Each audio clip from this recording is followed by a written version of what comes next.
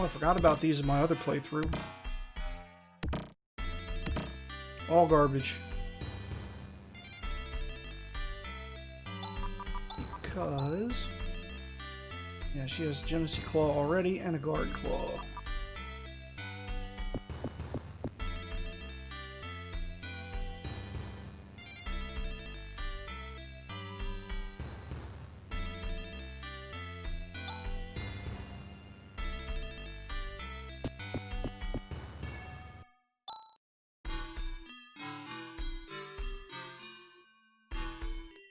The heck? That seems like it's already at the end.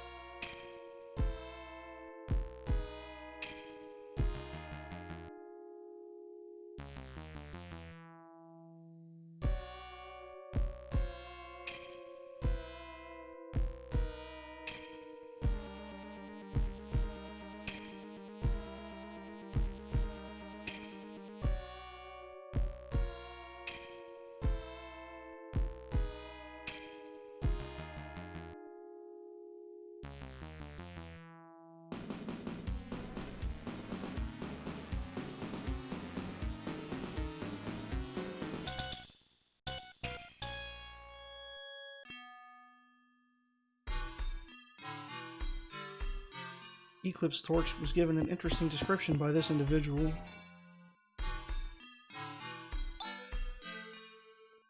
Oh, well, this text changes after it gets stolen. But he said it has the power to burn any unworthy thing to ashes. So you use it in the game to get rid of the giant forest of carnivorous vines. But here's my thing. Why doesn't it burn the rest of the Geruberk Tower too? It's a evil, foreign, unworthy object. I'll accept it not burning away Dark Force, because Dark Force itself is powerful, but you would think it could burn the tower at least, or parts of it.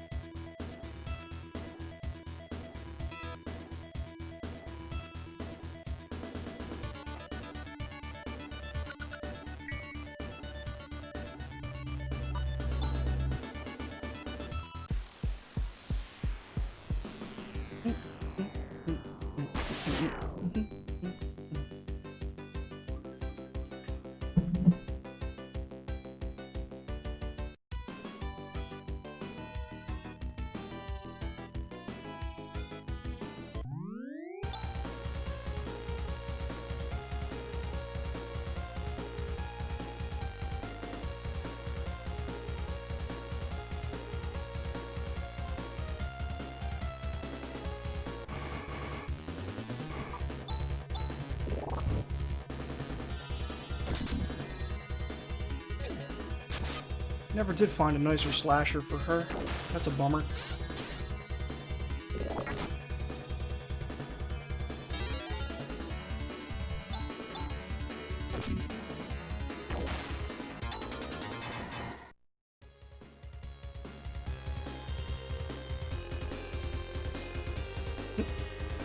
I'm waiting for somebody who hasn't watched the stream since the last time I was in the air castle come back and be like, "You're still in the air castle?"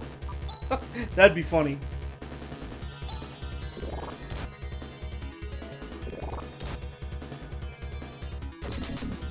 Come in and talk about, "You're such a noob, you're still in the air castle." I'm like, bruh.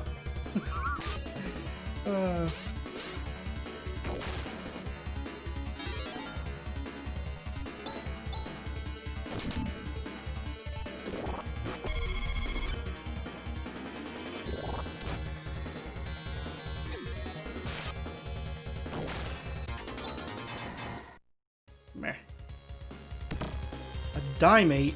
Ugh. Alright, here's what we're gonna do. Do some corrosion and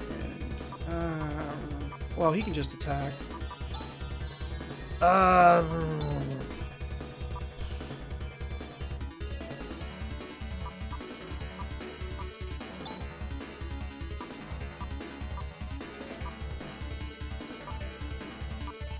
Actually,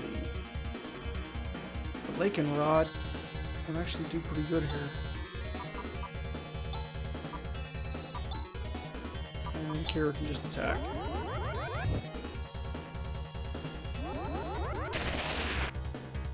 Oh, that... Never mind. Okay. New macro.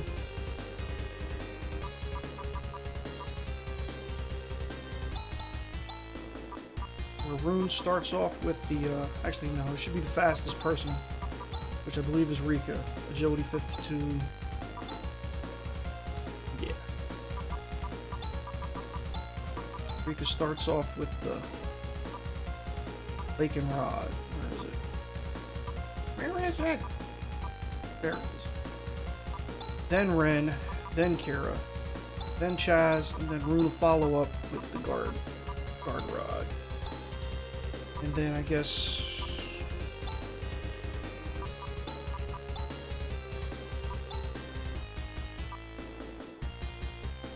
we want.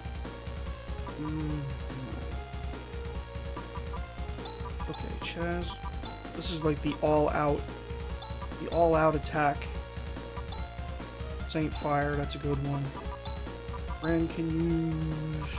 Ren, actually, you know what? Yeah, let's start off with that with Ren with a regular attack, corrosion, Saint Fire. Rune can use Megid. Actually, no. You know what? I'll have Rika use Nathu, and then if no one is left, then they get the Megid.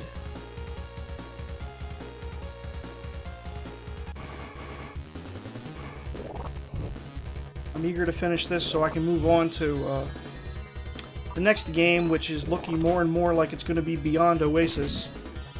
If you would like very much for it to not be Beyond Oasis, then go to my Facebook page and vote in the poll.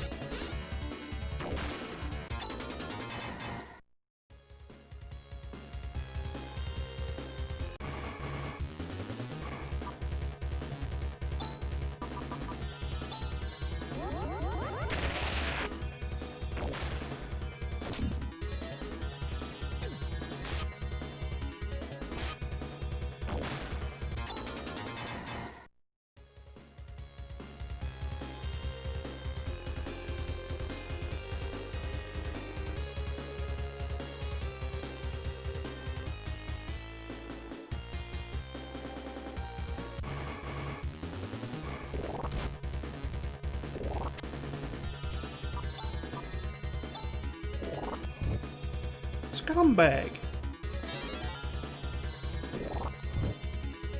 Man, she's really weak against fire, isn't she?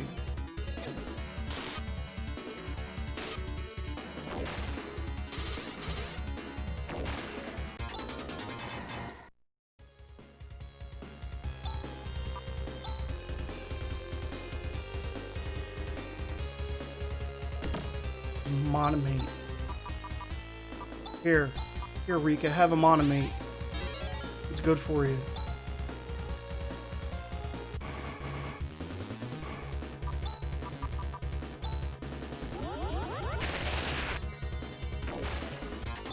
Is this easy mode?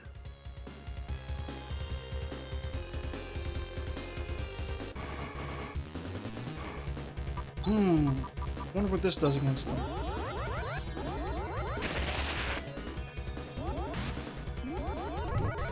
Scumbags.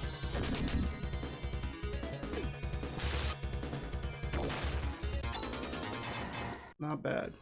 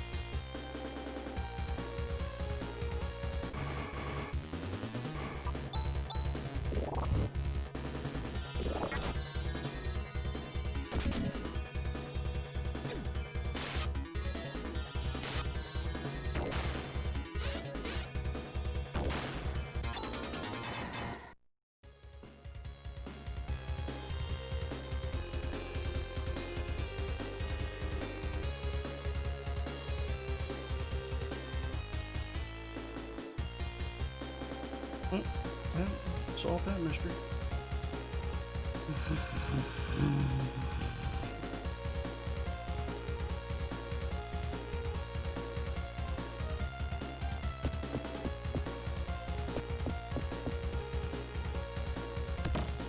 Swift helmet. Huh. Interesting. That item is found in this dungeon, but in a different treasure chest.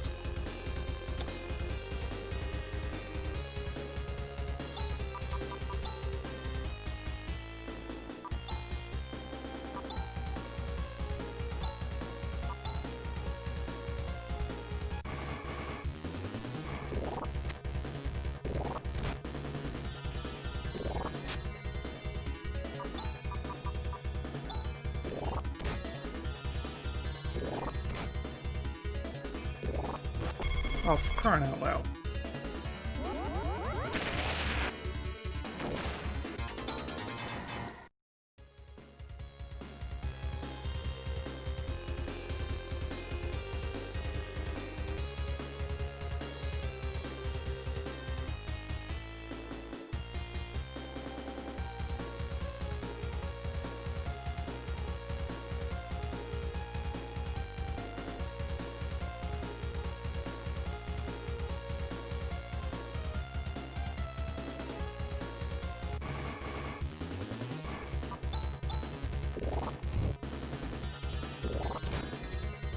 Yeesh.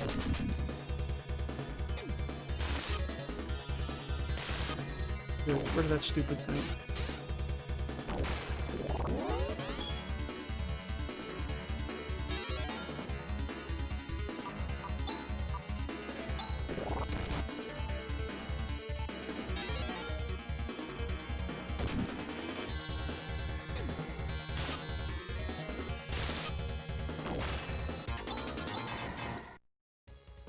Stasis beam. Woohoo!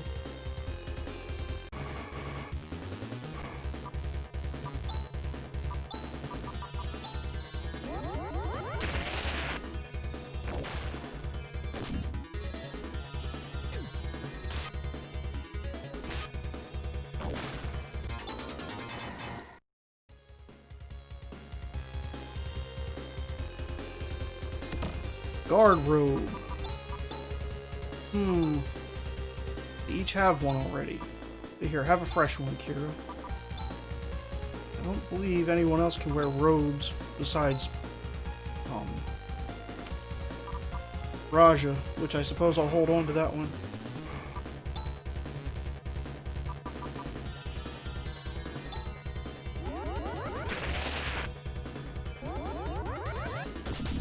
You silly ghost, you can't use Death Spell against an android.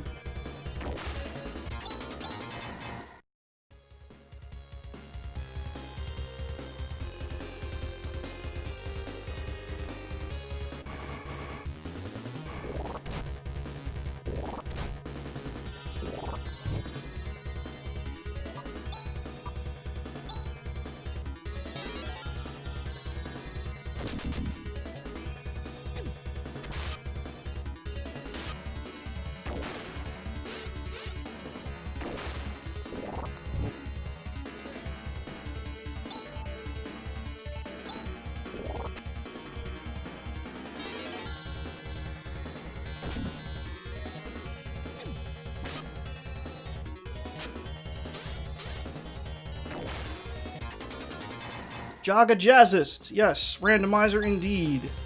Primate found, but item pack is full.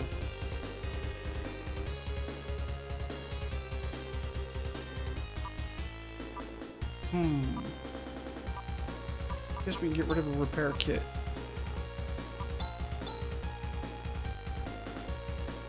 How's it going?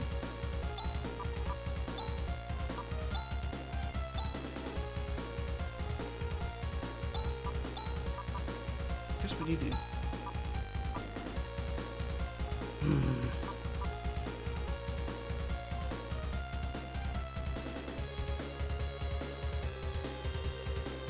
The randomizer, Are you asking me what a randomizer is, or are you asking me what options I picked? Oh, okay. Yeah. Okay. In this one, I picked to shuffle all the chests in the game, so that I ended up getting, like, really, like, items that you're not supposed to get towards the end of the game, like, at the very beginning. Like a plasma sword for Chaz and stuff. And then I also randomized the shop inventory so that you're also able to buy things that you're not supposed to have. And in fact, randomizing the shop inventories actually puts items on sale, at random of course, that actually are not available to buy anywhere in the game, like the guard sword and stuff like that, and the Genesee claws for Rika. Yeah, and then of course everyone's techniques are scrambled too, so here's what Chaz's techniques look like, and here's his skills. Corrosion, Vision, Shadow, and Spark. Which, Spark is only known by androids, generally.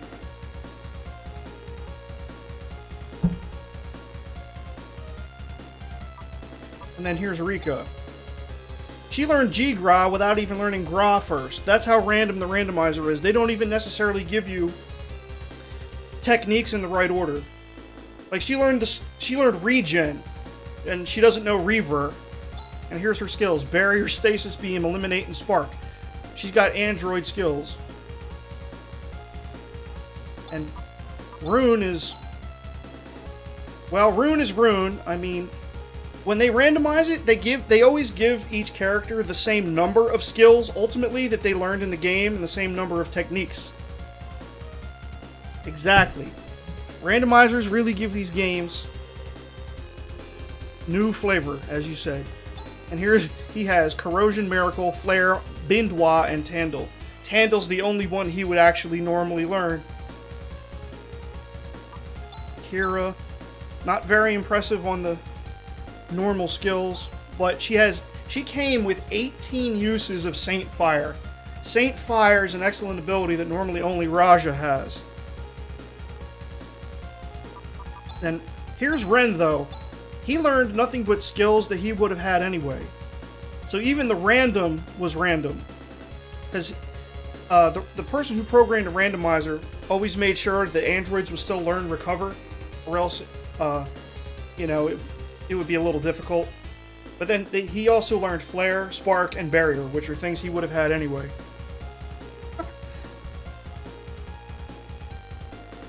So I've been having a lot of fun with this. I can't remember who it was who told me about the Phantasy Star 4 randomizer, but I thank them.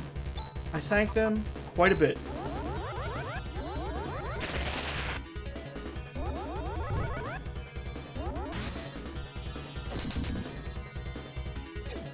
Then I had another buddy in here, goes by the name of Stefan, on the YouTube end. And he clued me into a couple things about the game I didn't know about before. Like using the guard rod to get a free all heal. And using the Laken rod to cast Ephus.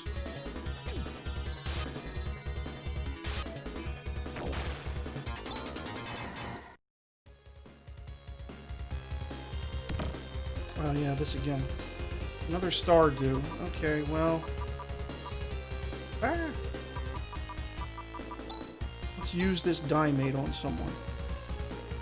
Here, Rika, have a Diemate.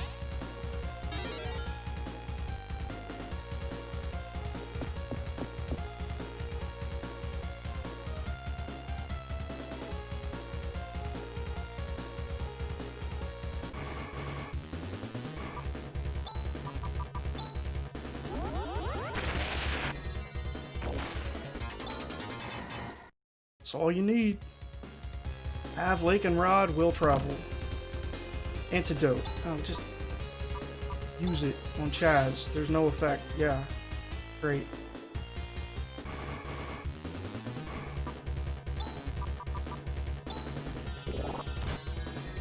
Ouch.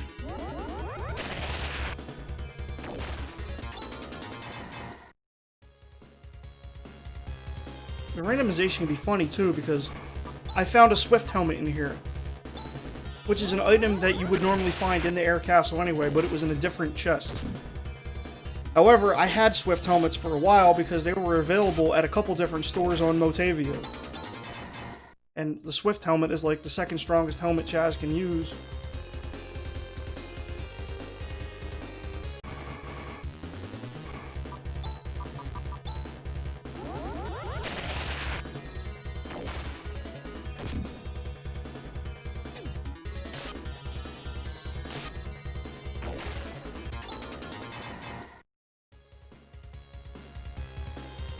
Oh yeah, I gotta go this way. Or, wait.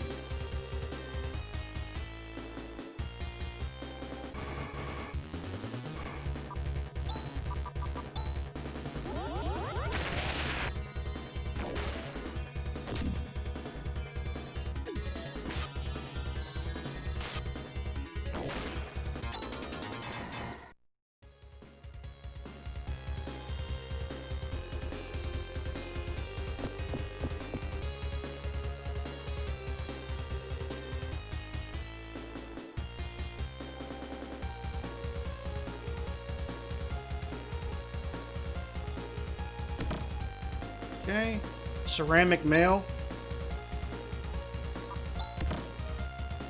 Oh, well, I don't want to leave it in the chest. I want to actually... There. And then... discard. Actually, let's discard some of these things that aren't going to get us any significant amount of money anyway. Like that. This laser barrier. Diamond dozen. At least dime a dozen in this playthrough.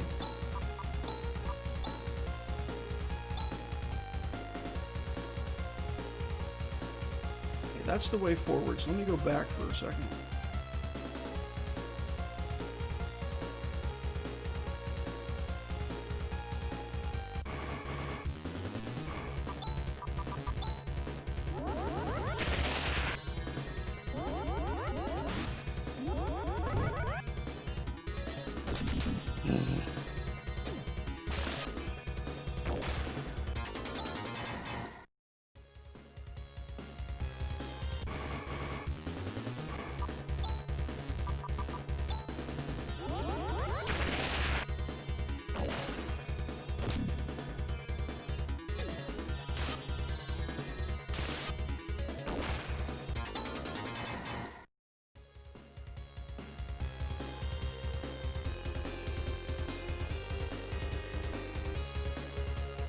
Wait.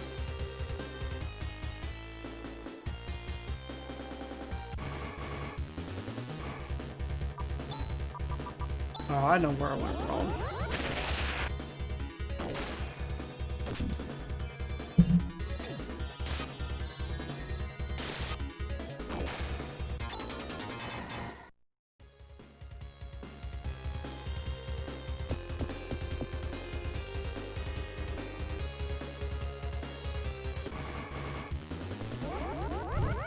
Come on. Alright. Ouch. Well, at least it didn't do any damage.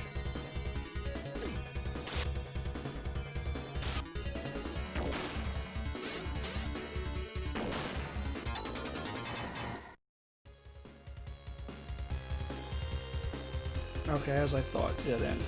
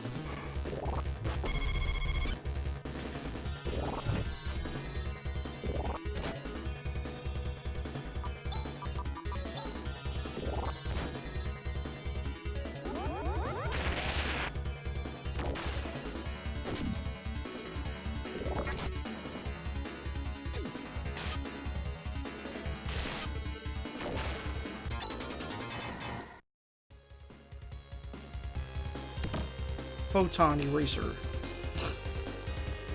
Well, that's Ren's strongest weapon.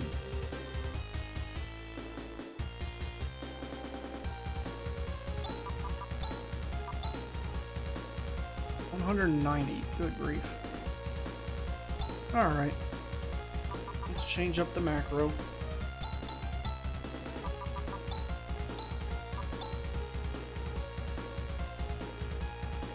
Oh, well, we'll have Rika attack, then Chaz, then Ren. And then Rune come through with the guard. Not guard robe. Guard rod. There we go.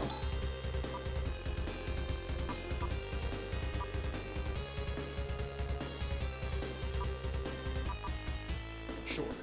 Just keep it like that.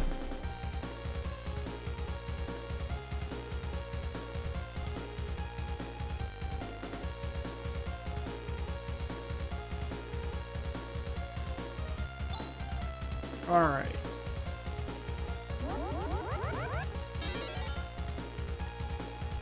Okay, last time we were here, we tried to take these guys on at about level 30 and got owned hard. But now, because of the randomizer, we have gear that we're not supposed to have until way later in the game. So, hopefully that means we can take these guys on without too much problem.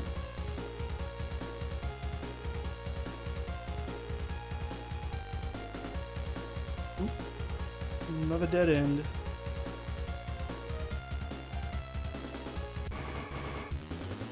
Really?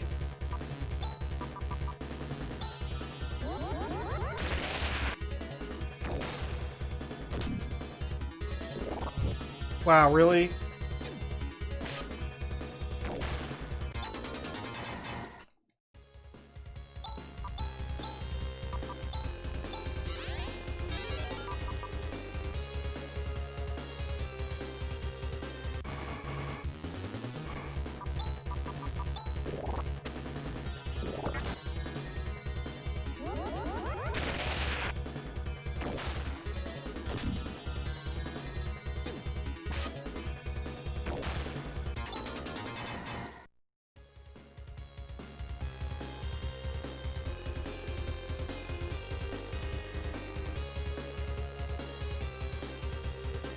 Dead end. I was saying before that it would be very interesting if there was a randomizer that randomized the map, and how crazy that would be.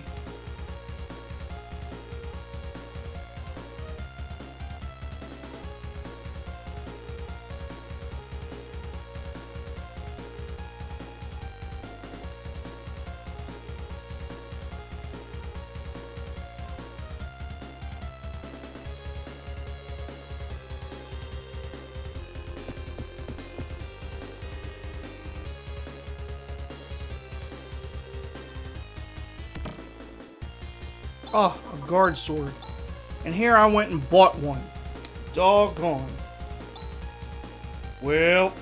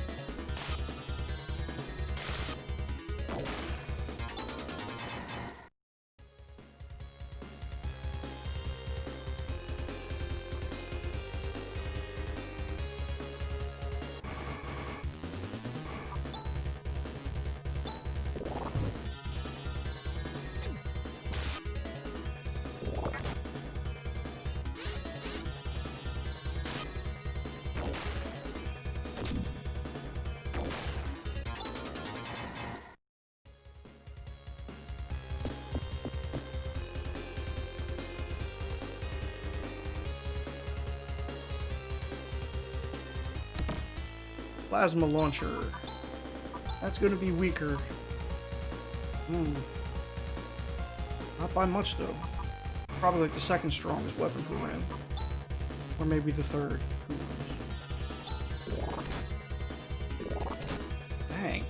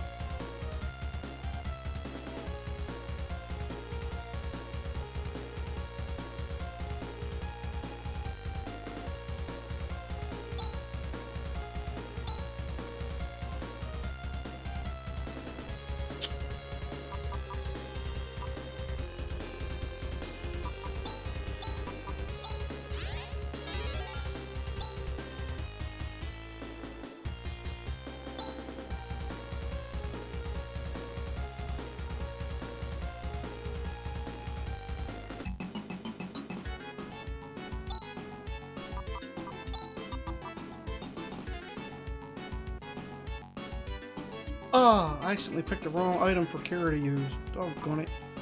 Well, vision, barrier.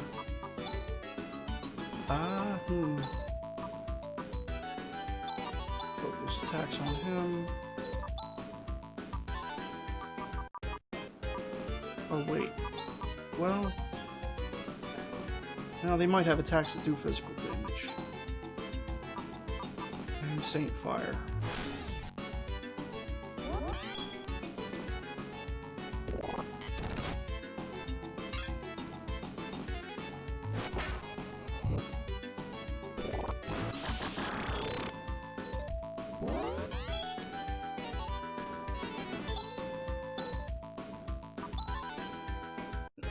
Should Chaz use Nasar? Why not? And let's see. Burst Rock.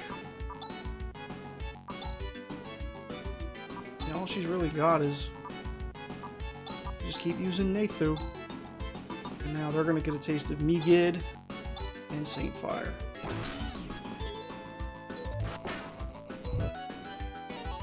Oh, really? Before Chaz even has a chance to...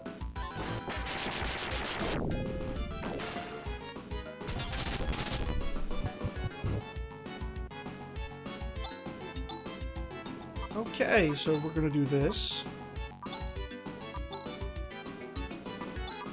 Bring Chaz back to life, and we're gonna use Miracle and Saint Fire.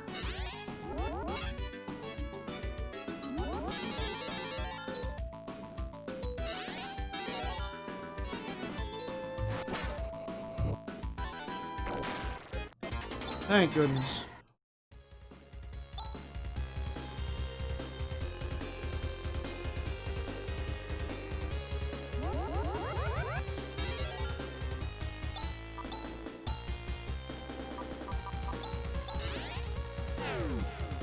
Alright, let's go out and save, because we are not going to do that again.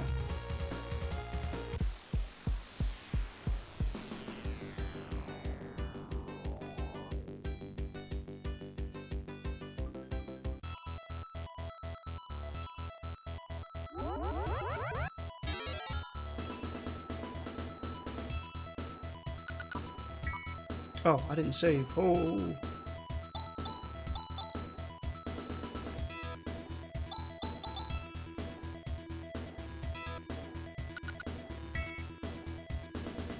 Well, yeah, let's knock off the air castle and then...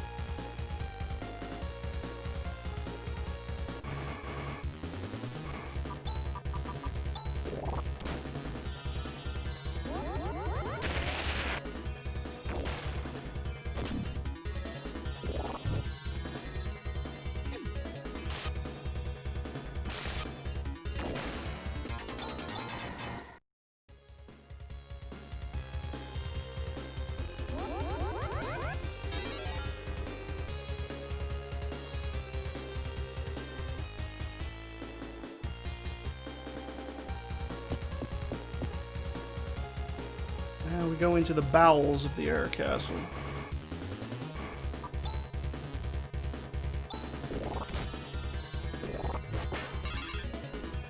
Jeez.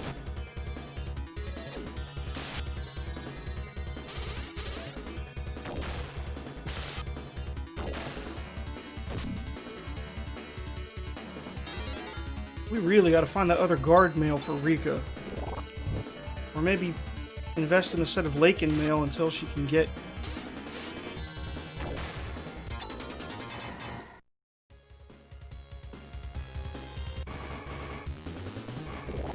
Oh, for the love of...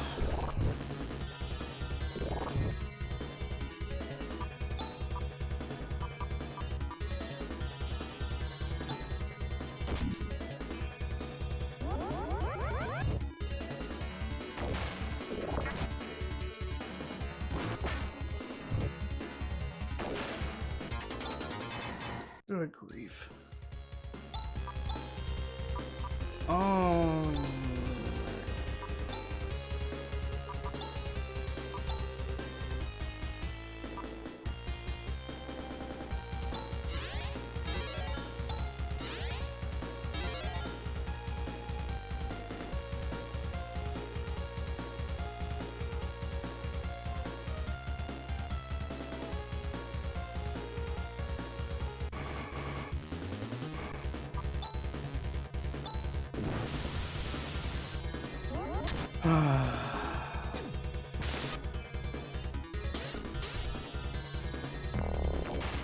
What do you know?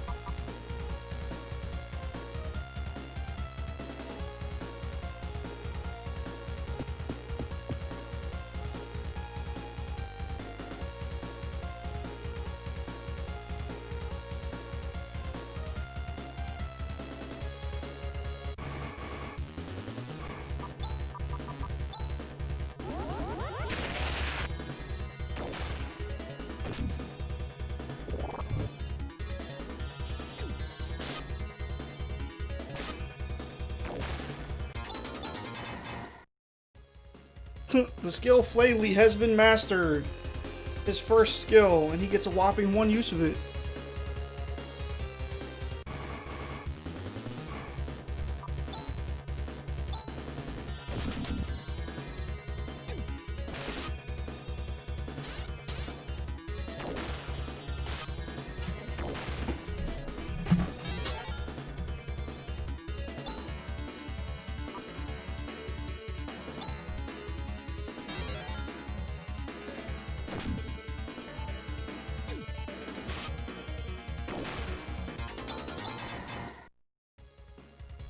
And now Chaz knows barrier.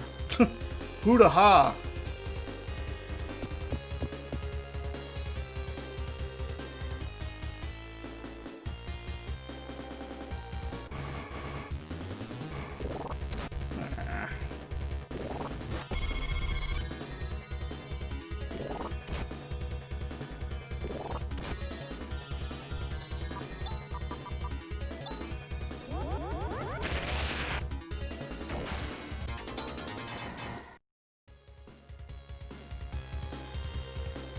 Oh. We are forgetting vital treasure.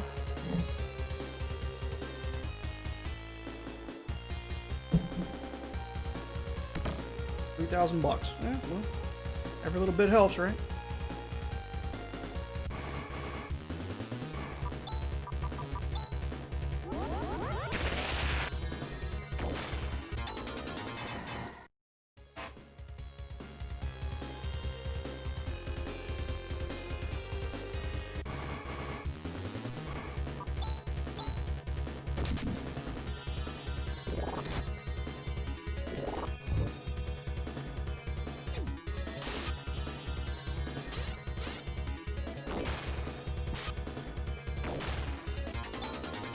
Oh, wait.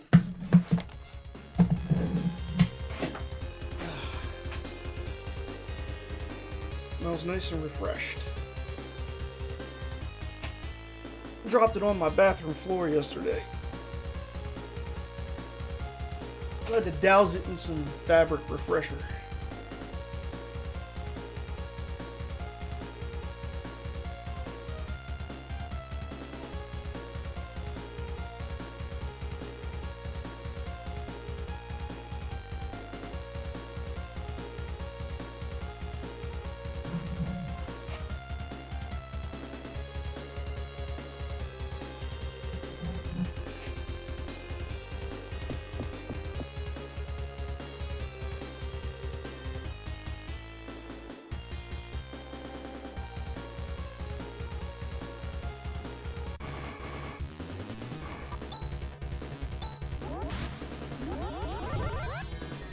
Doggone it.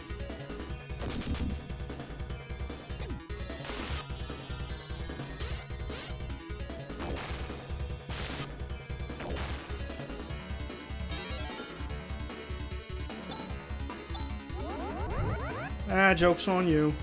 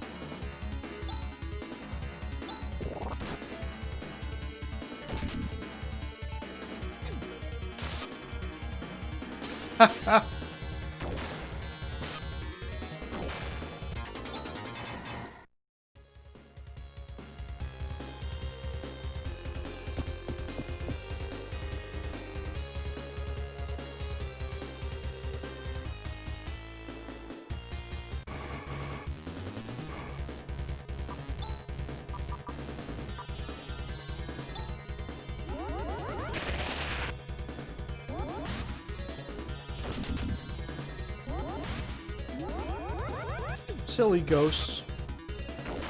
Trying to use their death effects on an android. An escape pipe. Garbage. I already have one.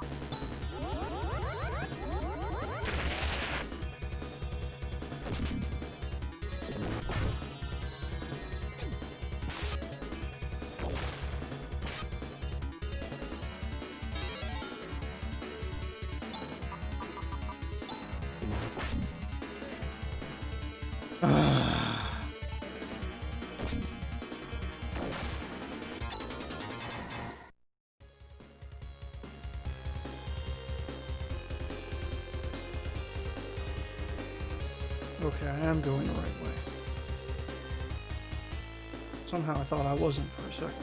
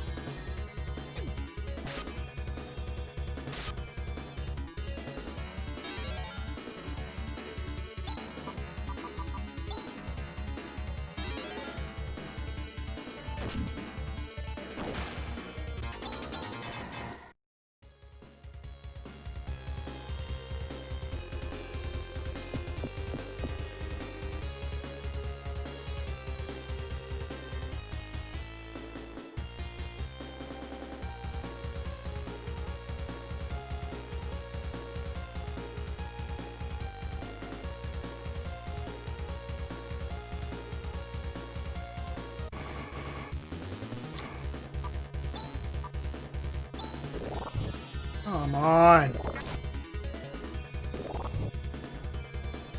Why is she like their favorite target?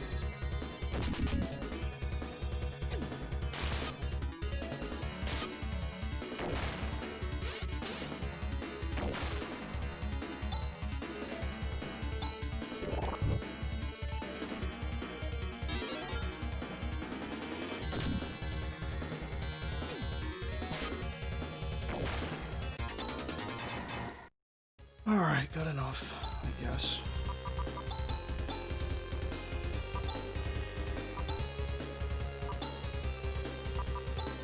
You know what? Rika's gonna level up in one fight, so let's just...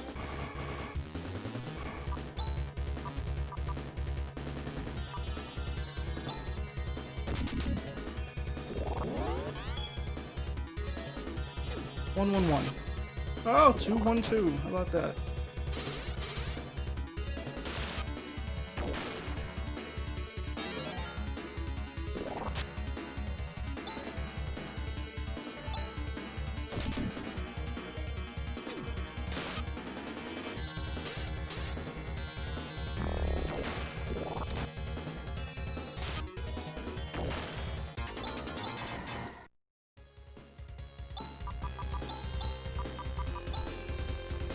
And Ren's close too. Let's level him up.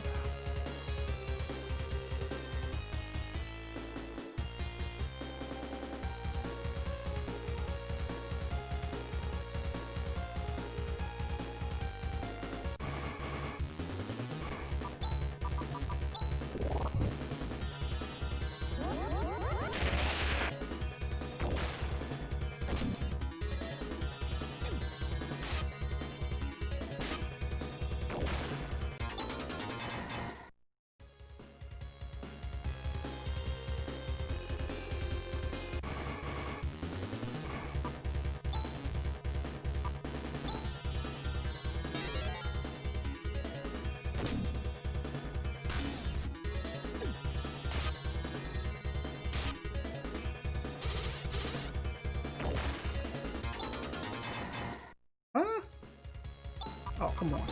Ren's gotta level up on the next one. Oh, 3 points. Look at that.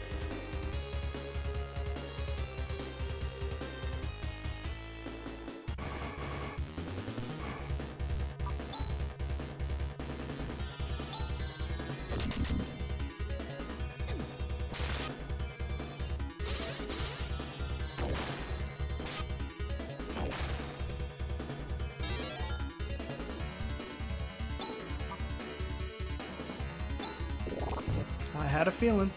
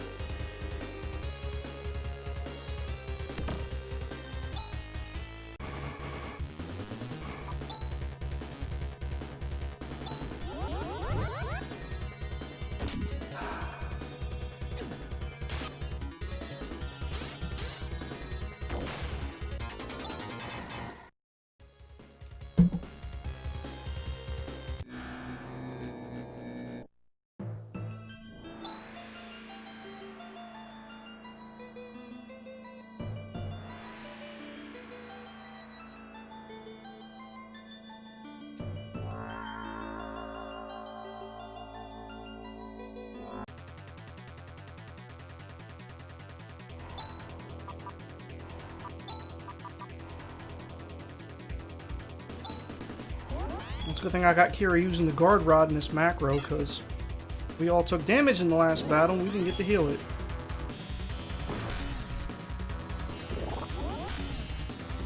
Ooh. Ren looks particularly susceptible. Let's see. I don't know. Chaz might do best just attacking. Oh, I forgot to change Ren's weapon. Doggone it. Well, guess we're using Flare. Nathu.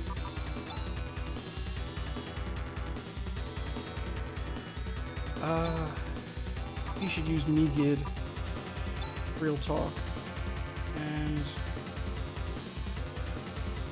actually, you know what? Instead, let's have Ren use the guard rod. Nathu, Megid, Saint Fire.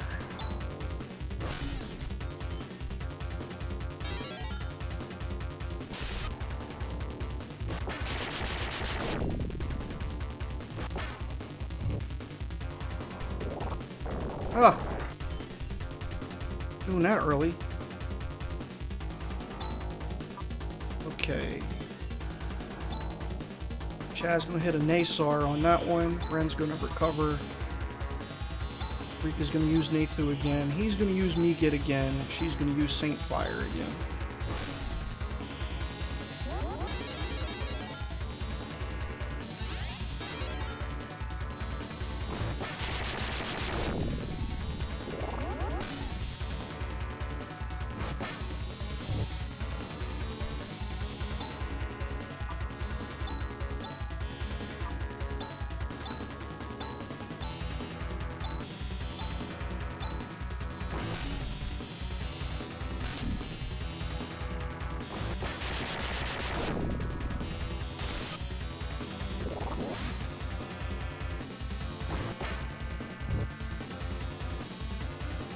Ha!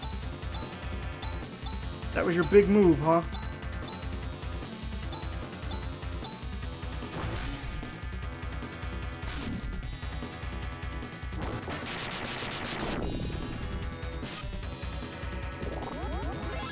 Reinforce, huh? Wonder if I can get rid of that with the Psycho Wand. Let's try.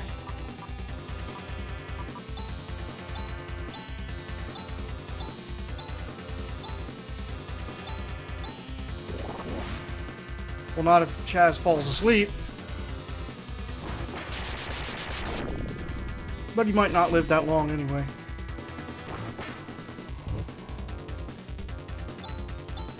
Ah, he's still asleep. Crusty fat weasel nuggets. Okay. We're gonna have to be careful then.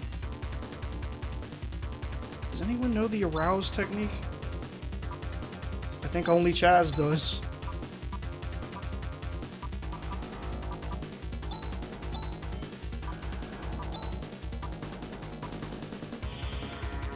Well.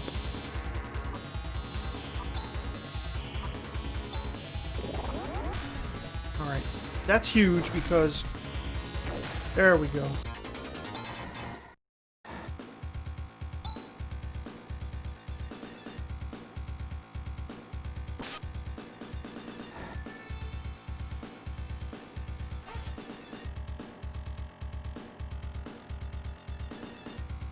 I wonder how Lashiek, or Lashik, if you prefer, was able to hold the Eclipse Torch, despite what a holy item it is, and he's like an evil undead.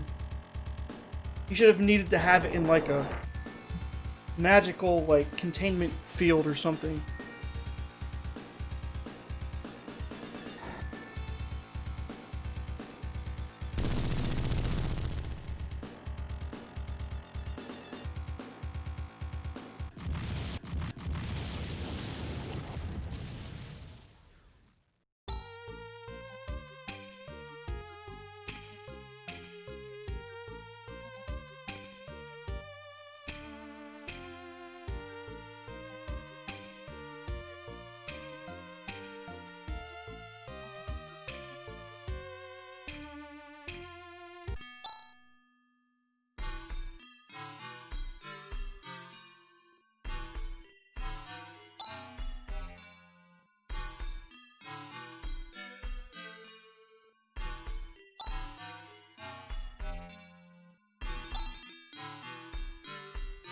Oh, hurry and finish whatever you need to do and give it back?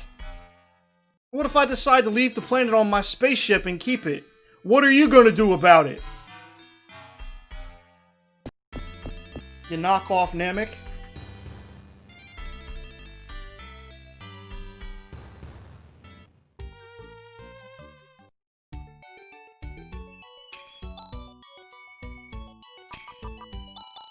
Alright, defense 162, defense 180, defense 123, that's a huge problem, 57. Alright, we have a lot of money now, so which shop was it that sold the Laconian mail?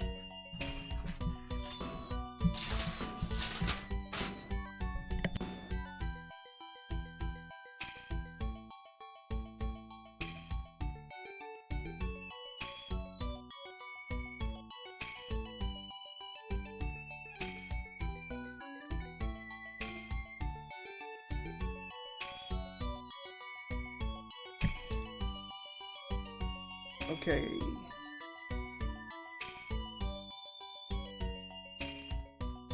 Okay. Aido has Reflect Mail, and then Aido has also...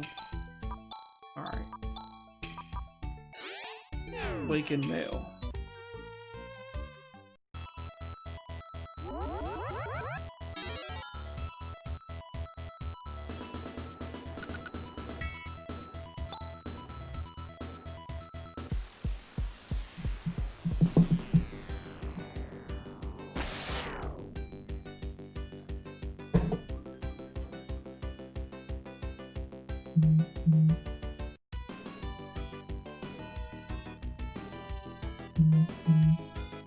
I don't understand what I'm looking at.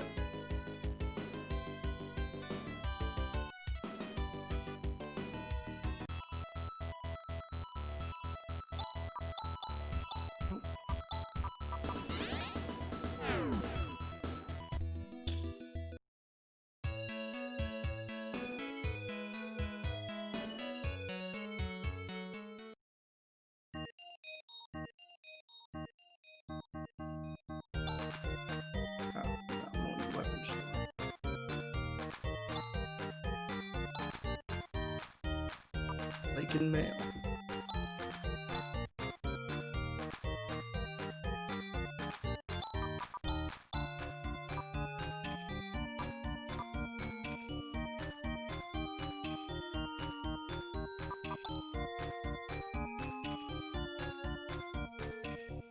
Huh?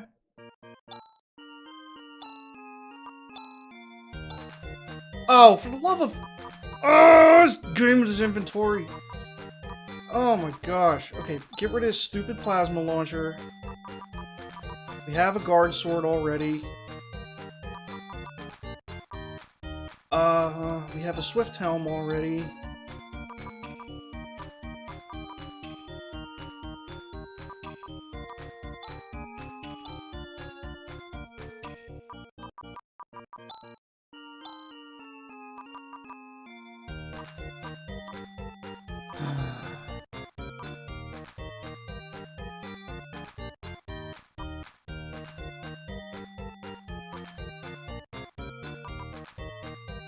And repair kit, why not?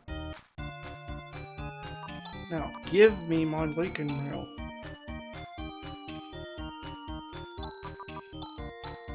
Now, as I suspected, yeah, it's not as good as the guard mail, but it's significantly better than the silver mail.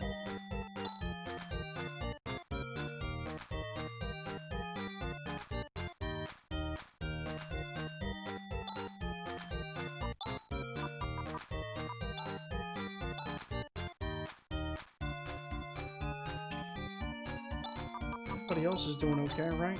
Silver crown. Does anyone sell a Laken crown? I never really looked.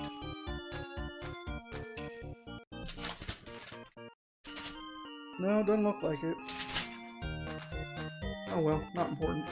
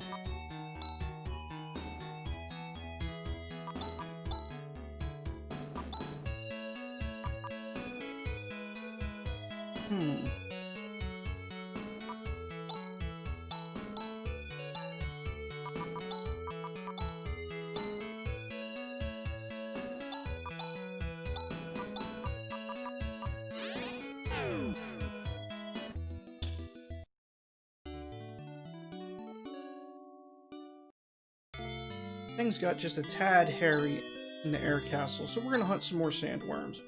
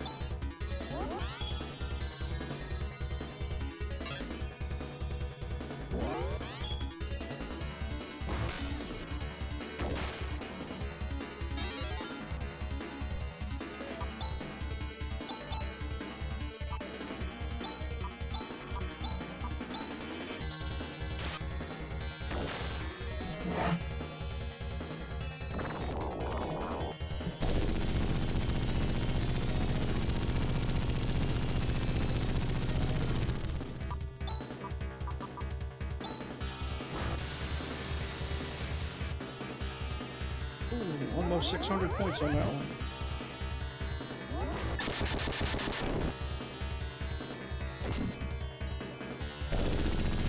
Yep, saw that coming.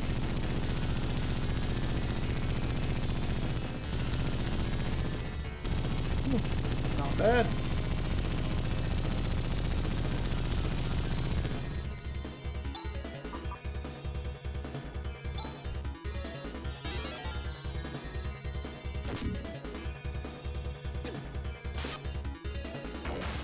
Ha!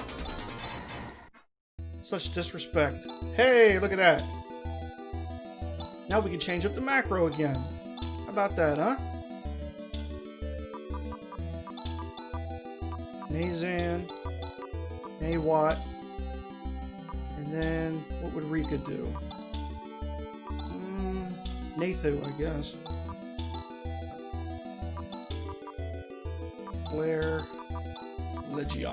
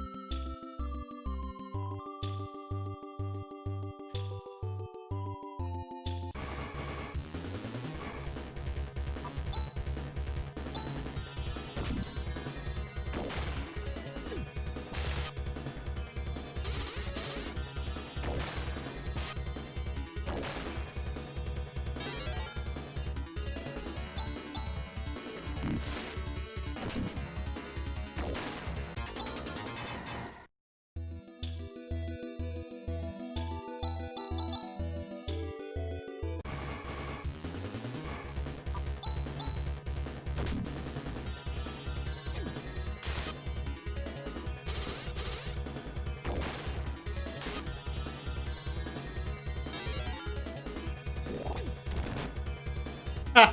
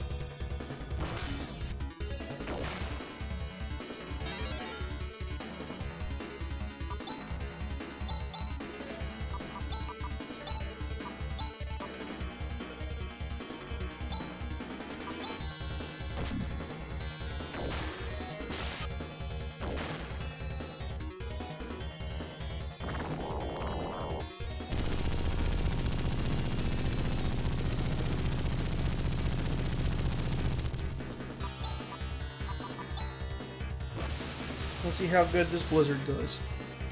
Almost 800.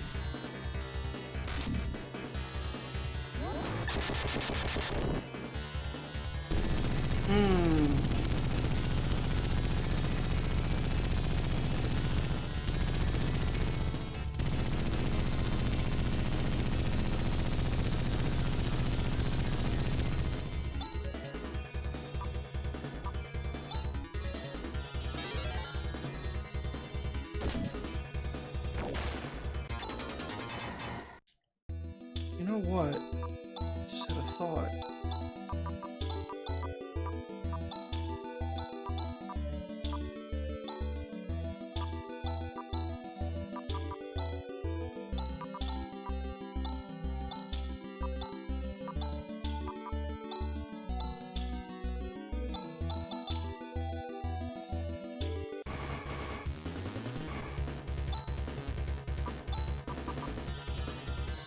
Oh, but forget it.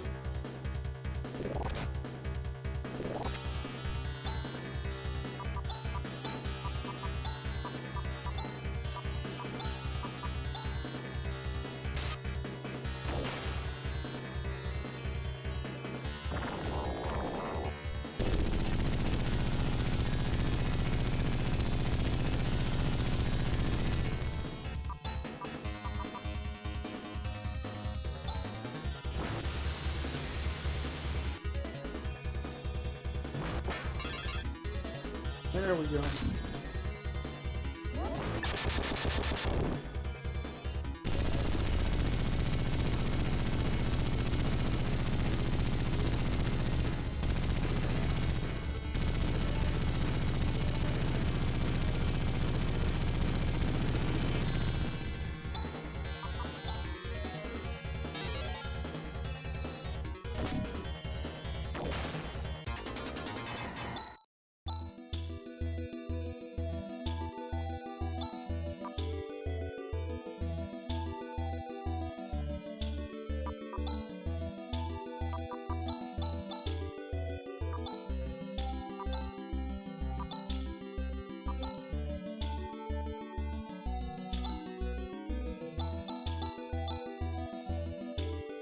Let's just get the heck out of here.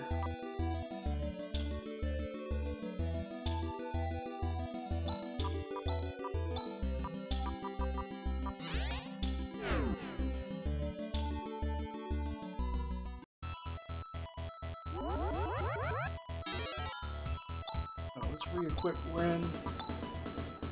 Pulse laser. I could have sworn there was another better weapon for him, though. Like a Vulcan.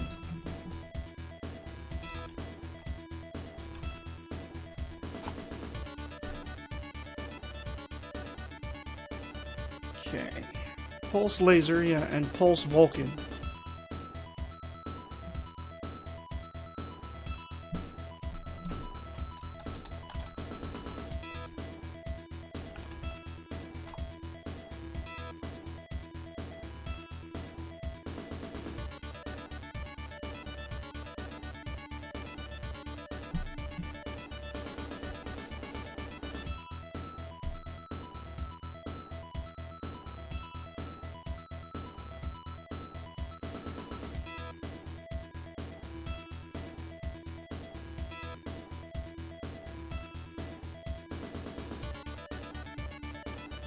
Okay, so the Pulse Vulcan is normally found in the Climate Center.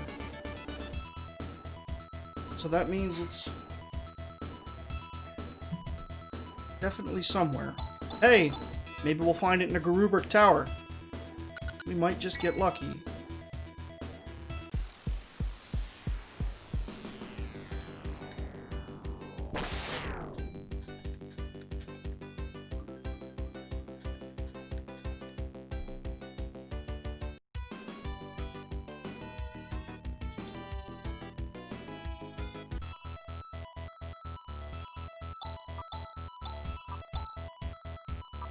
Let's see.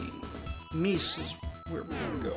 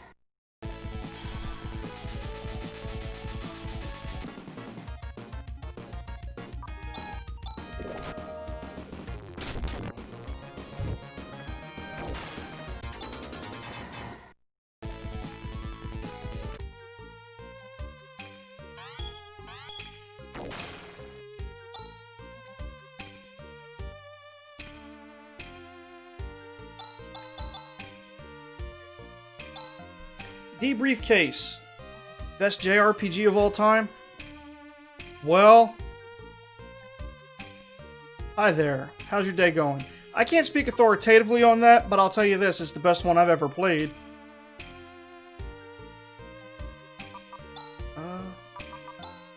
Make sure our macros are all squared up. Yeah, I like run around. Actually, how do we... Well... Yeah, we need that.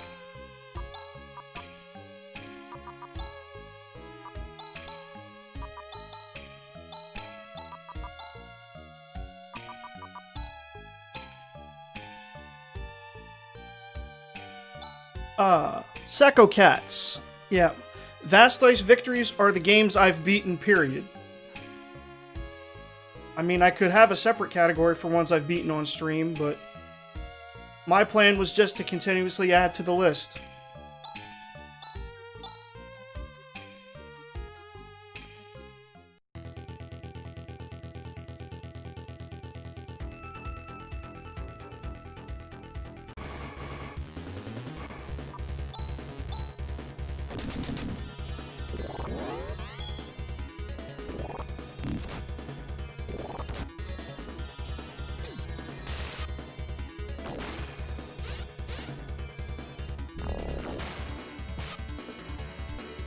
You can play this Phantasy Star without playing any of the others.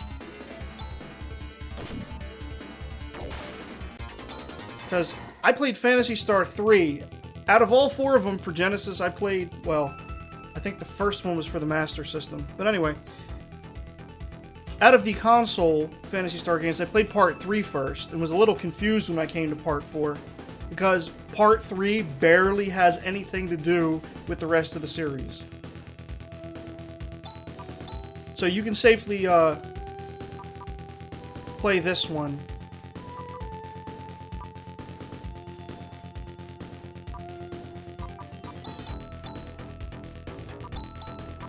Without having played any of the others.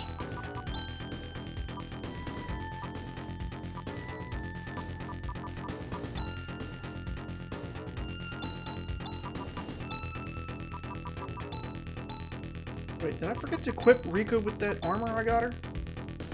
Oh, no, she hasn't.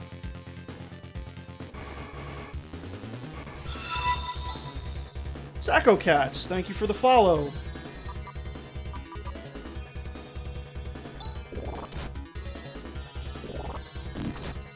Ugh.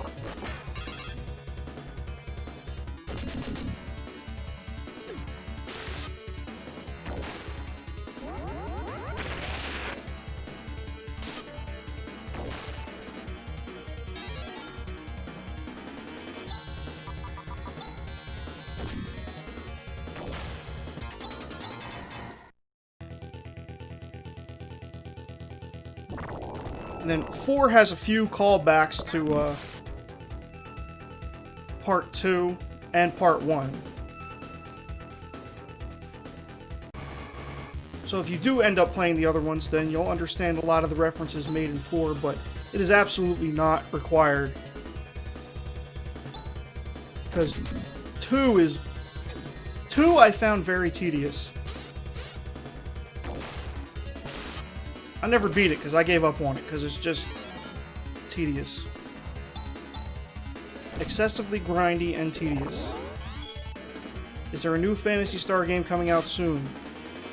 Not that I've heard, but I heard that Phantasy Star Online 2 came out recently. If I heard right.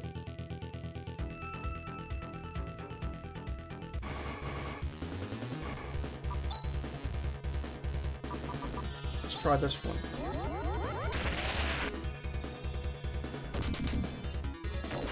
Had a feeling. That's your big move? Okay.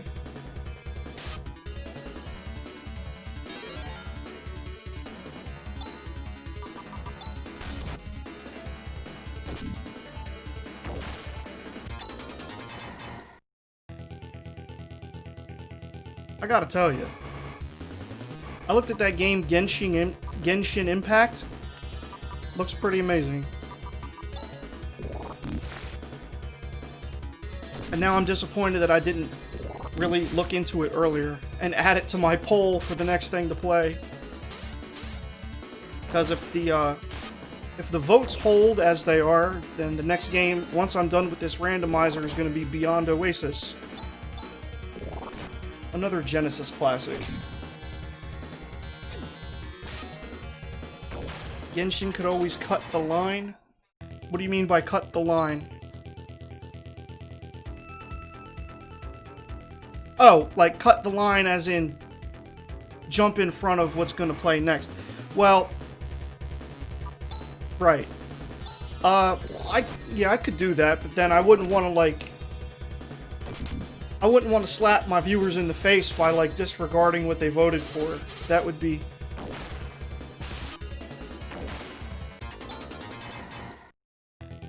I mean, I only just recently hit 50 followers. I don't want to start, you know, disregarding viewer input for like convenience or pleasure or anything like that. But that's okay. It'll give me incentive to finish, yeah, I'm the driver, you're here for the ride. I get that aspect of it, but, you know, I want you to enjoy the ride, too. You know? A good driver doesn't just, you know, control the radio the whole time. They let everybody, you know, pick some songs on the radio and that kind of thing.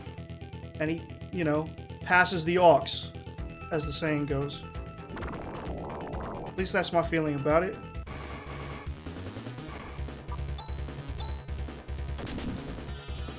But yeah, it'll give me an incentive to really get done with Beyond Oasis quickly. You know, I'll still try to do everything, because I've never played through that game before. So it'll be a blind playthrough.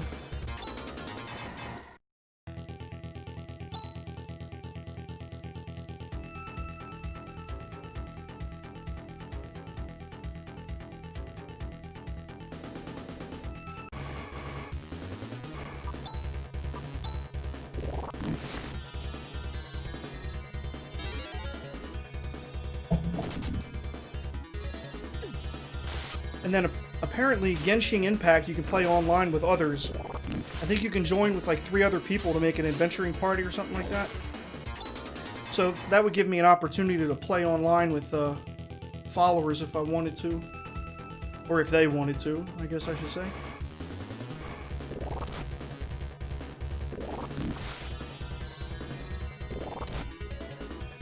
Question, do you have to pay to cross-platform stream? Yes and no.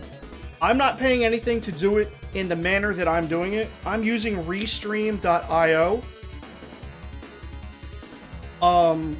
Here's the thing about Restream.io. You can, stream to Twitch and, YouTube, I think it's called YouTube Events. And then I'm also streaming to my personal Facebook page. Now, if you want to stream to... I'm sorry. I'm streaming to my Facebook timeline, my personal profile.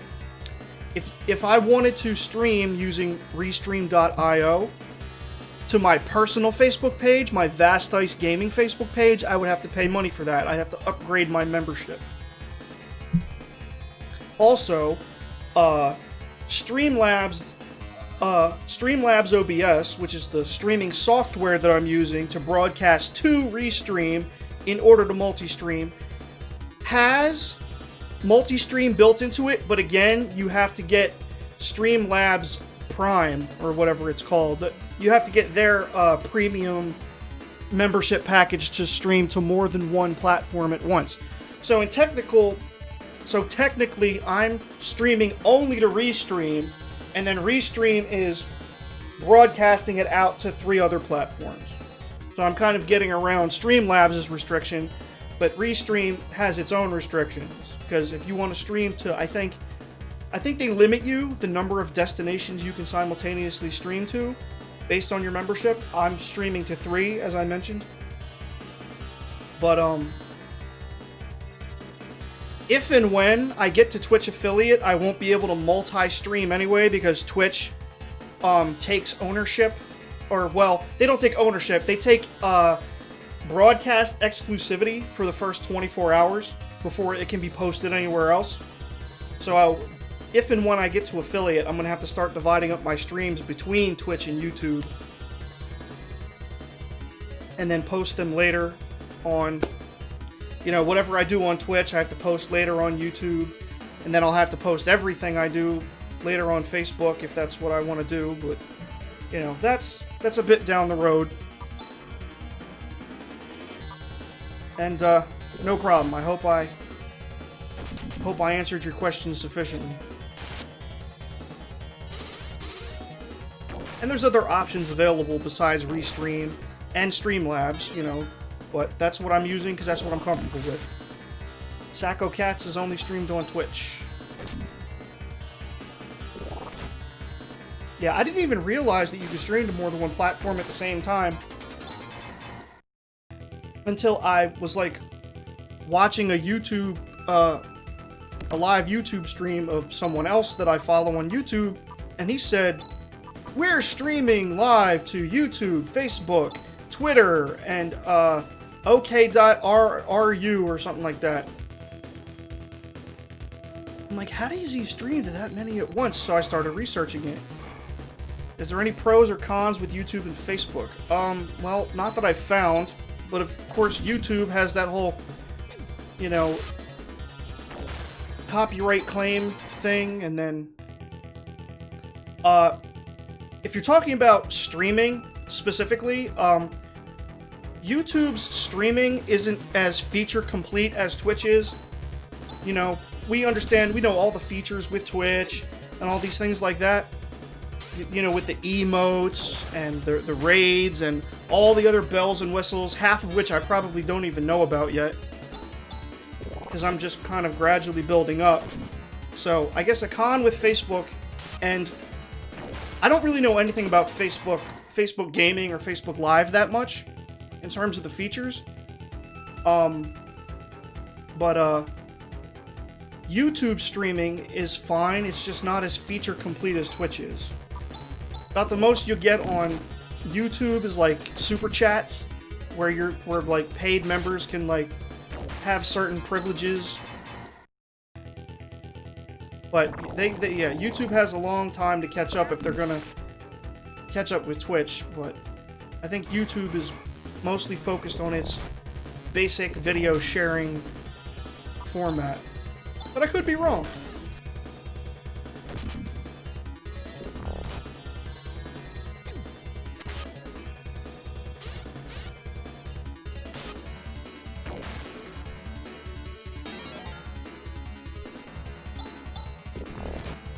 Ouch. Man, even with that lake in mail, she's still taking a lot of damage.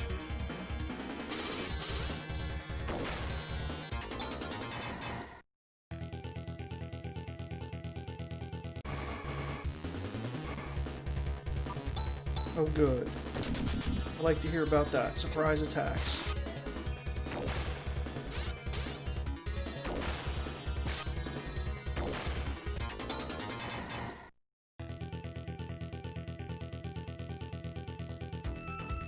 trying to think of pros to YouTube, as far as streaming is concerned. I guess one thing that YouTube does have is they have an event scheduler. And Twitch might too, and you can actually set up streams way ahead of time and put in all the descriptions ahead of time and the custom thumbnails. So, like, you could just, like, if you're the type of person who's very regimented in their schedule, you could have, like, a planning day where you're going to plan all your future streams. Like, let's say you stream 3 times a week.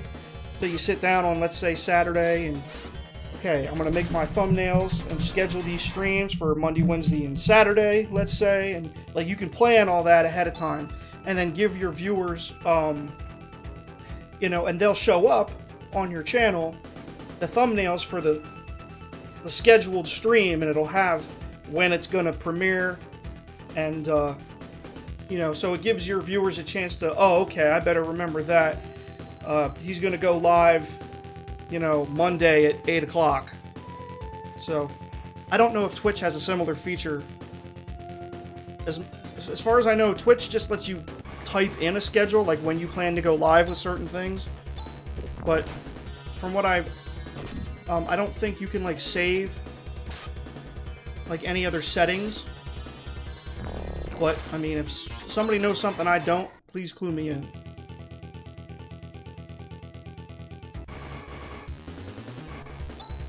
Three of these guys.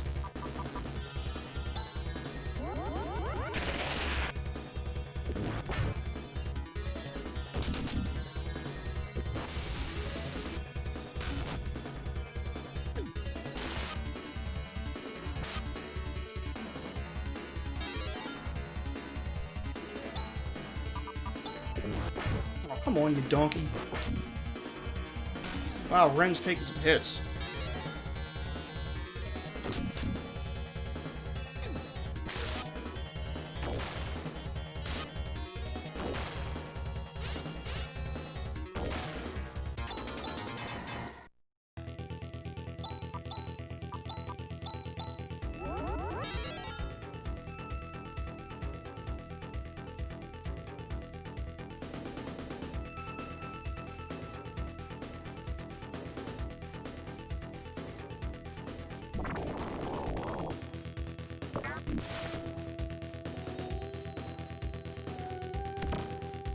The power shield.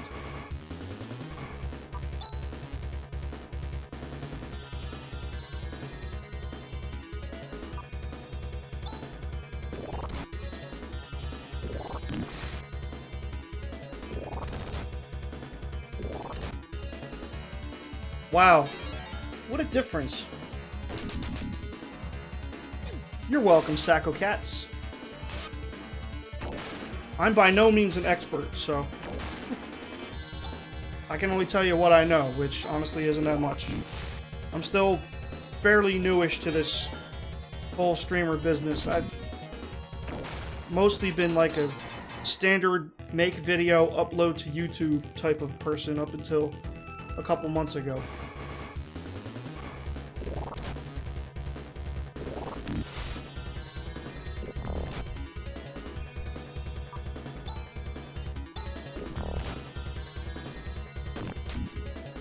Dang.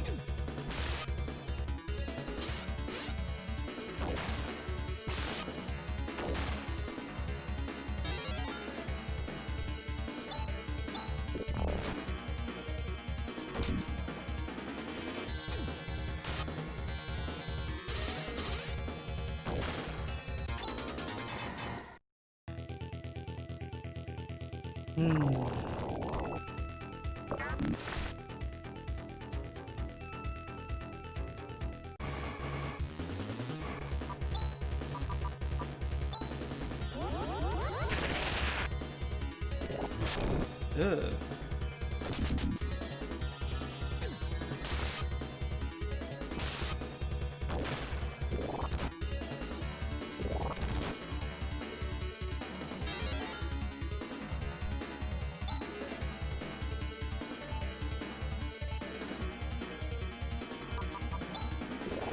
No.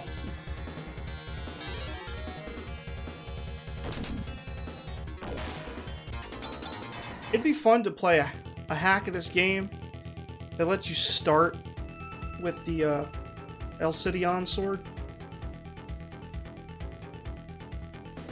I'd play that.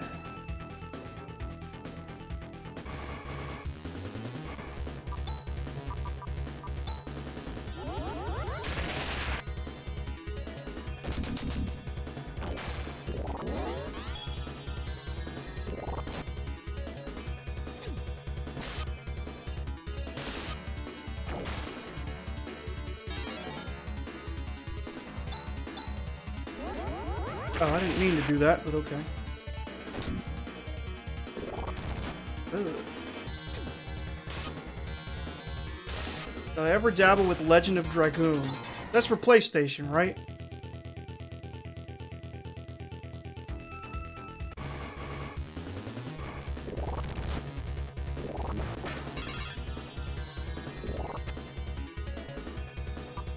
Yeah. Yeah, I believe yeah. I played that for a few hours. It didn't like pull me in.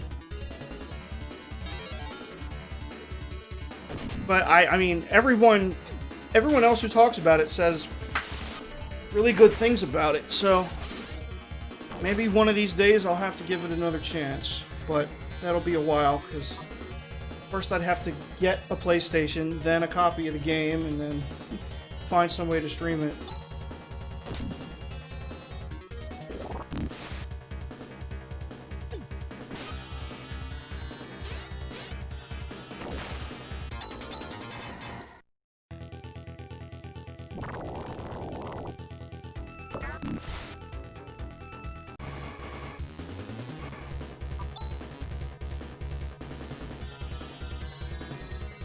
I'm not streaming off emulators. Well, for this one I am, but it's a legal ROM. Because it's a modified ROM that was ripped from the Steam version of the game. I went through all the proper channels to do it. But my previous playthrough of this game was directly through the Steam version in the Sega Genesis Classics.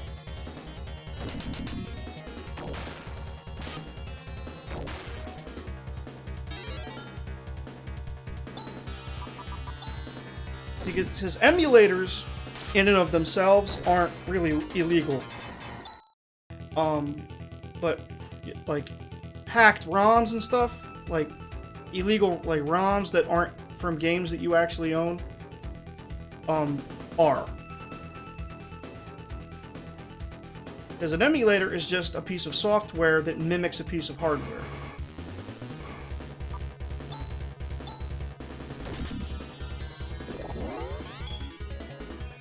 Now, some of the more advanced consoles, there's like some specific, like for PlayStation like 2 and upwards, there are BIOS files that you have to have. Now those you can't distribute. So if you get a PlayStation emulator, all you'll get is like a skeleton, and then you'll need plugins in order to make it work.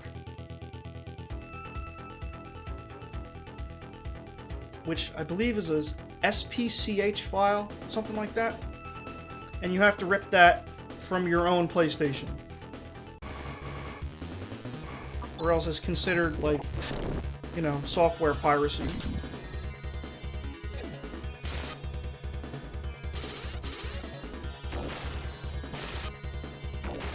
And the Genesis emulator I'm using is called Fusion.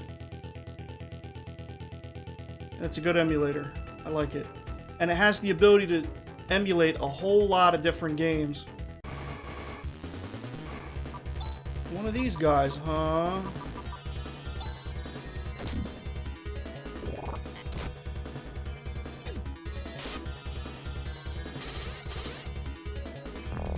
So after this, when I ostensibly start streaming Beyond Oasis, it'll be the Steam version again that I got off the Sega Genesis Classics collection.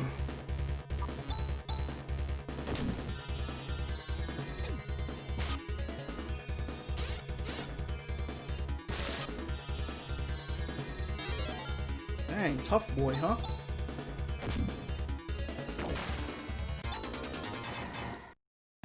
Yeah, I'm much lower level than I generally would be coming here because I have so much gear that I normally wouldn't have at this point in the game.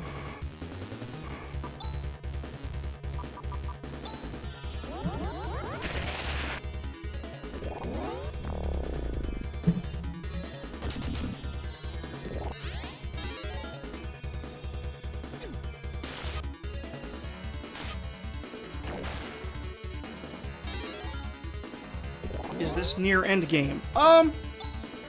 It's fairly close. Fairly close.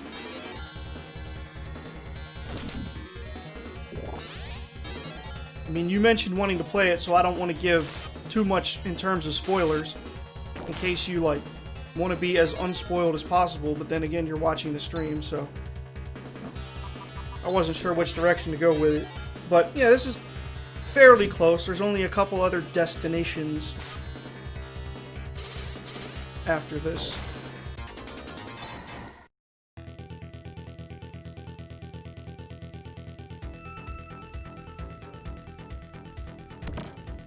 Frayed mantle. Piece of junk.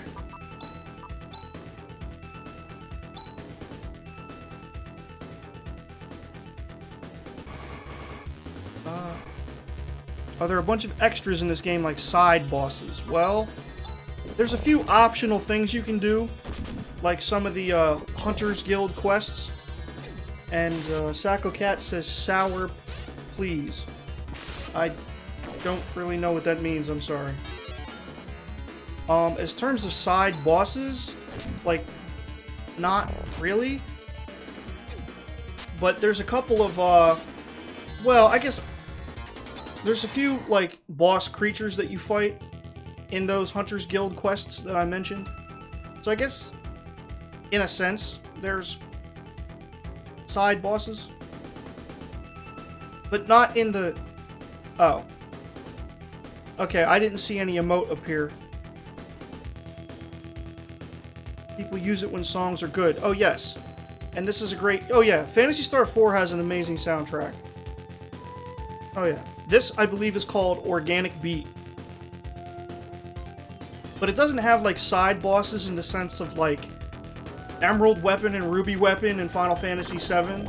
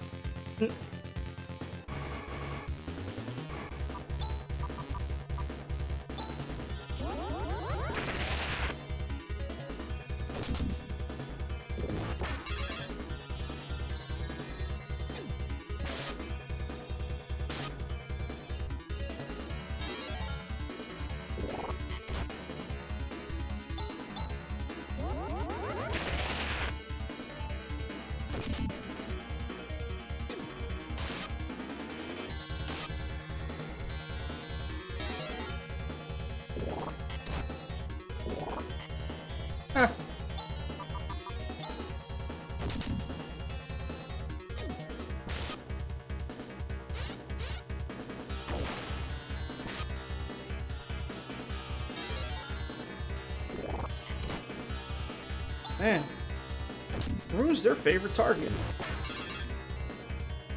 Followed closely by Ren.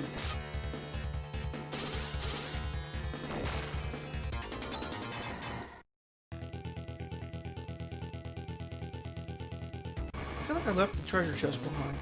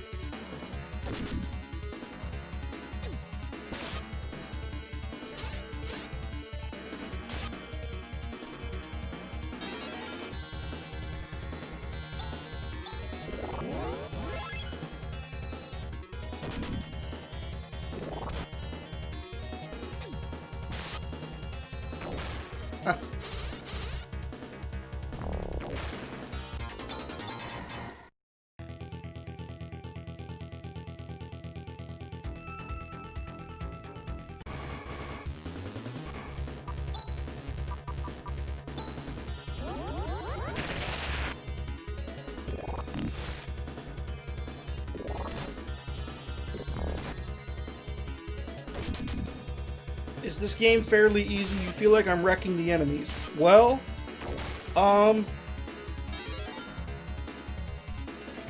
it's easy if it's handled correctly. I call the challenge in this game fair. But it's also very easy to, it's possible to over-level yourself and make all the fights trivial, even towards the end of the game. In this particular case, because of the randomizer, I have a lot of gear that I normally would not have until closer to the end of the game. Like the guard sword and the guard armor and the guard mail and stuff like that. And then, in addition, knowledge and know-how plays a part too. Just from having played the game through so many times.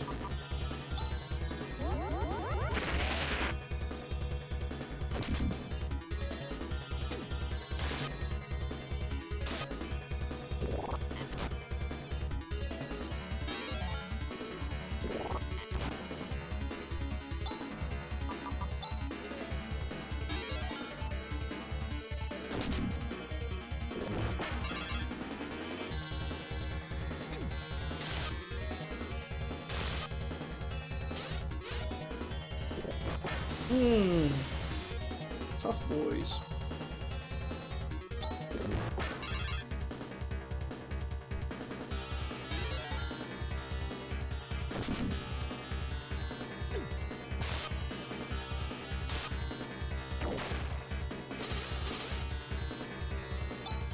I think I might have to switch Ren to the Photon Eraser because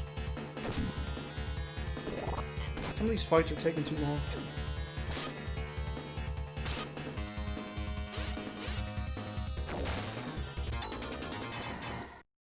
I'll do just that.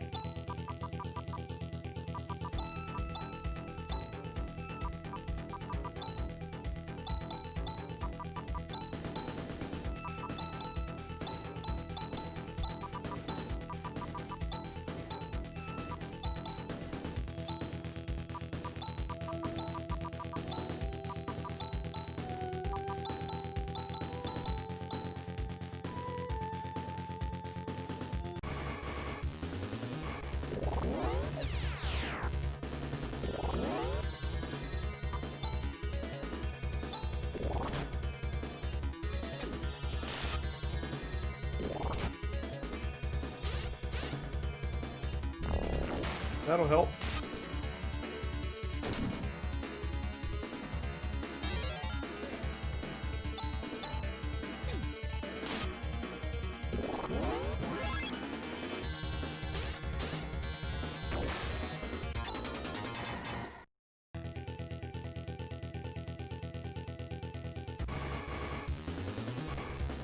Ooh, 3 of them, huh?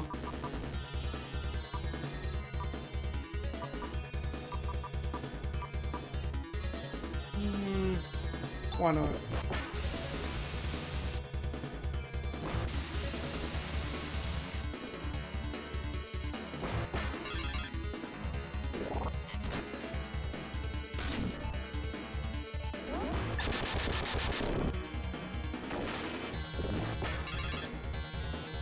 Encounters every 2 steps. Yeah, sometimes the encounter rate can be a little annoying, but and then there's other times where you're walking around for what feels like forever and you're not getting in any fights. It's always when, you know, it's always backwards. When you want to get in fights, it seems like you can't find the fights you want. And when you're just trying to live,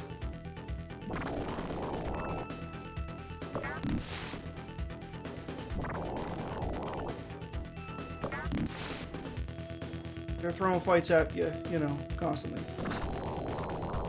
Ain't that always the way?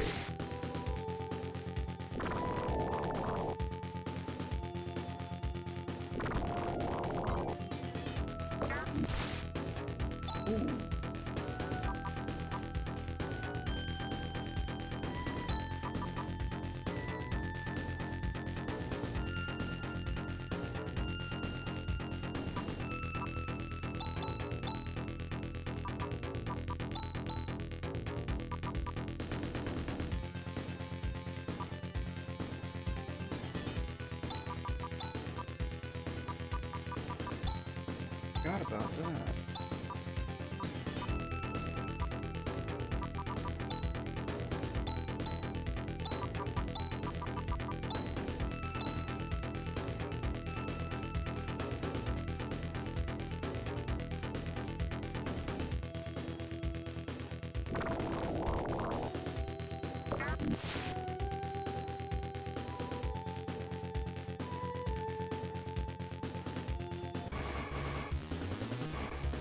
Let's give this macro a try. I forgot about the Eclipse Torch. It has like a weak fire, it's a weak Ephus. Ooh, very weak Ephus. That's not very good. I'll stick with the normal attacks.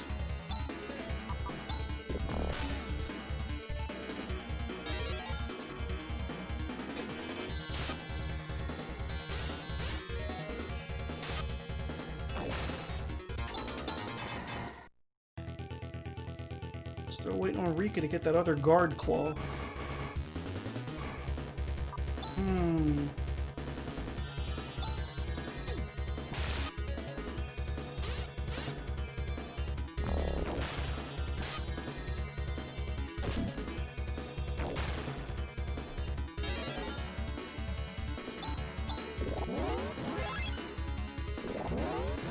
Well, that's a problem.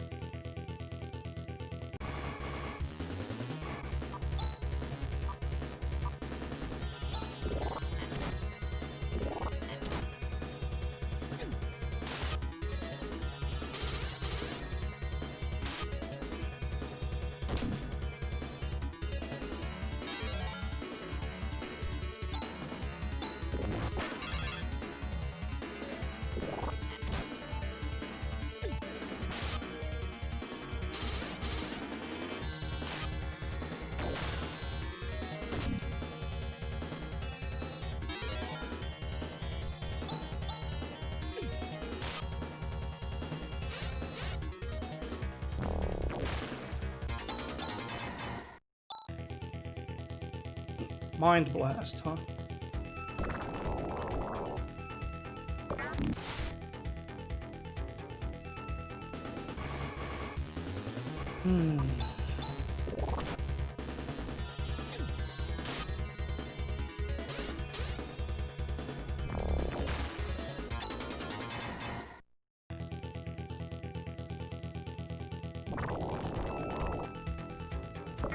Alright, I definitely missed a treasure chest.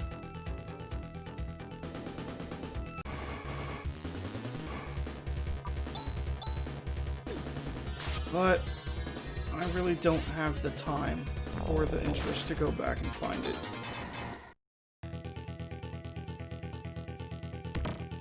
Moondew.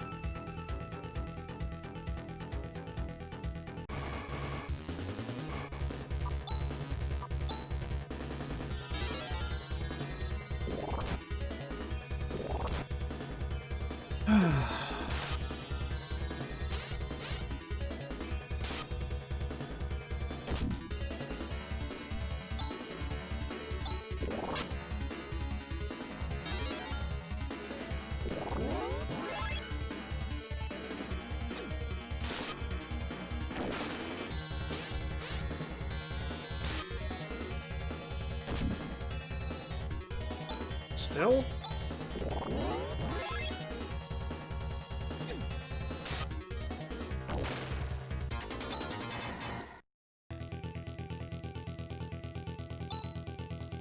Alright, let's... okay.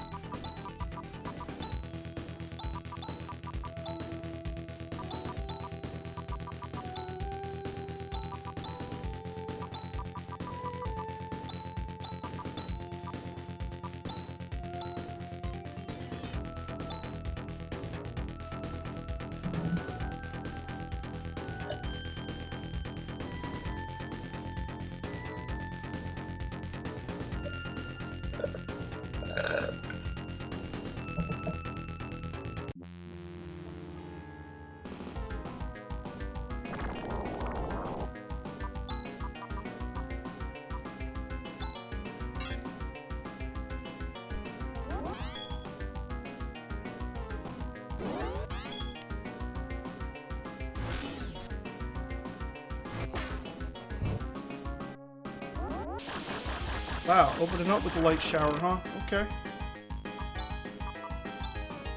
Let me think.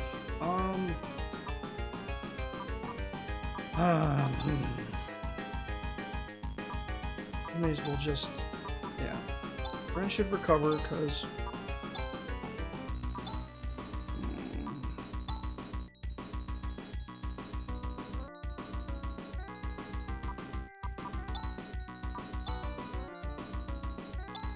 Good.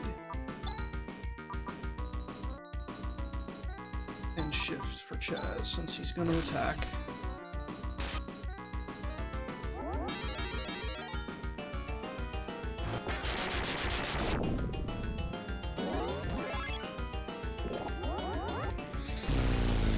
Good thing I had Ren heal himself.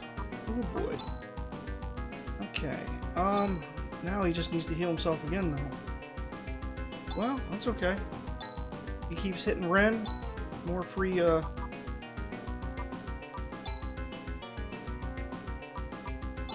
just keep on taking free hits off of him. I'll have her use Nathu as well. Yeah, that's good damage.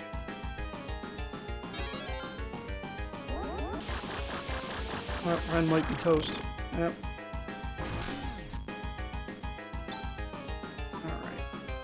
Chaz should hit Nasar. Rika, yeah, Nathu. You use a repair kit, and you use Nathu as well.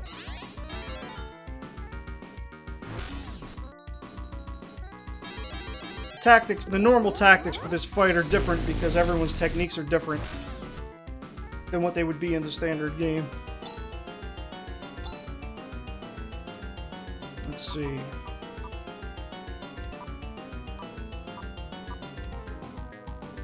These will just attack. First rock. Nathu. Megid. Nayrez on Rika.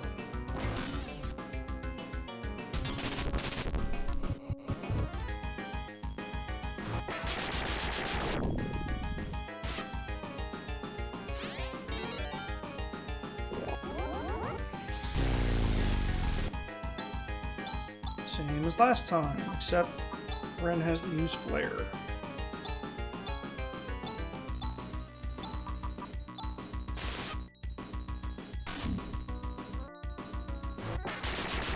Normally, Megid is only learnable by Chaz at the very end of the game.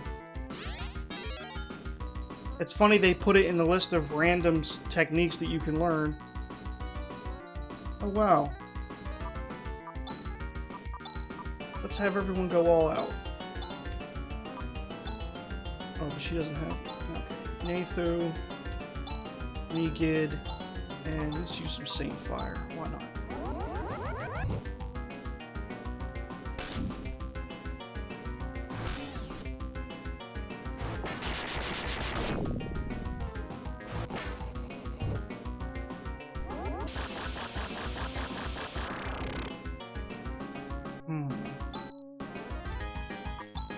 Have Chaz do another, no, not regen, Nasar. Ren should recover again. Nathu. Some of us are running low on... wait a minute. Oh, no one in the party knows Ataraxia, do they? Bummer. That's okay. Just keep using Megid then. And same fire.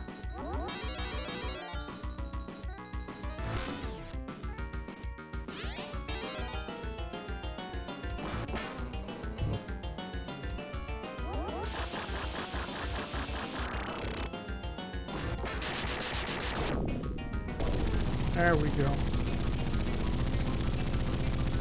That's one very telling difference between this game and a lot of other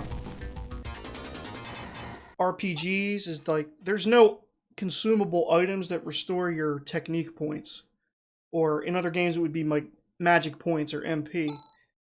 So You have to be a lot more strategic if you're on a long campaign and then going against a boss. If you haven't conserved TP, you could be in some trouble.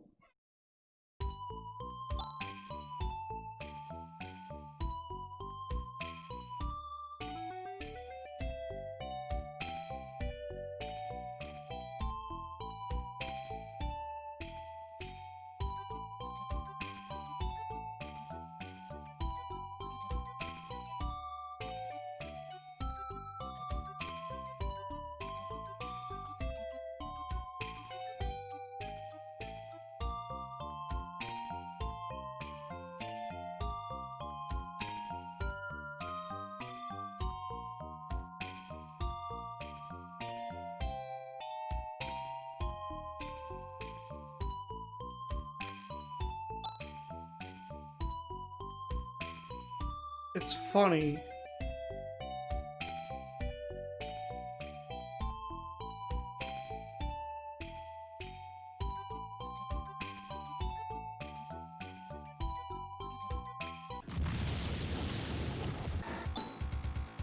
So Kira left the group just walking. Okay. But then she clearly didn't make it back to the Esper Mansion in the amount of time that would have taken to not notice this explosion. And she still decides, oh, okay. Some big explosion in the distance. I'll just go home.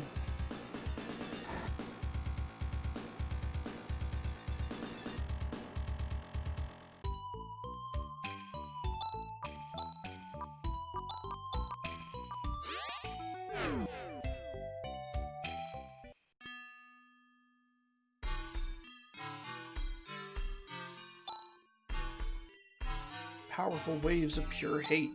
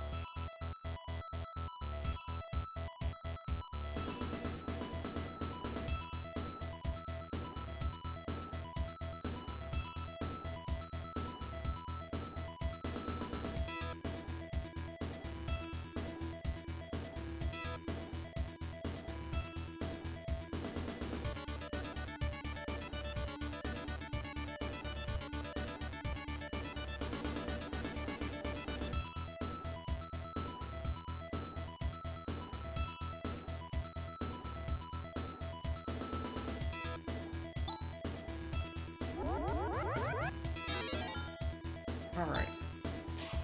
I'm gonna have a quick break. Enjoy the space station music.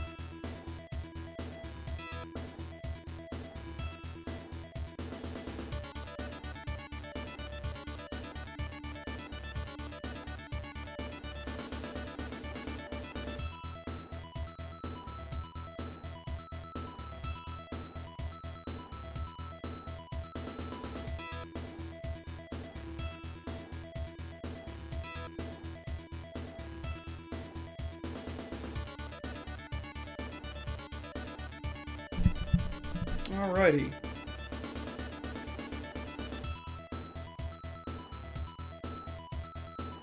Got me a snack.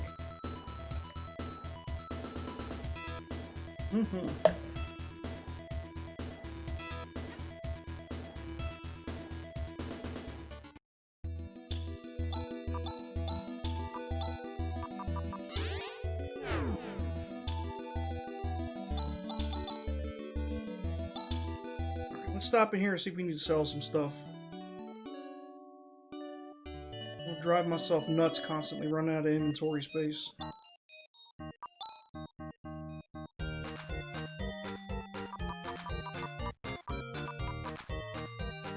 Monomate, trash. Moon Dews we'll get rid of because all they do is bring someone back to life. But they bring them back without full HP, which is not that useful. Especially when we have Soul Dews, which brings someone back to life with full health.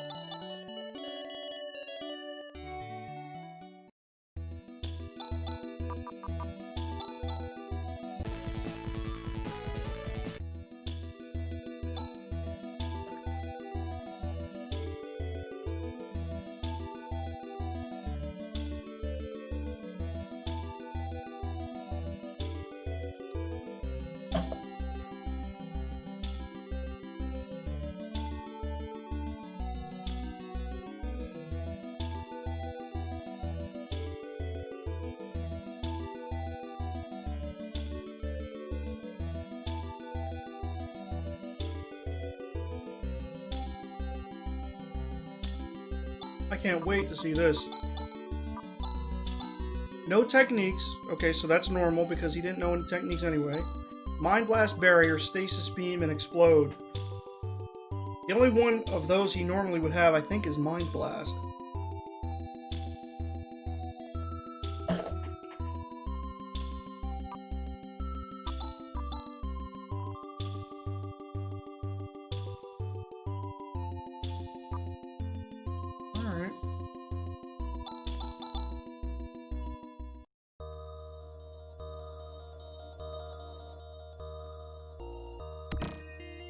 Elst armor? Come on. Got guard armor for crying out loud.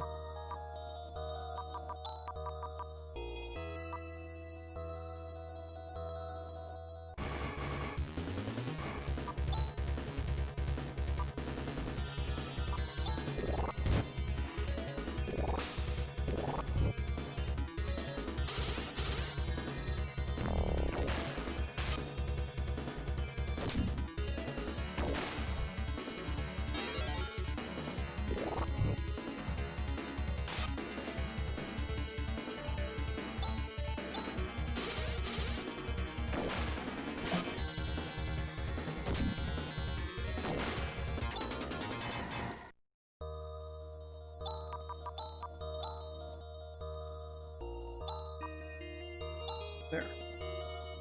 We don't care about Seth. Defense 112. Yeah, you can stay in the back. Let's redo this macro. Because now Ren, put that pulse laser back on. Because we got scrubs coming in again.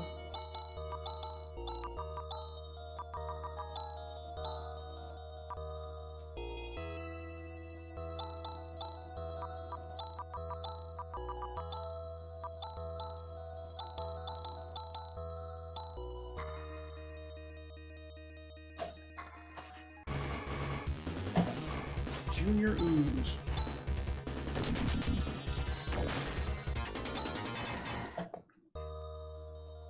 And that's what I like to see.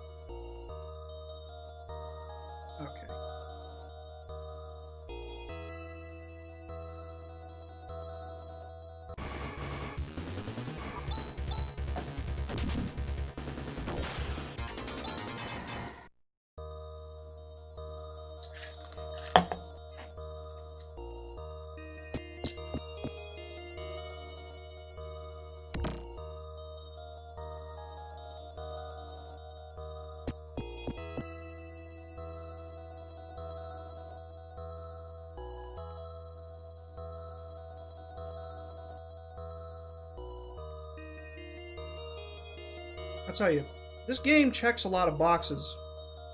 It's my favorite Sega Genesis game. It's my favorite game. It's my favorite RPG. It's my favorite retro game. What's a game you guys like that fills so many categories?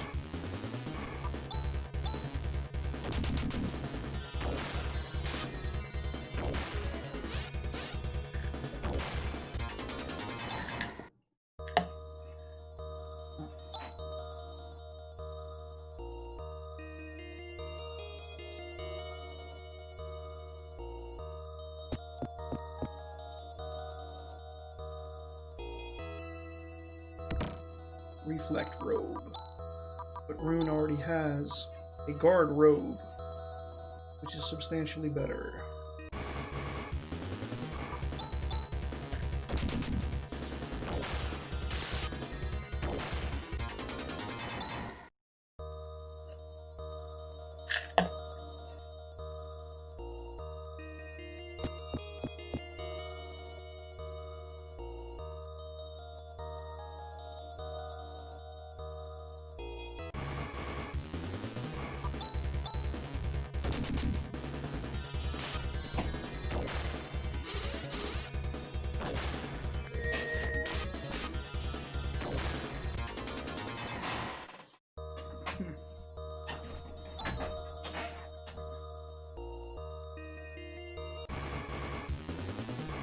Ooh, one of these.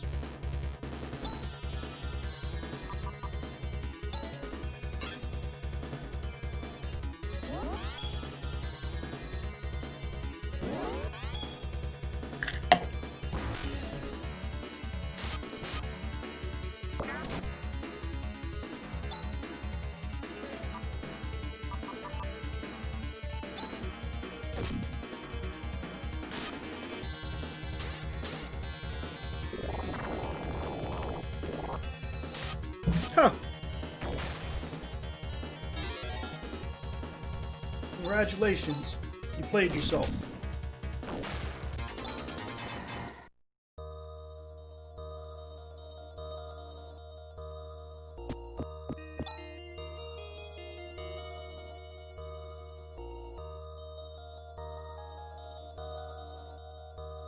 Chaz says not really when he says you must have felled many a monster. Yeah, by this point in the game, you'll have felled a lot of monsters.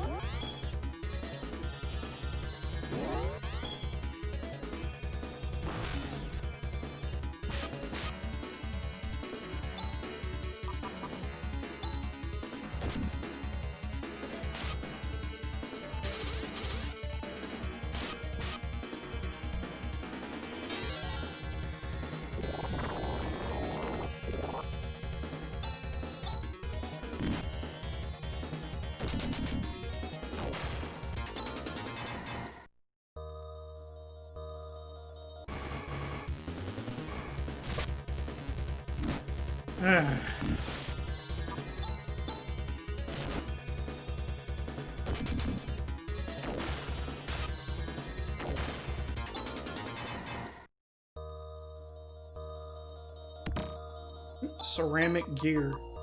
Get out of my inventory.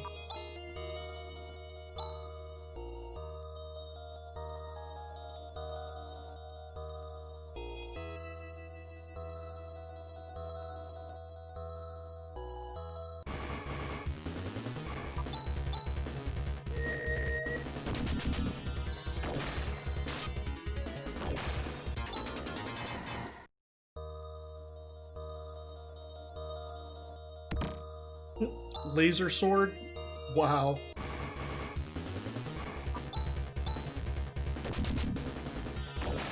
If memory serves, you find that in Zio's Fort.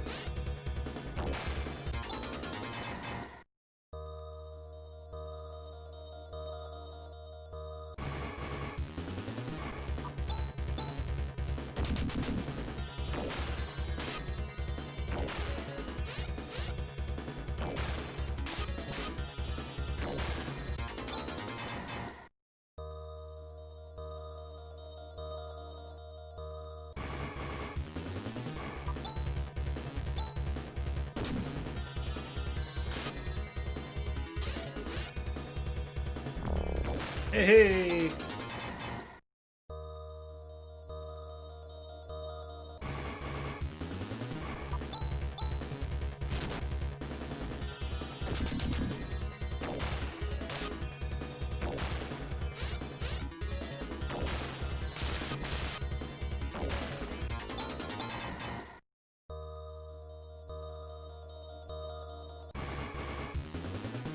Come on, donkeys.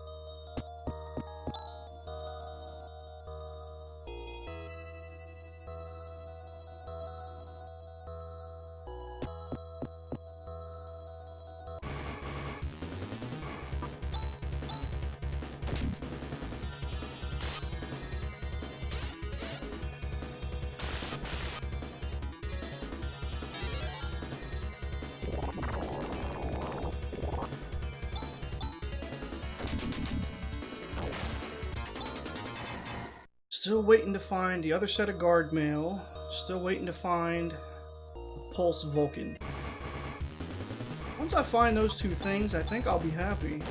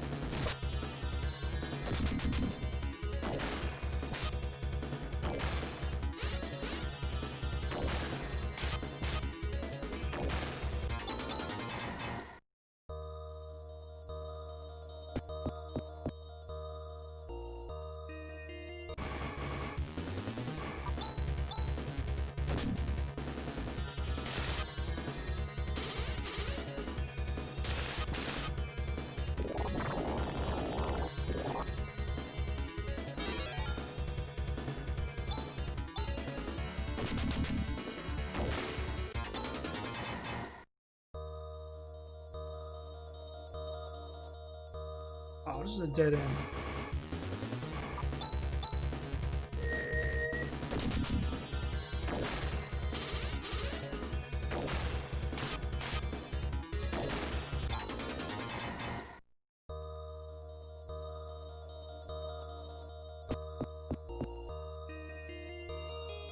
Is there anything down here? Just... Nope.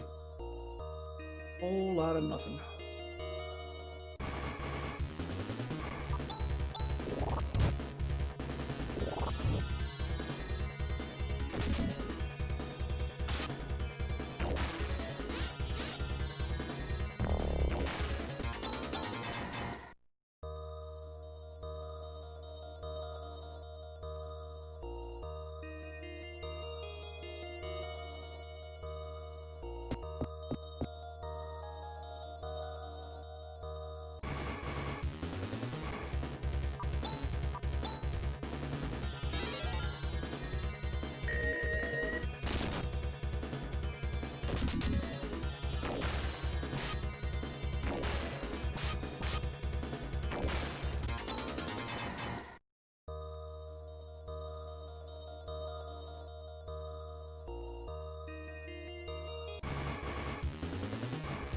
Oh, just... Oh, I gotta save my technique points.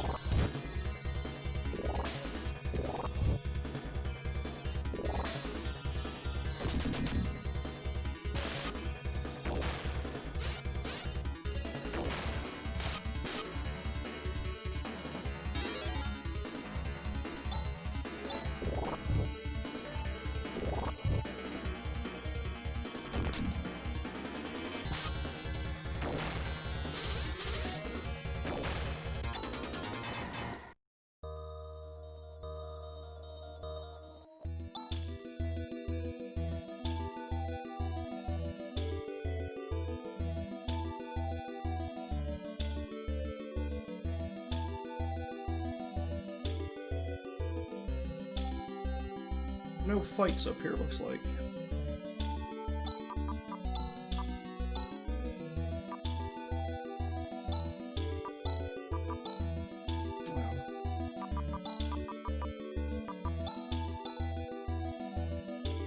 Here, Chaz, have a dynamite.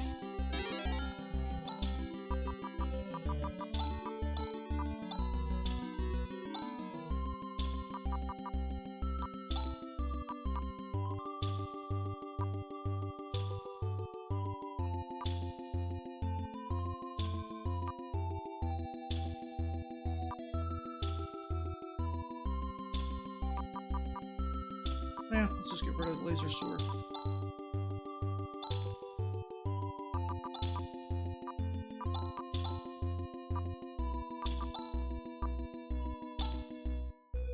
I wonder if the cyber suit's better than the Laken mail.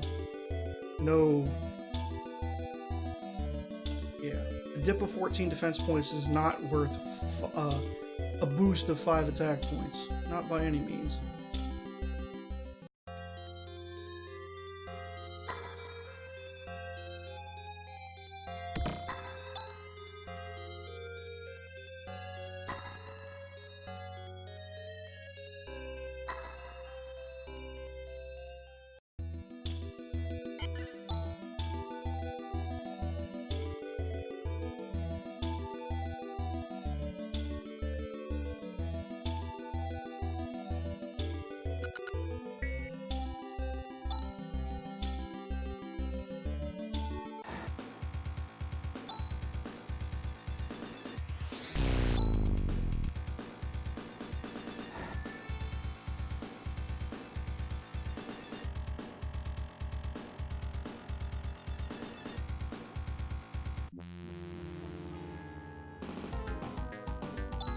Some people might have thought that this was another Dark Force confrontation a little bit too soon after the one in the Geruberg Tower.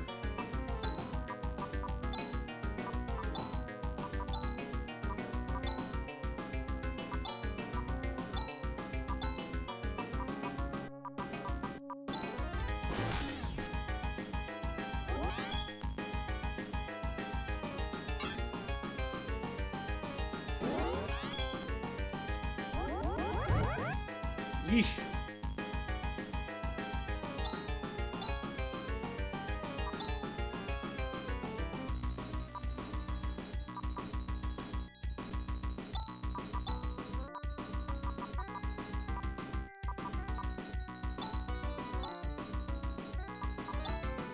Actually, hold on.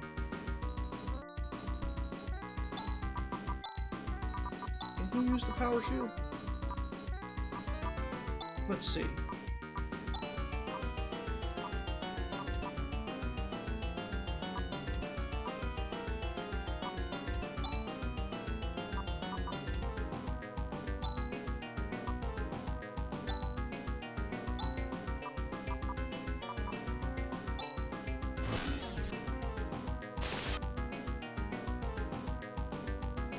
Doesn't have any effect on her.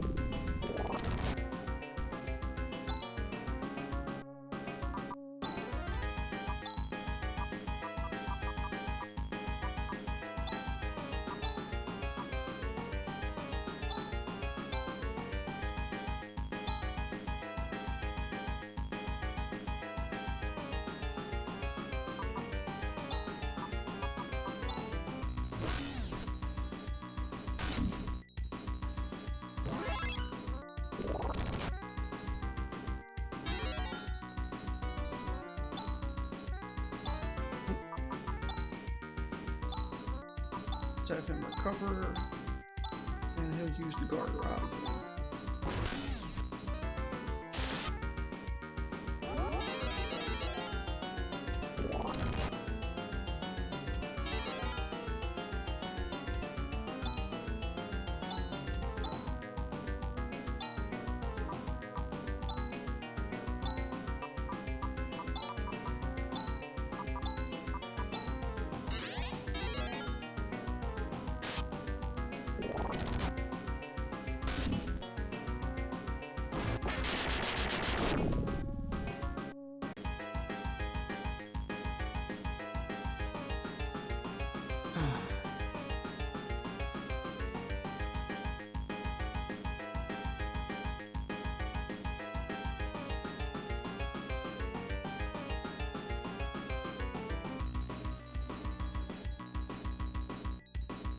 Okay.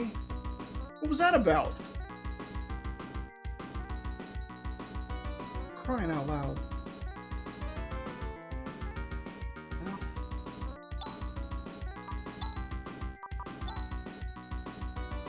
No choice but to keep on going. Let's see, she's basically out of technique points, so I guess she'll attack.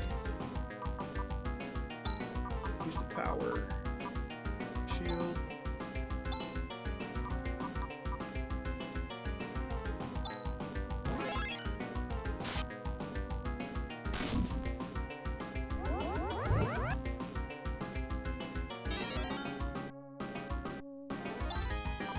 Chash, you hit an Asar.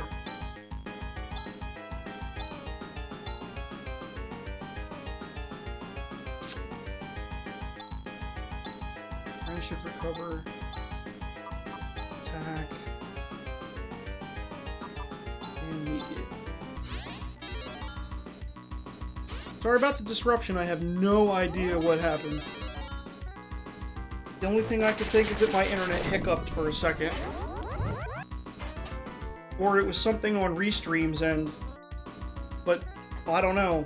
Maybe it was something with Streamlabs, because the only thing that seemed to be out of order was Streamlabs, because it kept saying, attempting to reconnect. So, sorry about that.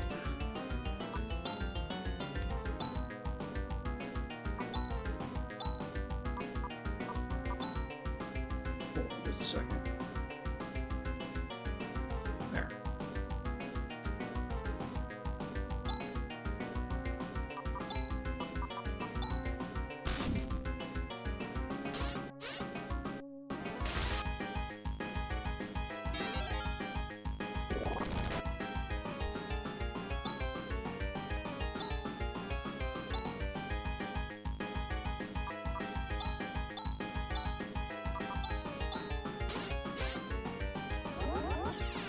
Really?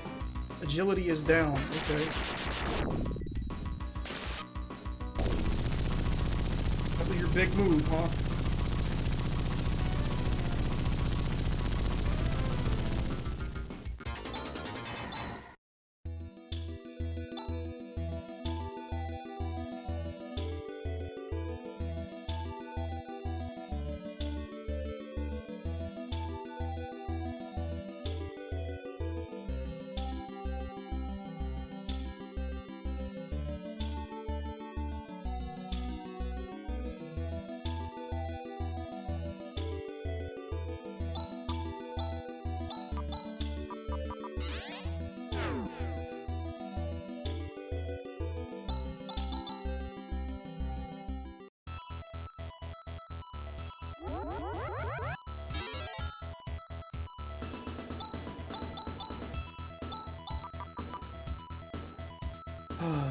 Okay, let me go sell some stuff, because we pick up a bunch of stuff on Red Rose. And I do mean a bunch.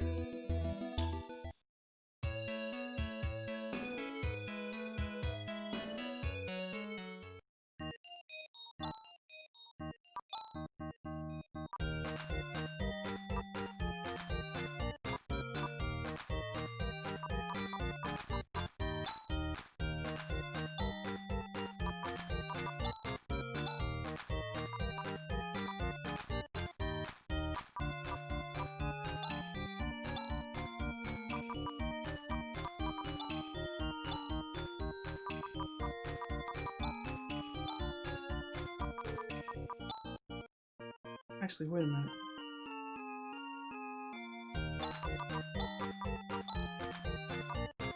Aha.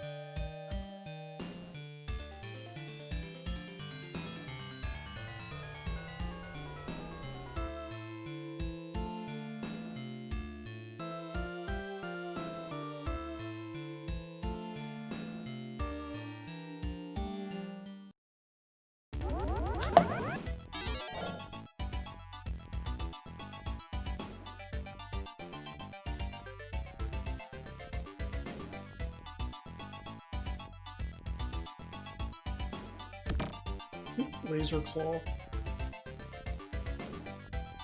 Makes you wonder how they were able, the forces of darkness were able to find the planet without the aid of the arrow prism.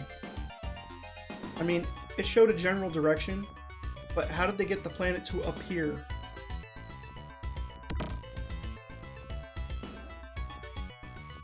Oh well.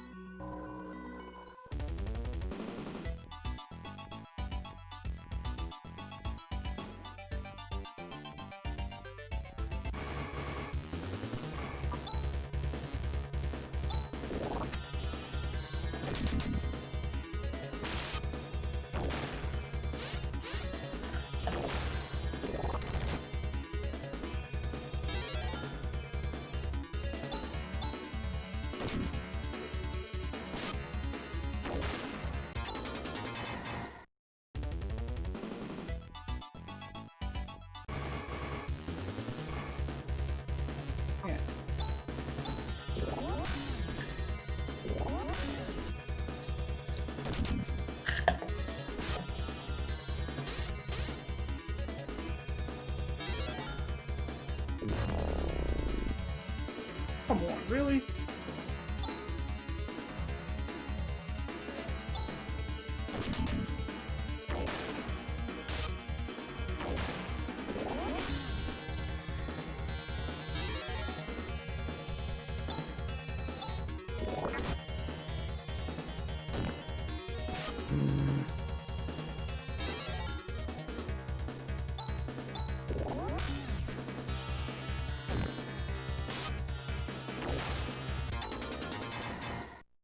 I think it's time to switch Ren back.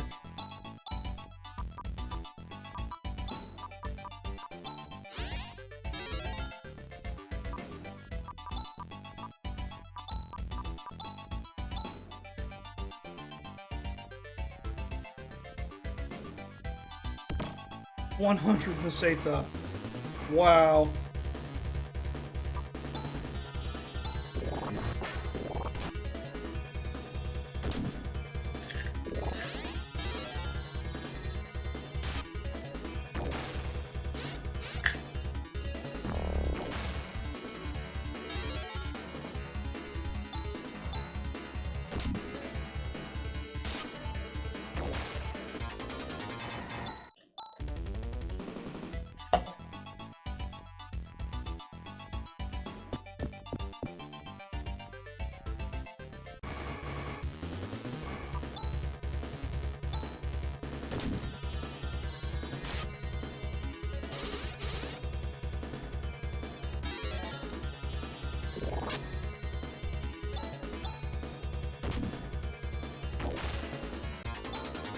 That's better.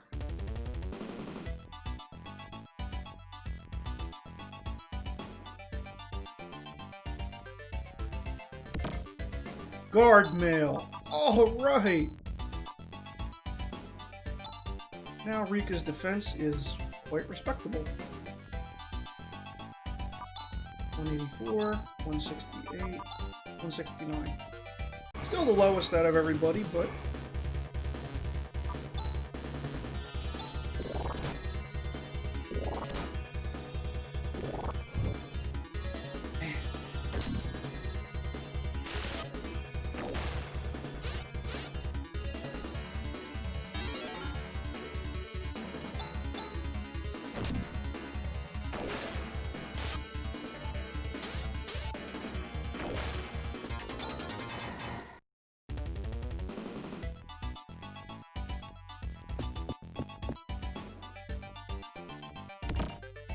The other guard claw.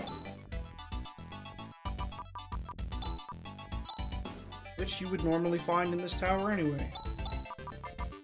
Well, one of the two towers. I can't quite remember if it's exactly this one.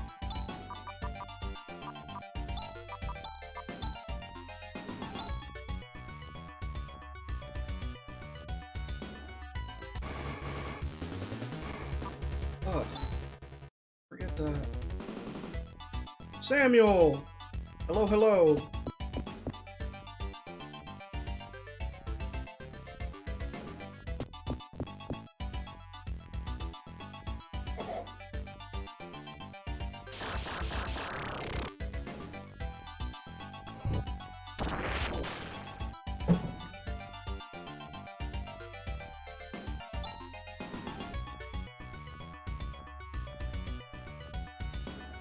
My day's going pretty good. How about yours?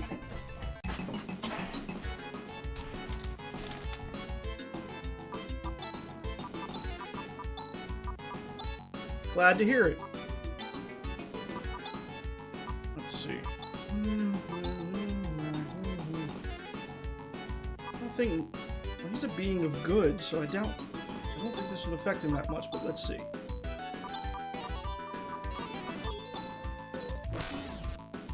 Decent.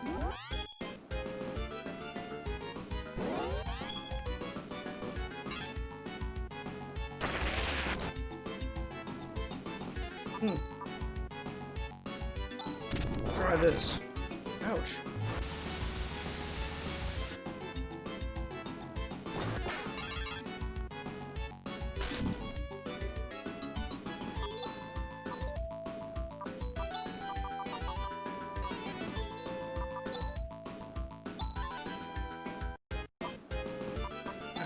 Let's just attack.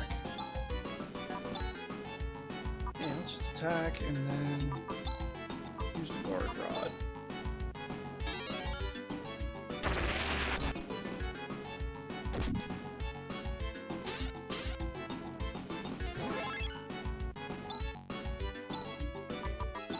Attack. Attack.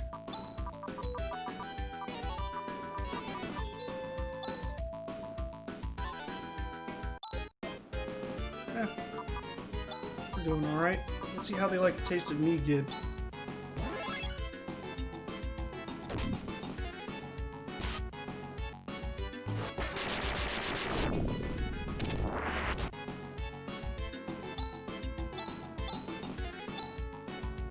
Huh? Oh yeah.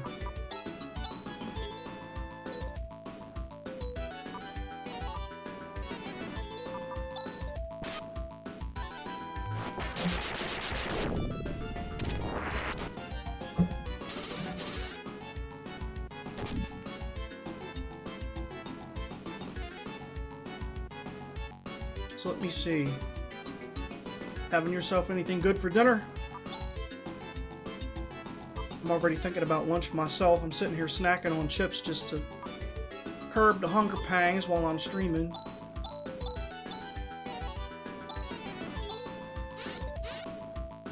Give up already.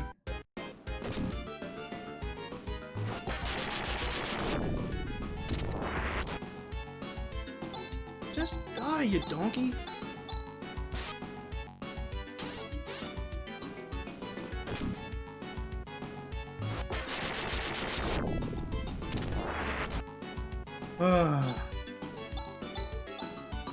Let's hit another guard rod.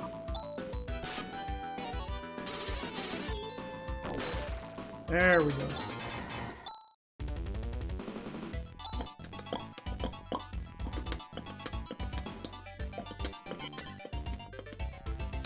Palmer ring, motor ring, desert ring.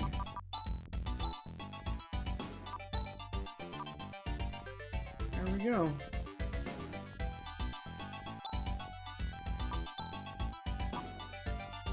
Oh, good. She needs that 5 points of defense. Ooh, and 8 points of defense for him, but his mental goes down by 1. That's okay. Now, if I recall correctly, there was another little wing of this place we need to explore. Ugh.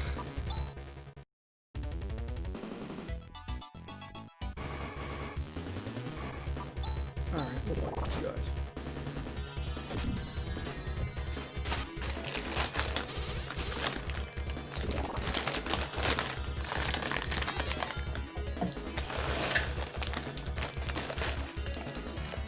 Oh, for crying out loud. Spilling chips all over my floor. My wife is not going to be happy with me.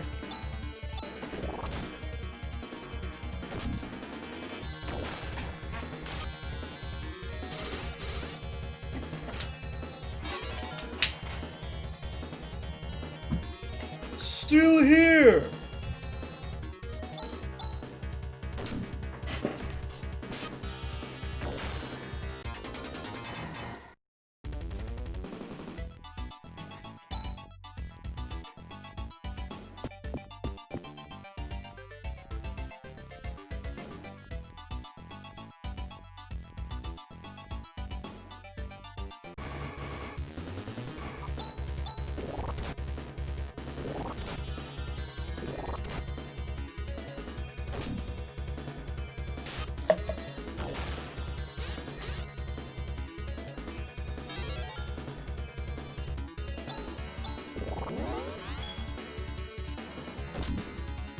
Gotta love some kettle cooked potato chips.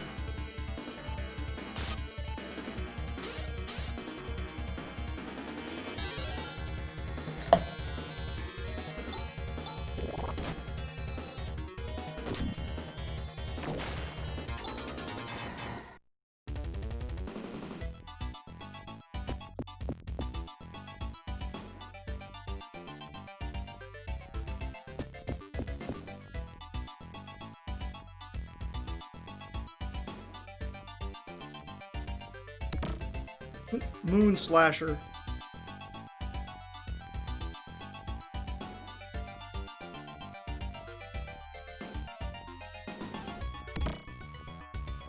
And a Trimate. Wait, do I not have anyone who you can use Hinas? Okay, we're using an escape pipe.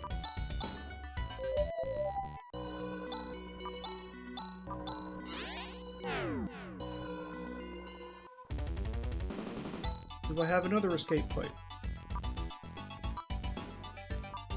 I do not. So it looks like we're going back to Motavia to get one because I ain't trying to.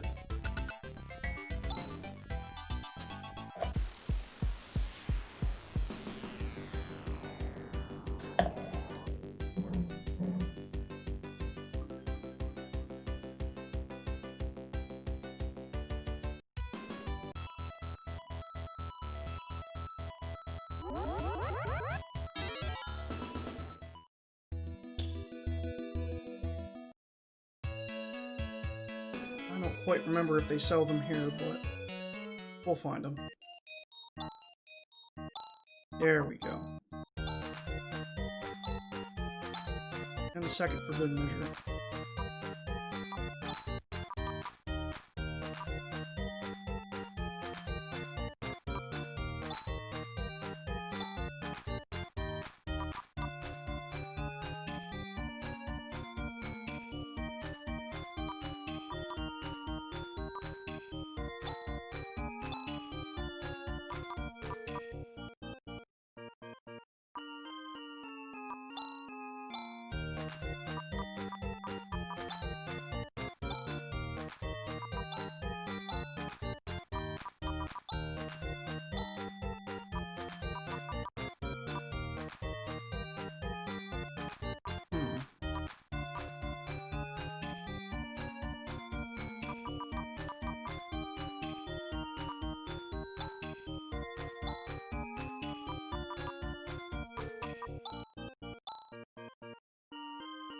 Alright, that should be good.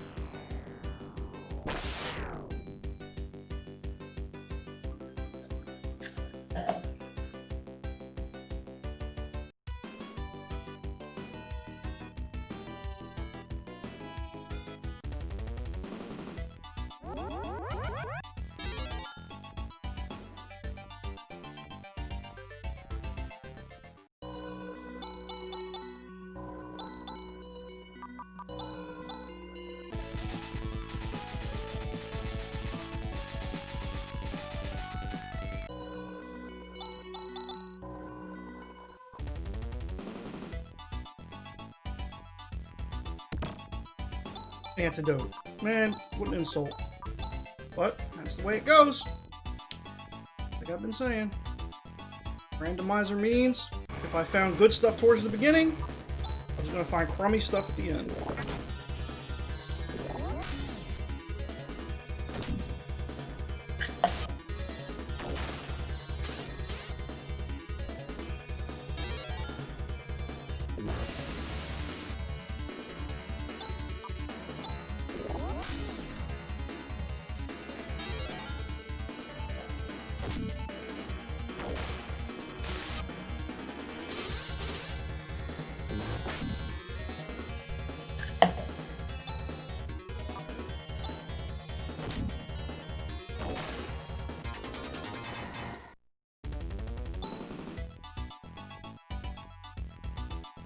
How hard is it to play with the randomizer? Well, it really depends on what settings you use. In this, it ended up not being too hard. Because the settings I picked were shuffle all the chests in the game except for key items. Shuffle the techniques and skills that the characters have. And randomize the shop inventories of all the shops in the game. So it has the potential to be problematic, especially if you don't get characters who have the traveling techniques that you often use, Hinas and Ryuka, in order to teleport out of dungeons when you're finished. And if there's no stores also that sell escape pipes, that can be very problematic. In my case, I didn't do too badly.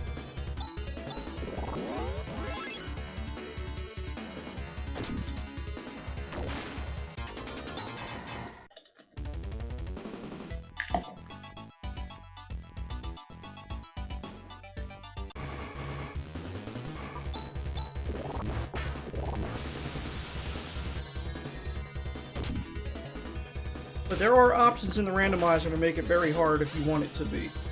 You can have the enemies do more damage, you can earn less experience, less money.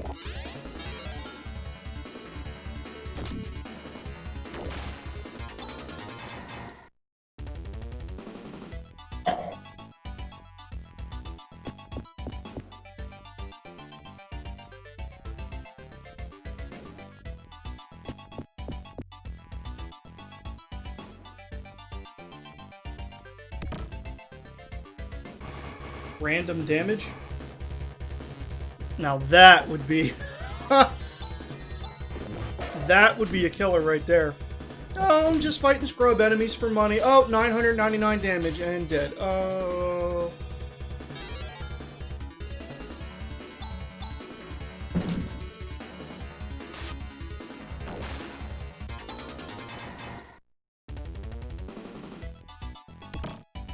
Two repair kits. Really? And a dimate.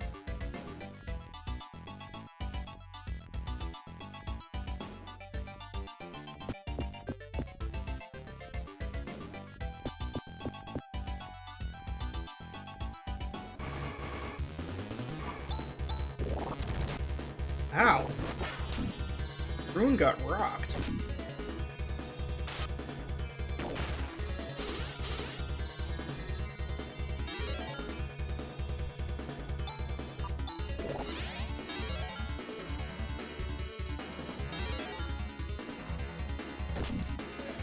Open the folder here. I'll read off the... Well, it takes a minute to open, but... Oh, no, here it is. I wonder why it took so long to open the other day. Yes! Welcome, Stefan. Back to the stream. Yes, I'm almost at the end. So, for the randomizer, you have the ability to either shuffle the chests, which means all the chests in the game have their normal contents, but their locations are randomized. Or you can just randomize the chests completely, which is a much bigger risk because you can end up not getting items that you would originally have counted on. Such as that escape pipe in the basement with the Alschleen in Tenno. Did I save the silver tusk? Was it a key item? I don't think it's a key item because it's like optional. Nothing in the game pushes you to go there. You can randomize techniques and skills, randomize the character stats, humanize the androids, give them a mental stat and let them learn techniques, and then have extra weapon choices for Demi and Grizz. Items, you can randomize the shop inventory, randomize the equipment prices, randomize weapon set elements, have extra buffing items, have buff items multi-target, and power up the rods. Basically, if you want to play a game where like Rune and Raja actually do decent damage with their canes, and then you can, like I said, modify the enemy HP up or down, experience up or down, money up or down, randomize element strength, randomize status effect strength, randomize insta-death strength. And then there's a fix for Demi's medical power. There's a fix that makes the Reichros ring wearable by the 5th character at the end of the game. And then there's open armor that allows anyone to wear any armor piece. Weapons are still restricted because lack of animations. And then for the game, text skipping and save anywhere. Oh, and I tried to use the silver tusk as an item in combat. It didn't do anything. I think it's supposed to just be like a holy element. Oh, forget that. I think it's just supposed to be like a holy element claw for Rika. That's my assumption.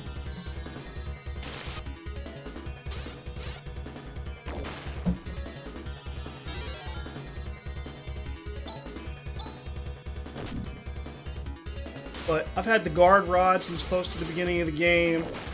I had guard mail since close to the beginning of the game. Guard shield. I got the guard shield in the basement of Motavia Academy, I think. So I put that thing on Alice and never looked back. And she was like practically immortal for a good section of the game.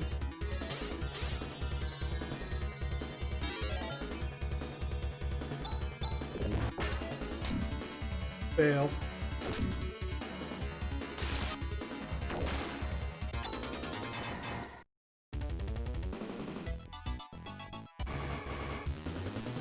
Ah, okay.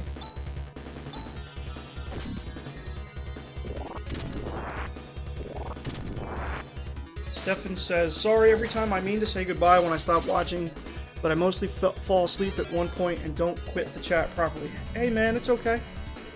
I understand people got lives and all that, and sometimes you don't always have the luxury of, you know, I don't know, like, practicing, like, I don't even know what you call it, like, I don't know, personal etiquette. Silver Tusk becomes the best weapon for Rika.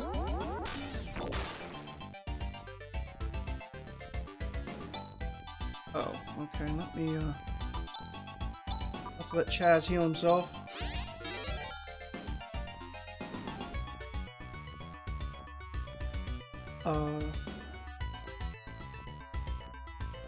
What's up, Samuel? Being able to stay on stream?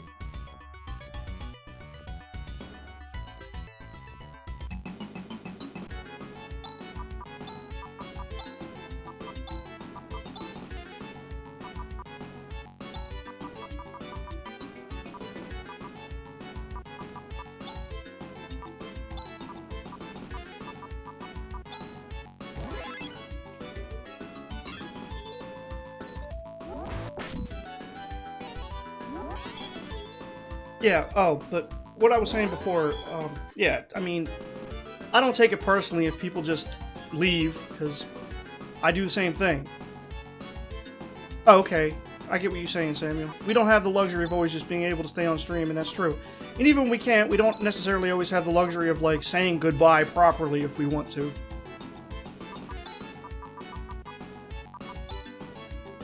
it's all good. And let's just have him use Photon Eraser and attack. And use Guard Rod.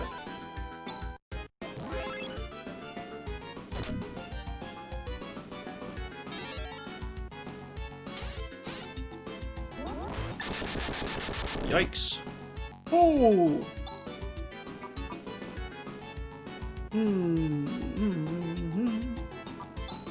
You attack, you attack. You... G-Res.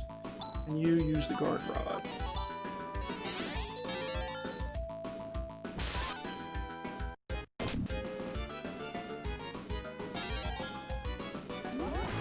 Really? Don't you know any other tricks? Better have Ren recover. Actually, I don't know, let's have Chaz hit Nasar. And then Rika can... and let's have Rune use Megid.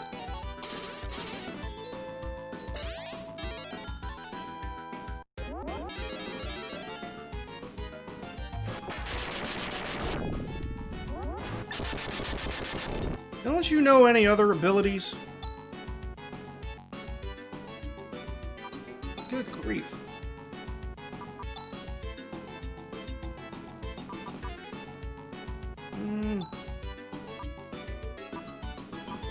Use a Stardew, why not?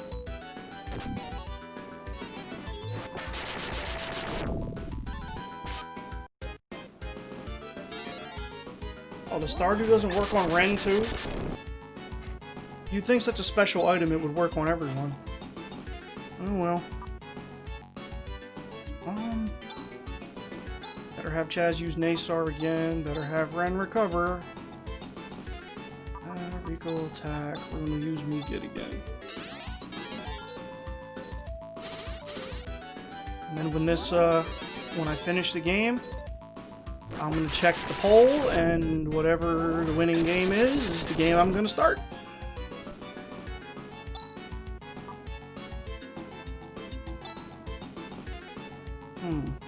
Attack, attack, attack.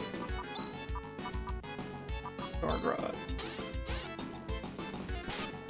So anyway, Stefan, how's your day going?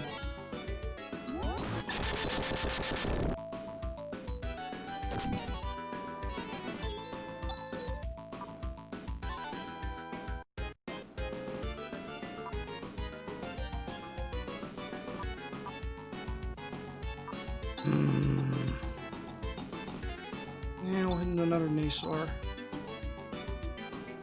Oh wait, Red needs to recover.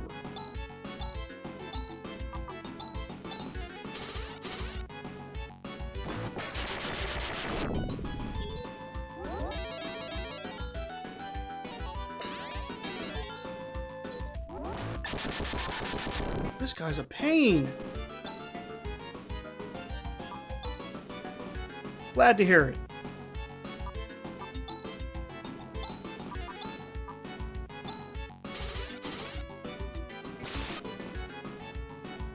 Did you just give up already? Oh.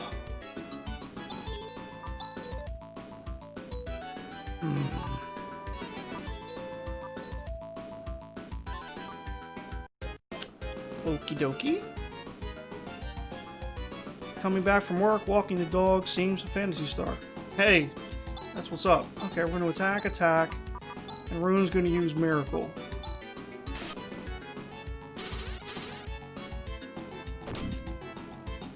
There we go.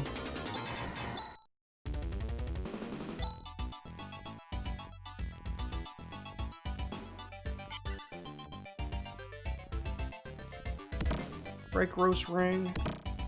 Algo Ring. Do I have a pet? I do not. We had some outdoor cats for a while, but unfortunately... Ooh, that agility dropped though. But that mental increase though. We had some outdoor cats, but one ran away and one got ran over. Unfortunately.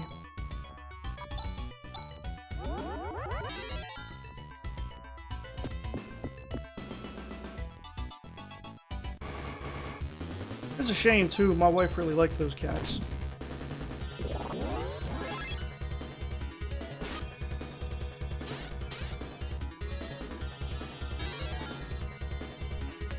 Ooh.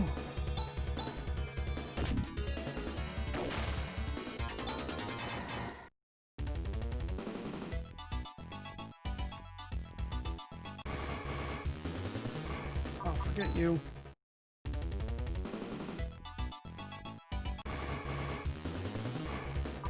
Okay.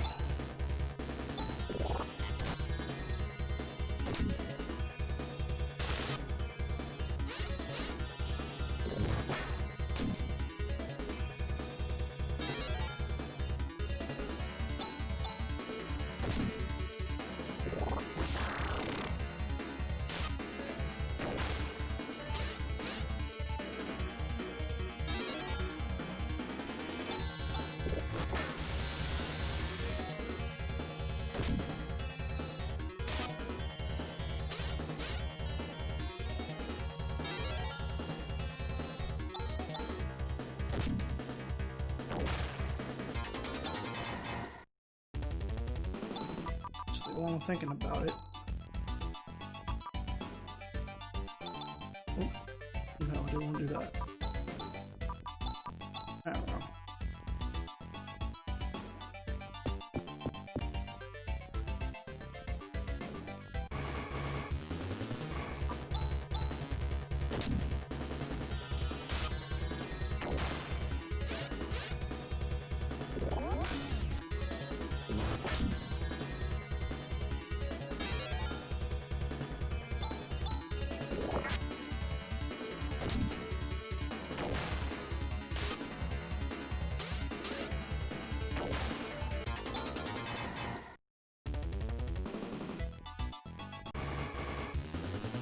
Oh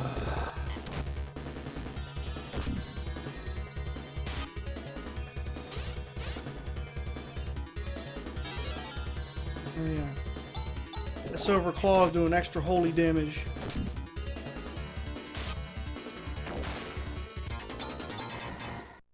Stefan says, it is great to take care of pets, but of course one has to consider that it becomes a long-term engagement. Yes, quite so.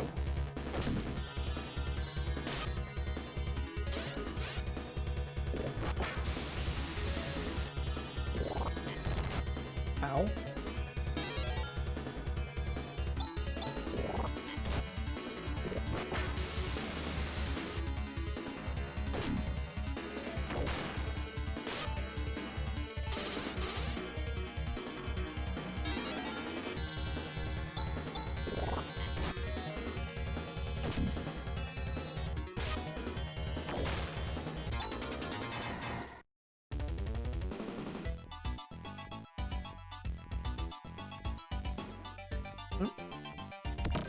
Moondew. Ew. Okay.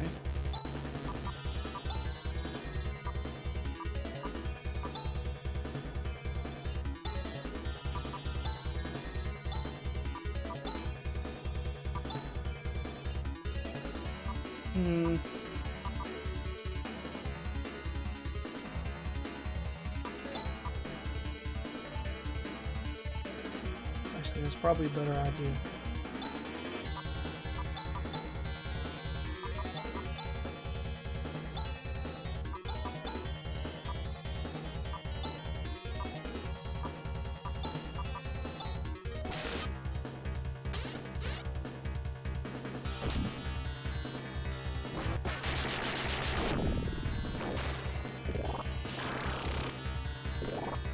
Oh dear. I was afraid of that.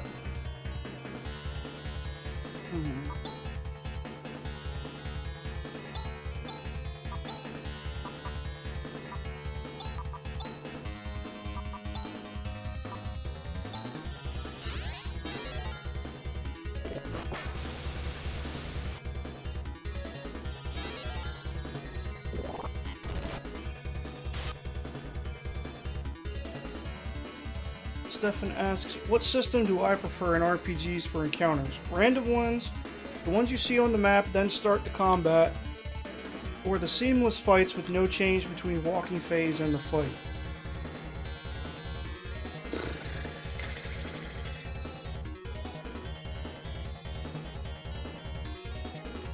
What would I do if I had to make a game? Well, I'm making a game now, and I'm actually modeling the combat system off of Final Fantasy Mystic Quest. You see the enemies are sprites on the map, and then you walk up to the sprites and interact with them in order to start a fight. So no random encounters. You can breathe when you're walking through a dungeon and have all the fights on your terms.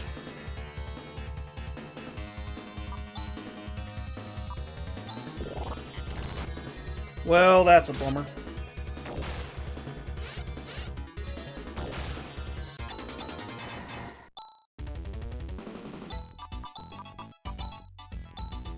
Huh?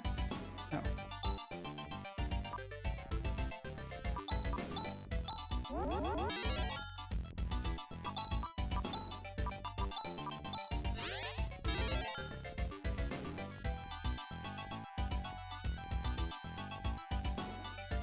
As for what I prefer, I kind of like the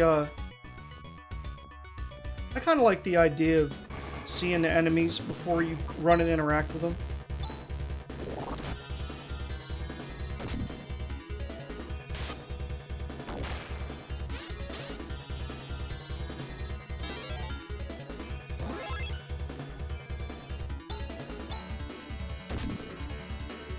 I mean, I don't necessarily think any one is superior to the others, though.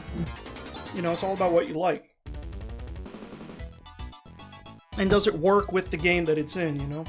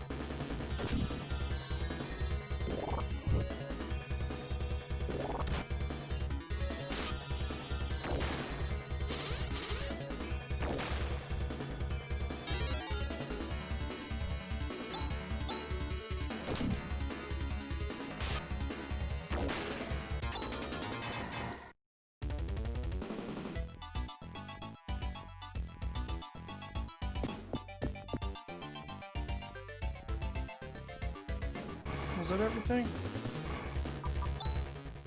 Let me check. Yeah, because I think it loops around, doesn't it? Yeah. So I think I got everything. Can't escape. Oh, for crying. You two, maybe we could have both. I mean, random can be a source of tension, yet becomes stale quite fast. Oh yeah, exactly.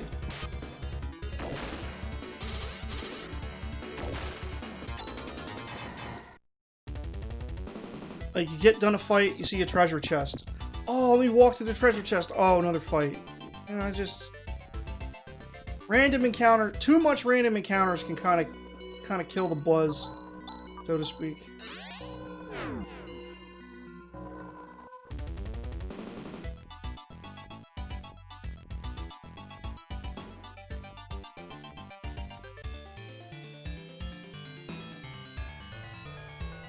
If you had random at first, but then after having found a key item or having killed the boss, right, then it switches to random counters it off, or you can avoid fights easier. Yeah, that makes sense.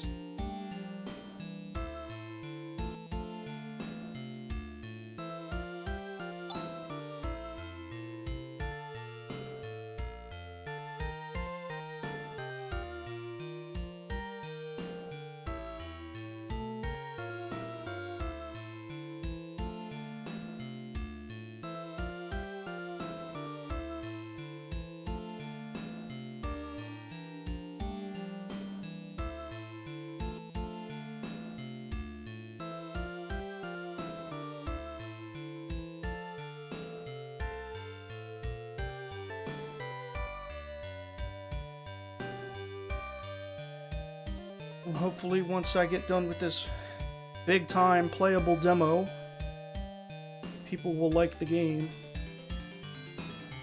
I always liked the encounter system in Final Fantasy Mystic Quest.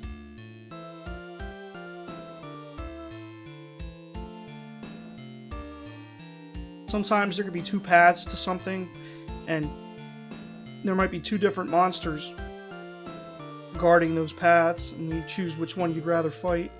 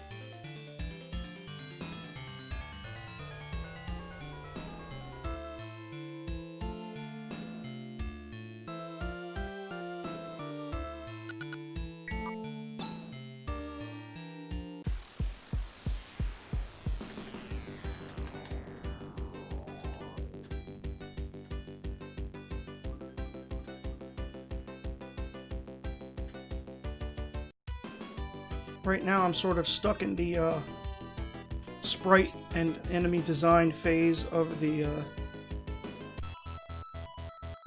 Did I play Comic Star Heroine? I did not. I don't even know what that is.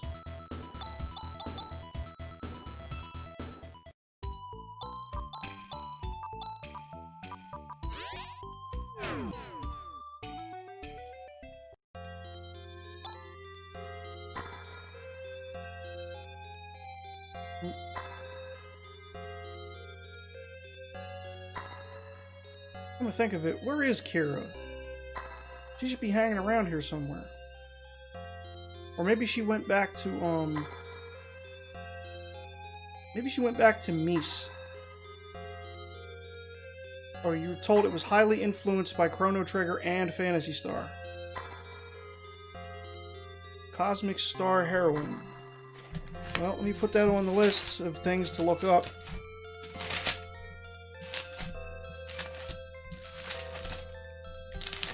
If I can find the bloody... It's an indie game. Alright.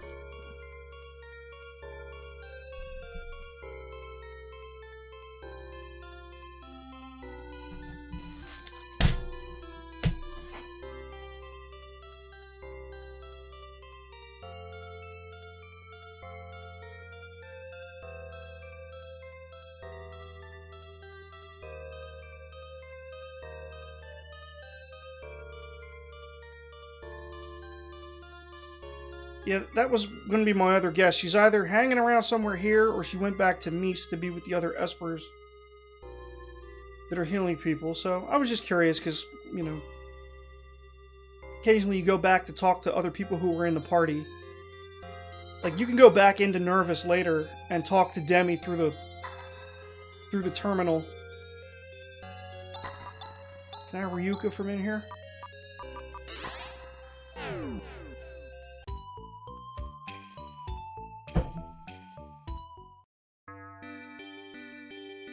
Now, did he open that store yet? Yeah. This store doesn't open until later.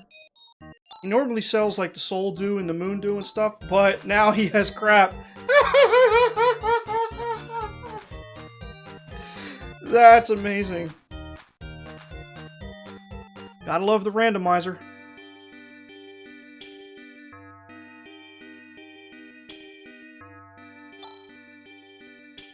It's good the illness is gone, but...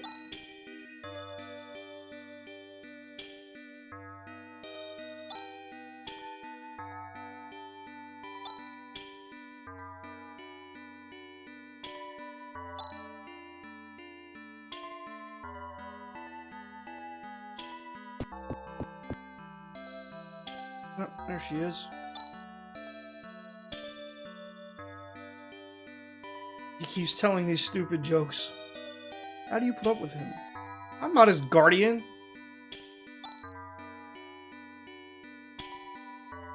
I still need a lot more time in bed. Basically, I'll need as much time in bed as it takes you to get Elsa Dion and go back to Motavia.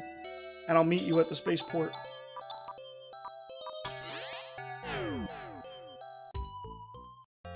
Alright.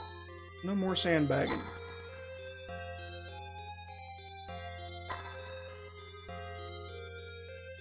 I don't know why they didn't script that event to just have those espers out of the way the first time, after the first time you come here with Kira. But it's funny though, how Rune is supposed to be Lutz and he's known here, but if you come here before you get Kira in the party, they don't let you in. You're not supposed to think about that, Steve.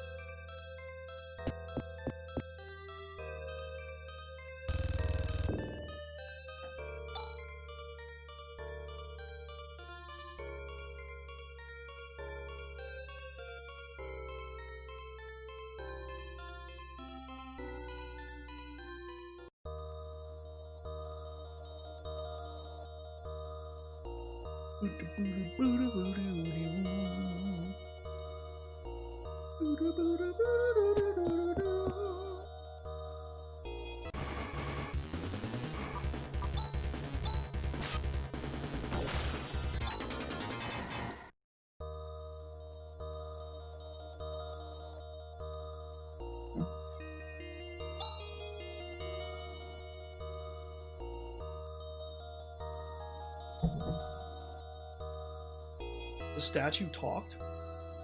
It's a weeping angel! Destroy it!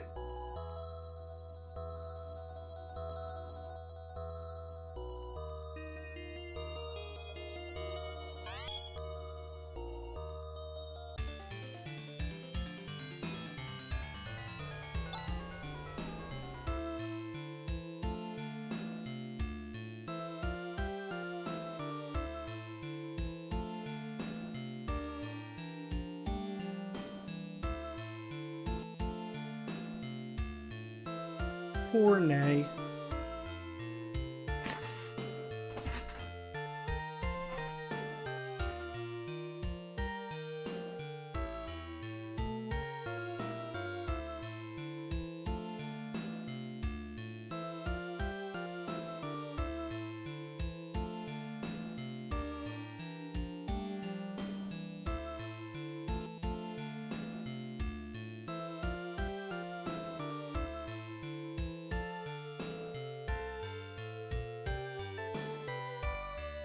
You like the art style better here than in modern games, Stefan?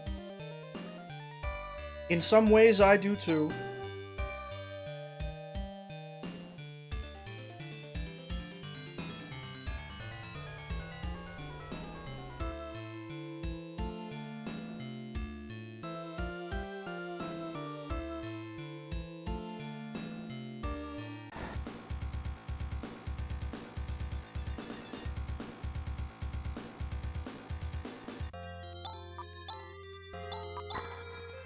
Cannot be used here.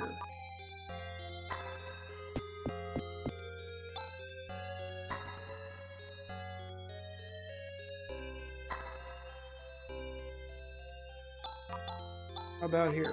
There we go.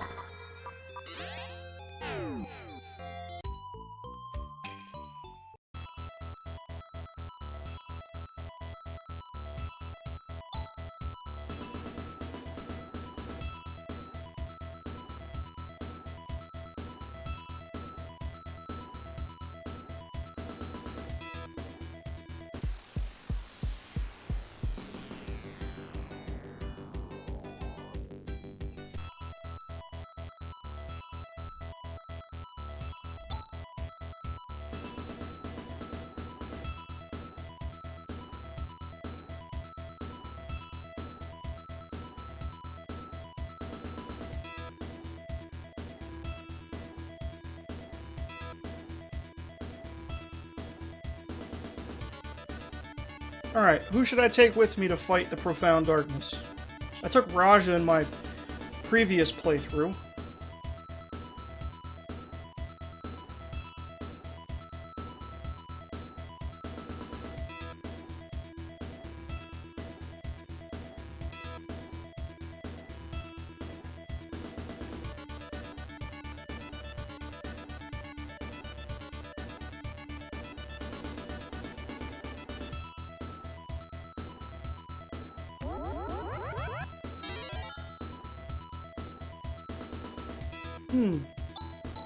Let me experiment. I wonder if it's possible to try to go fight the Profound Darkness with just the 4 of you.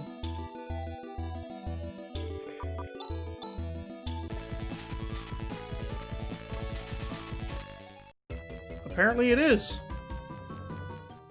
I wonder if I should try that.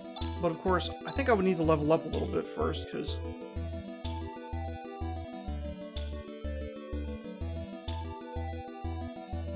Let's, well, you know what? Since there's only 4 of us...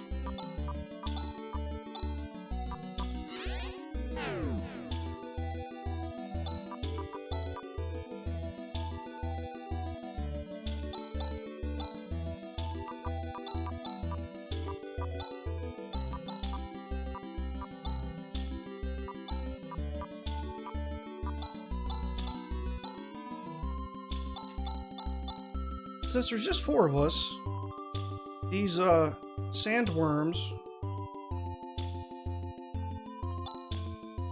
will, give us more XP than usual. That is, if we can find any.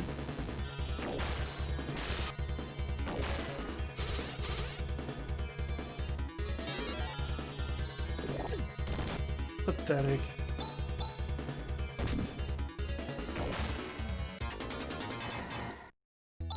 Rune will definitely die when Megid comes.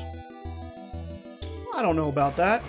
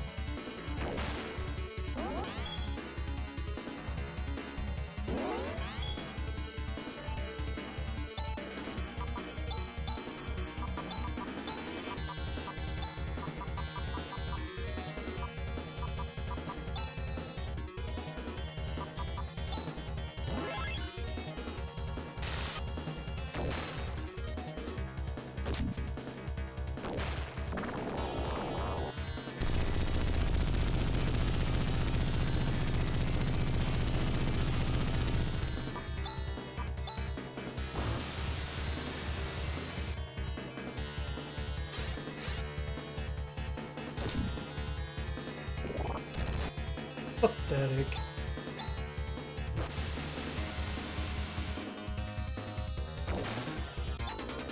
There we go.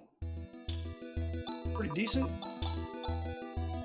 Well, still got a ways to go, but well, around to level up soon. Ways to go, ways to go.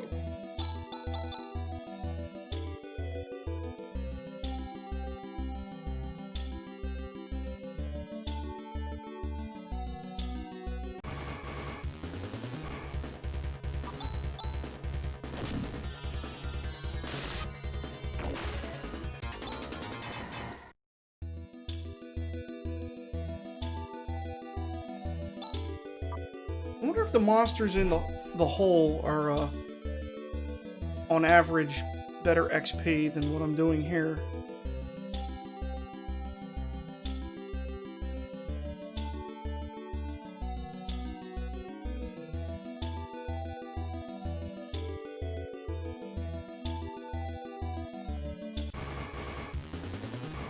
Ah, probably.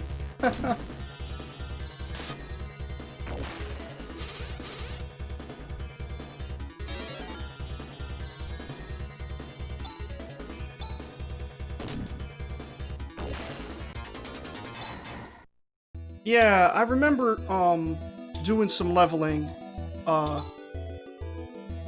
in, what the? Oh. like, back in the day, I remember leveling my characters up really, really high. Just by fights in the hole.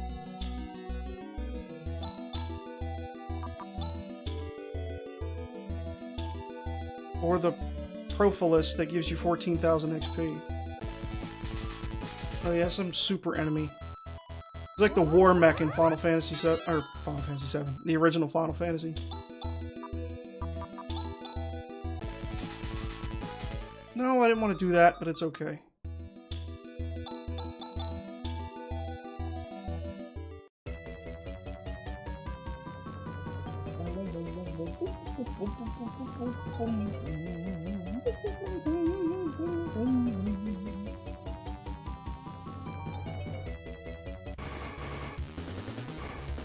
Soldier Fiend.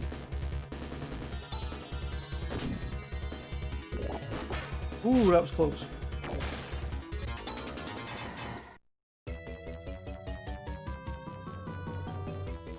There's a dead end. Yeah. Imagio Mage and Blind Heads. What? Dex is too low. Well, that's a bummer in a 15th. Better equip Rika with Holy. Holy what?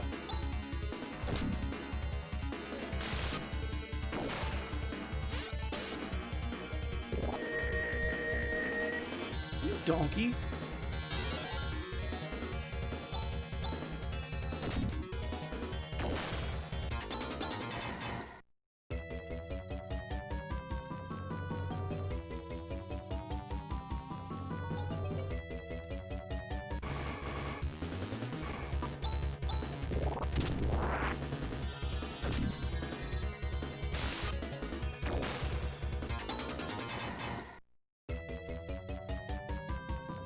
Oh, yeah, I equipped her with the Silver Tusk after I finished the Courage Tower.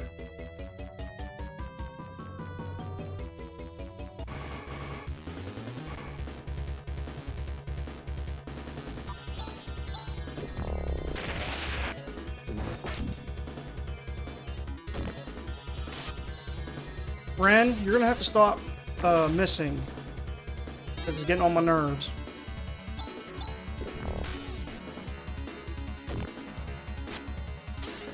Wow, really? Yeah, we are a bit underleveled to be here because of the,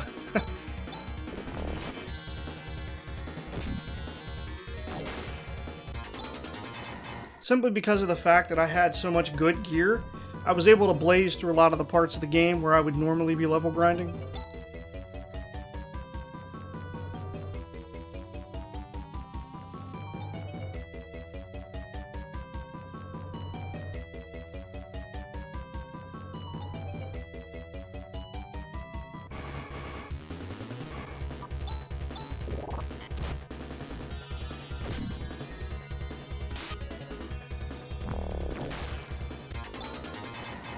Yeah. Alright. No.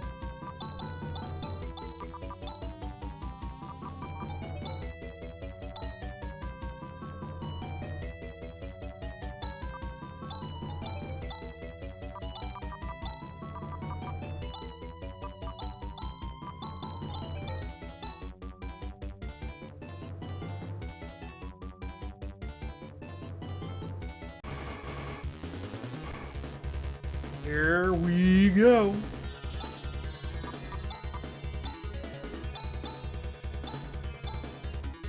What are my skills? Well,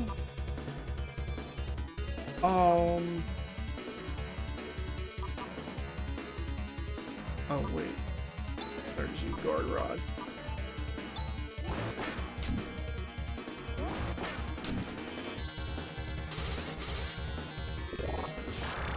You jerk.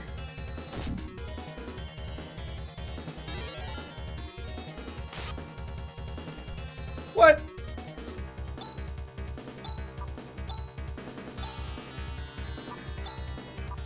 Fine, have it your way. Well, let's go through the lineup then. Chaz has Regen, Naywat, Naysar, Reaver, a bunch of crap, and a bunch of crap. Skills are Barrier, Spark, Shadow, Vision, and Corrosion. Ren, Burst Rock, High Jammer, Barrier, Spark, Flare, Recover. For some reason, the randomness kind of missed him because he's really not that different.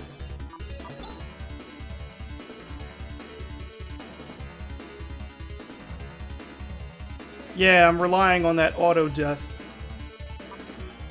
Rika has Nazan, Nathu, Regen, G-Watt, G-Rez, G-Gra, Sar. Skills, Spark, Eliminate, Stasis Beam, and Barrier. Let's have her use a G-Rez on Chaz.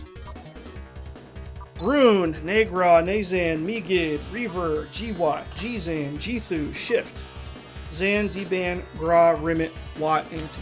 And skills, Mind Blast, Flaily, Tandle, Bindwa, Flare, Miracle, Corrosion.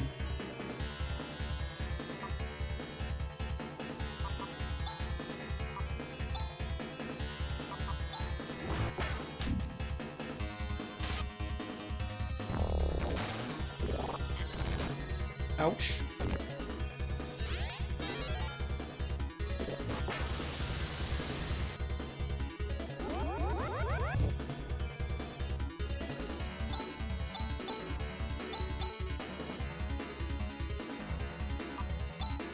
Screw it.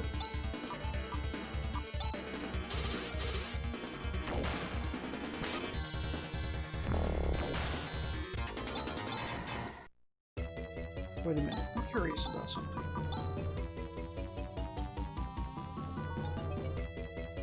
Oh yeah, he can't use the reflex shield. That's a bummer.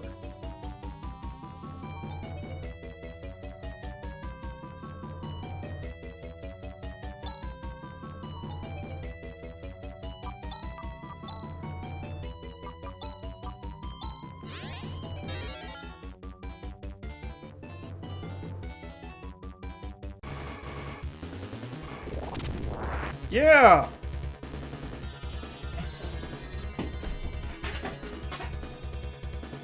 I'd say he's a pro phallus, alright. He's a grade A professional dick. Alright. So... yeah, a lot of uses of Megid, that's for sure. Let's use a... well, that's pointless until... yeah, we'll have to use regen on him.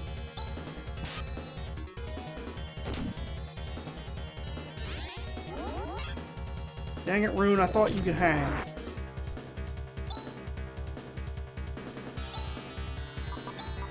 Okay, Ren's got to recover. Let me use the guard rod.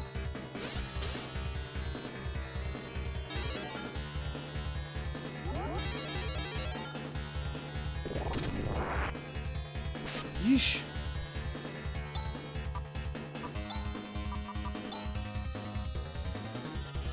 I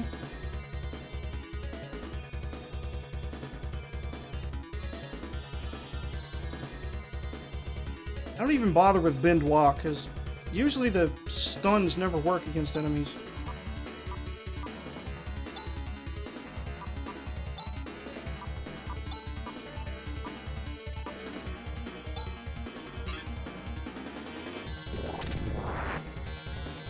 Daggum.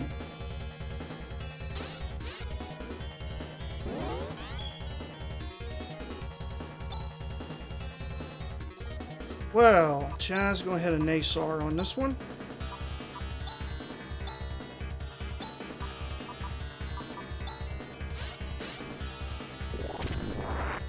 Well, that sucks.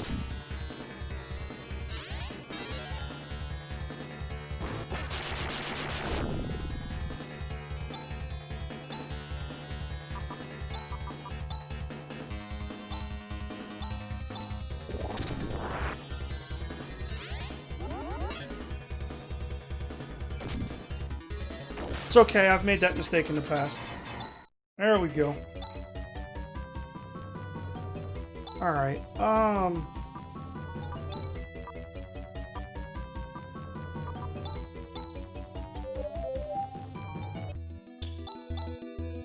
Unfortunately, can't get on it here. Oh, wait, why would I bother with that?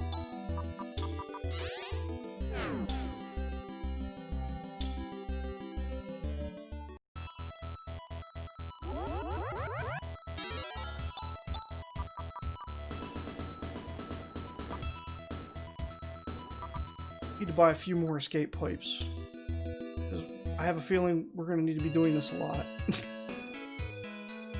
It's okay.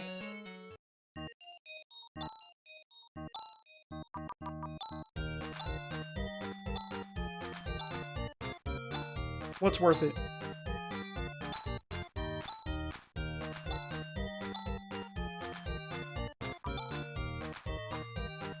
Alright, let's get rid of crap that... Okay, yeah, we're not going to use that pulse laser anymore, so we may as well get rid of it.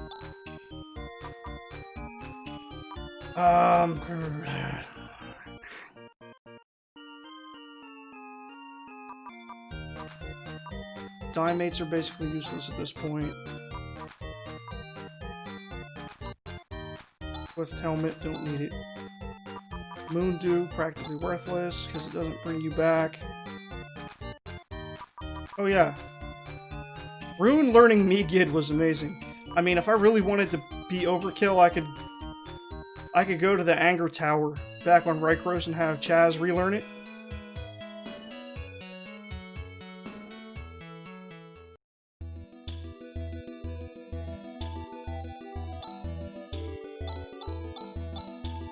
But I'm kind of eager to have this playthrough done. But since the possibility exists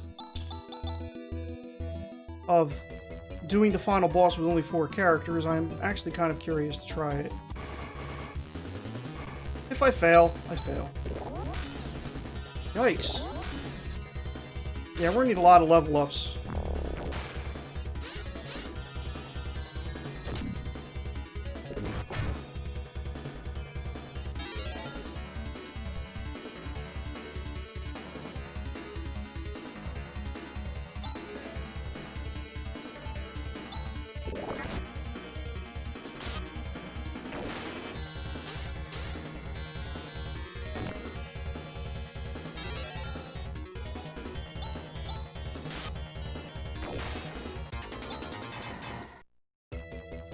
Maybe for small fry I can macro 2 times corrosion.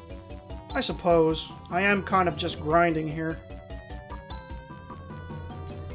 Not really going to need Blizzard anymore, so let's just use that.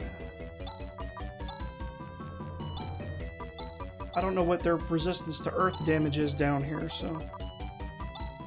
I guess... yeah, they probably resist wind. I'll have her use Nathu instead. And he can use the guard rod.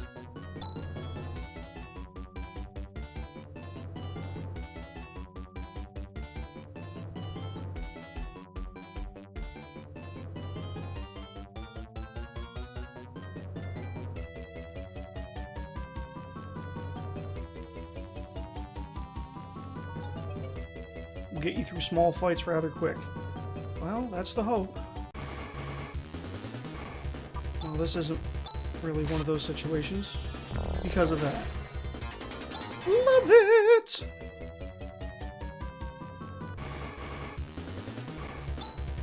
Again. Hey!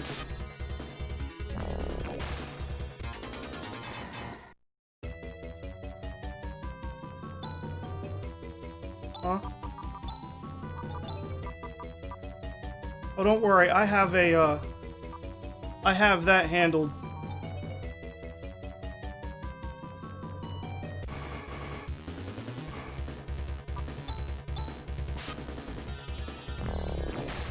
I've got the dimension worms handled.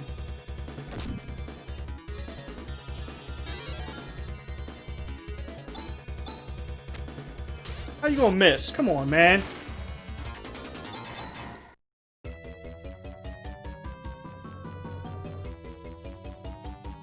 Actually, though, I will modify it, however.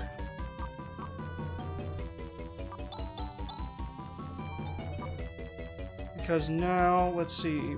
It's better if Ren does that at this point.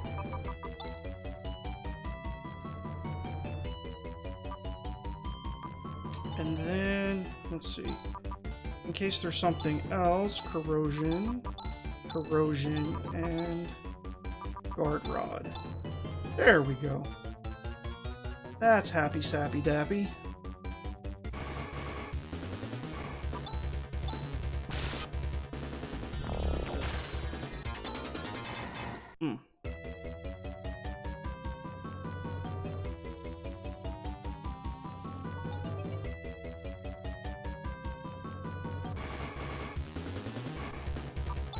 Alright, let's test this one out.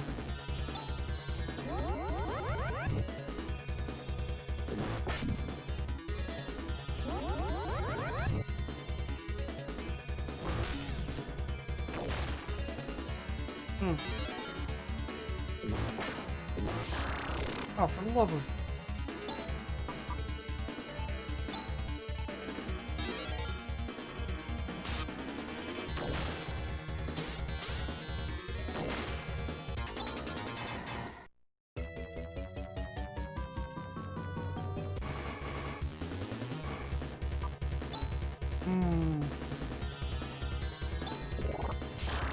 Yeah, should have seen that coming.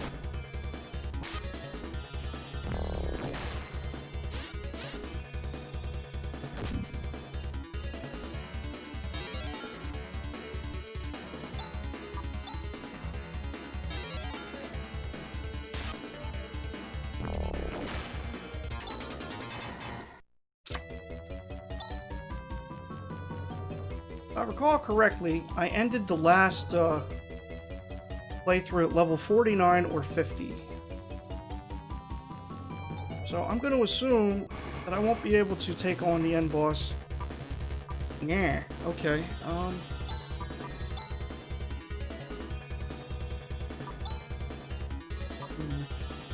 let's try to get that auto kill going and then throw up a barrier. Well, let's see what Nazan does against these guys at least. And this is a mid-gid moment. G-Zan, huh?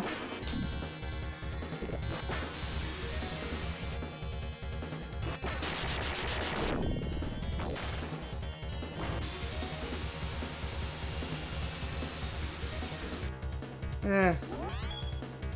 Yeah, that barrier would have been great like 5 turns ago. Thanks, Ren.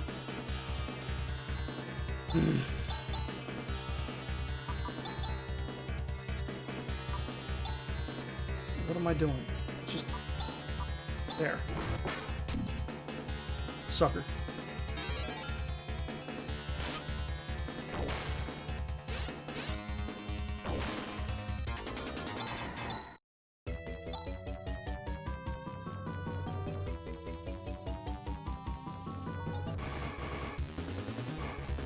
Chaos Bringers. Okay. I know these guys are heavily susceptible to Chaz's... well, they would be if Chaz wasn't dead.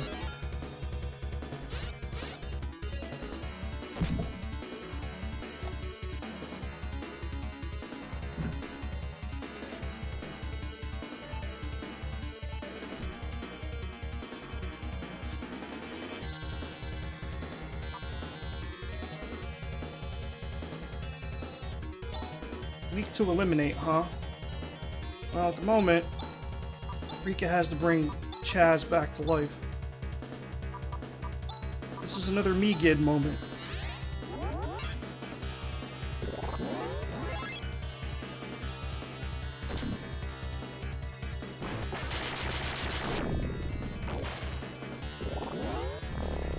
Okay, big deal. I don't need techniques to beat your ass.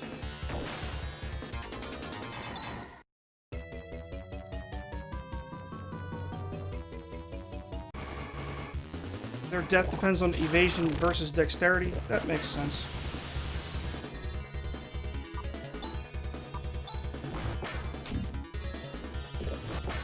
So random. Sometimes Flaily does 1 damage against Chaz, and then it just did 71. There's like no consistency. Ugh.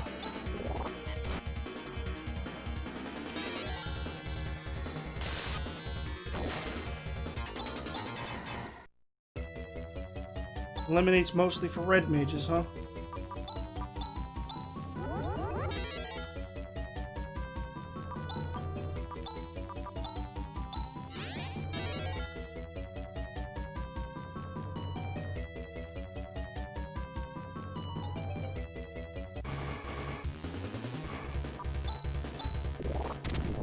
Ow.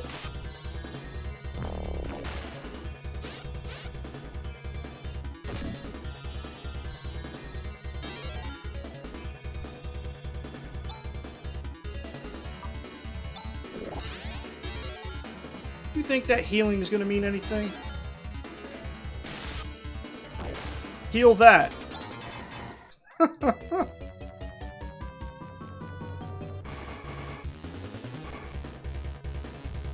Maybe with Rika's level, it probably wouldn't be good. No, it probably wouldn't be.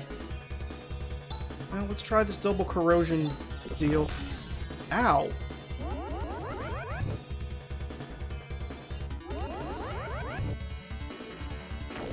Okay, not bad, not bad. And she sweeps up the dregs.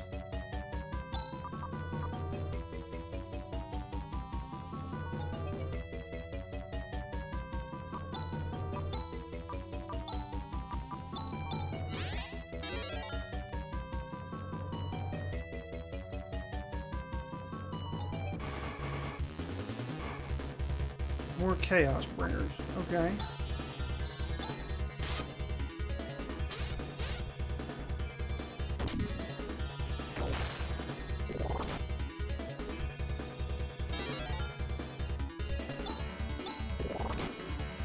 Yeesh! Defeat axe found.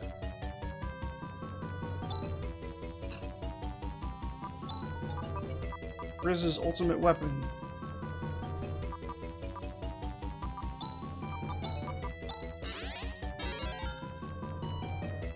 The third skill or attack attacking everyone, it would do the trick.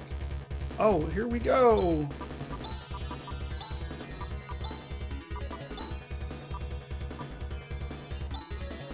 Alright, I'm gonna have her use Barrier too, just in case.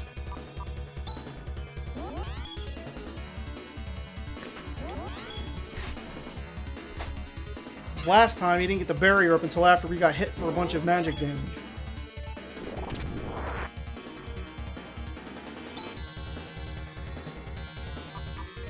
Let's see.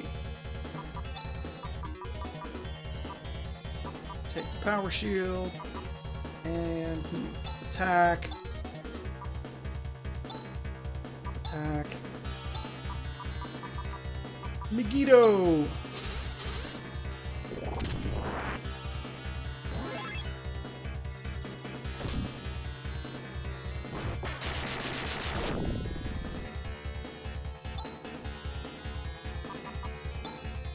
Attack.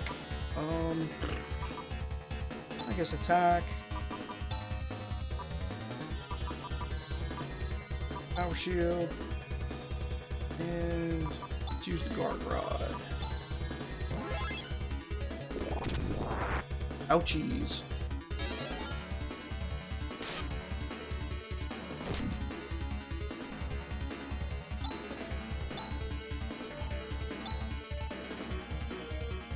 Let's have Rika use a G-Res on herself, and he can use another Me-Gid.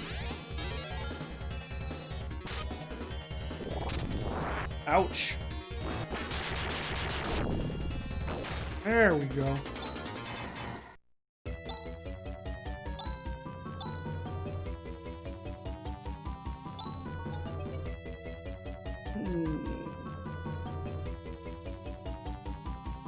Man, look at that. Rune's got over 300 TP now.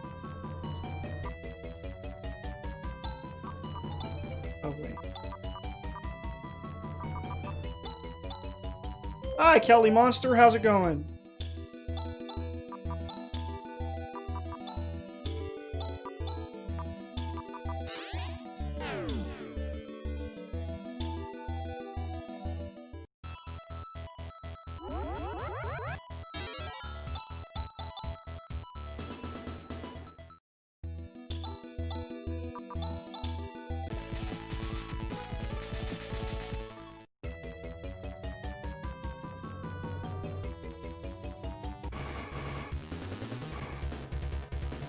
When do you learn new tech?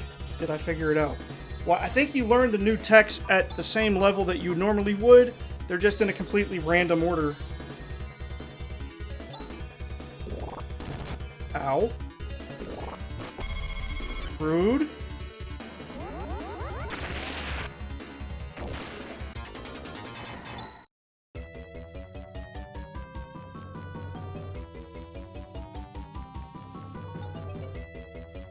Will you gain new techniques now that you're above level 40?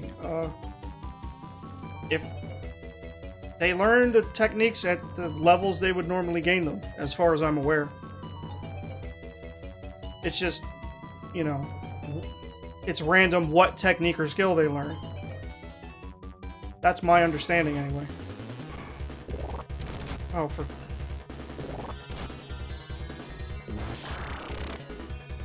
Jeez! Okay, you can go bye-bye, and let's see. Use the Laken Rod, and she needs to heal herself. And Rune's gonna use the Guard Rod. Okay, that's somewhat helpful. That's not.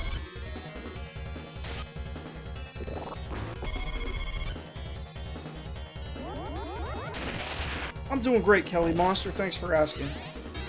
I'm getting very, very close to completing this randomized playthrough of Phantasy Star 4. And I'm also going to attempt the 4-character challenge, because normally you'd pick a 5th character to go to the end boss with you, but I'm going to attempt to do it without the 4th, or without the 5th character.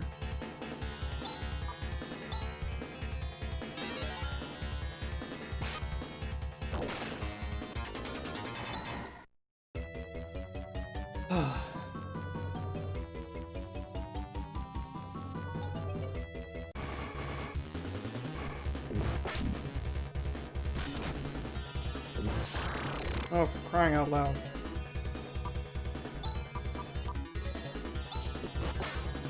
You try to use Death Spell on the android. Well, Chaz is dead. You gonna be streaming again tonight, Kelly Monster?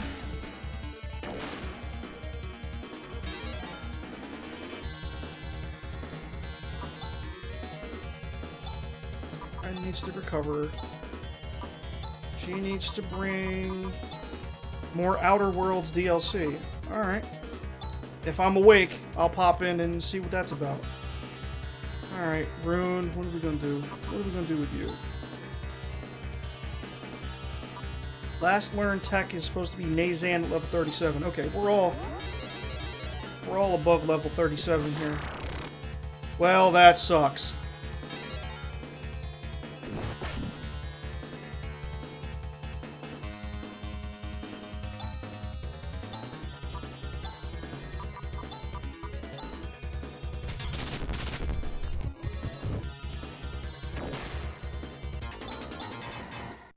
I found a soul dew.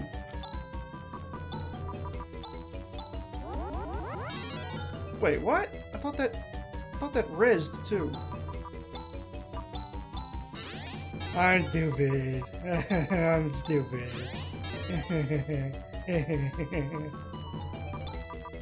Try that again, huh? There we go.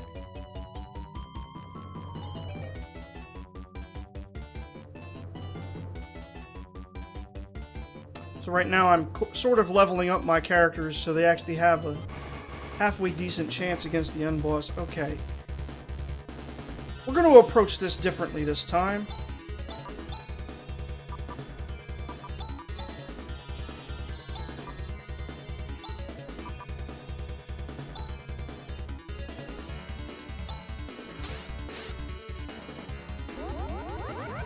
Yeah, I had a feeling that wouldn't work.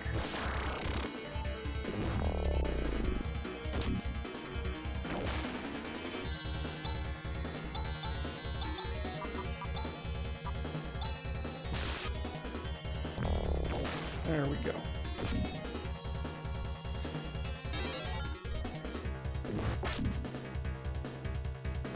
Is the probability of Chaz's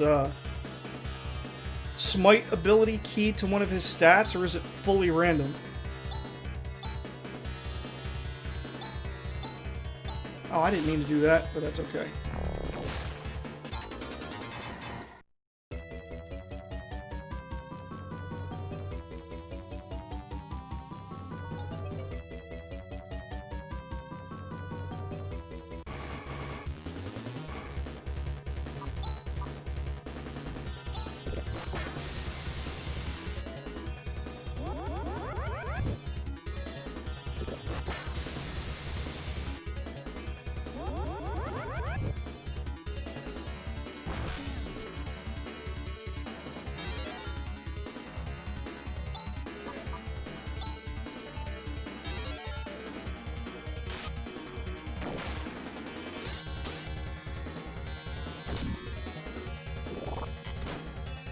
Wow, really?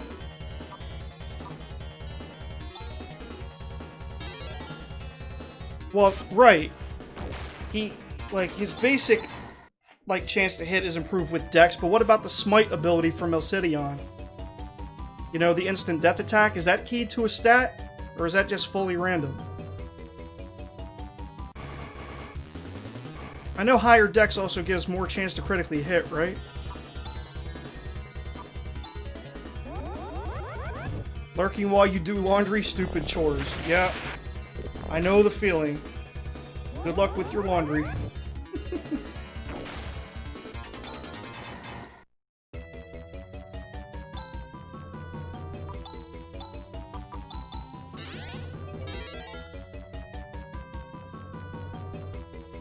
Fully random, you think? Okay. Chaos Bringer.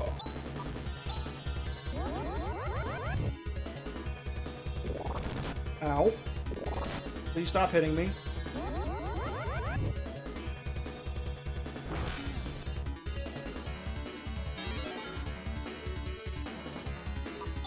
Okay, let's hit him with G-Res. And Rune can...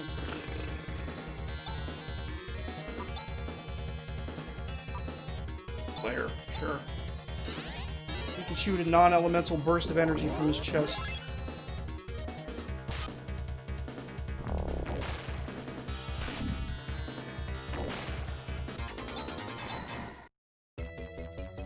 Alright, Ren leveling here is huge.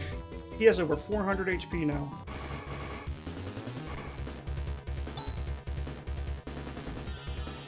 And it's a shame, at no point did anyone...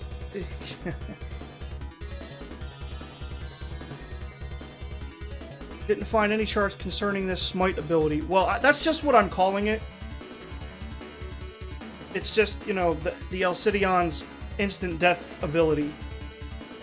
I'm just calling it a Smite because it's like Holy Element and you Holy Smite. It's like a D&D thing.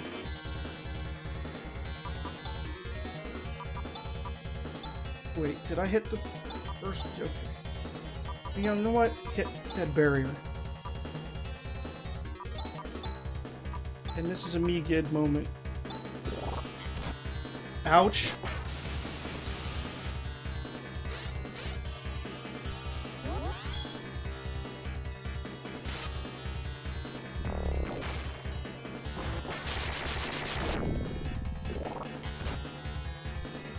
Well, that was close. So she's gonna G-Res herself. And we're gonna use the Guard Rod for some extra healing happiness.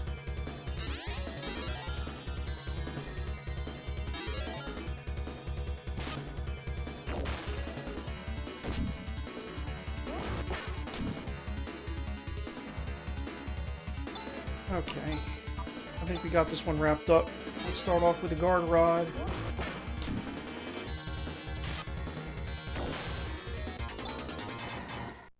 Sweet. Like, no one learned Crosscut or Ephus. I'm kind of disappointed about that, because I couldn't do my favorite macro in this game, which is Grand Cross. So I couldn't Grand Cross any of the bosses. And I won't be able to Grand Cross the end boss.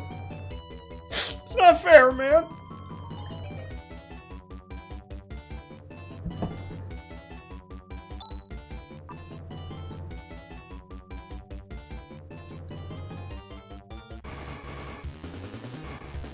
Ooh, okay.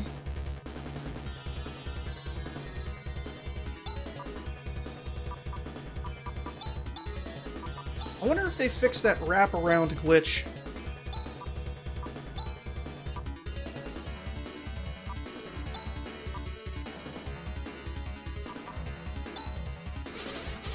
Where if you get a character to level 99 and then it like de-levels you.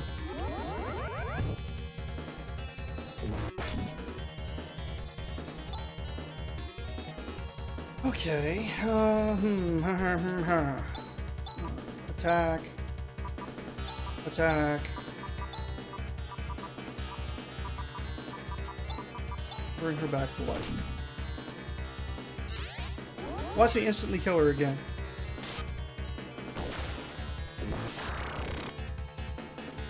Thank goodness for that barrier. Oh!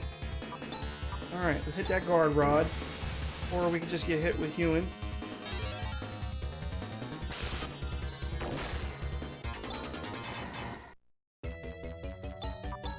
Rika's gonna hit herself with a G-Res. I was going to pick Rika, not Ren, thank you.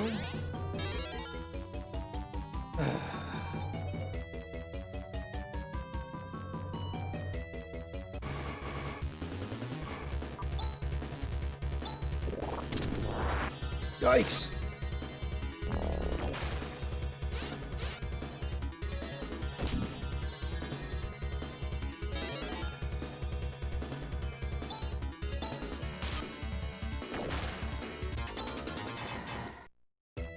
Man. Okay, he's gonna level up soon. Not soon. Soon. Not soon.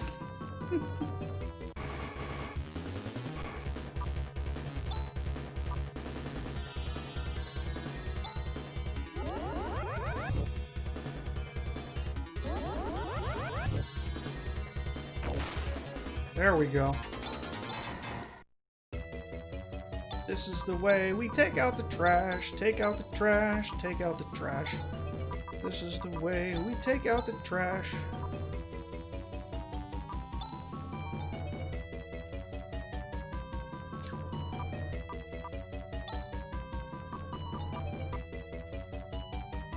Now what you get? Well, So we want to try to preserve her TP. But then again, I mean, Nathu's more expensive than G-Gra anyway.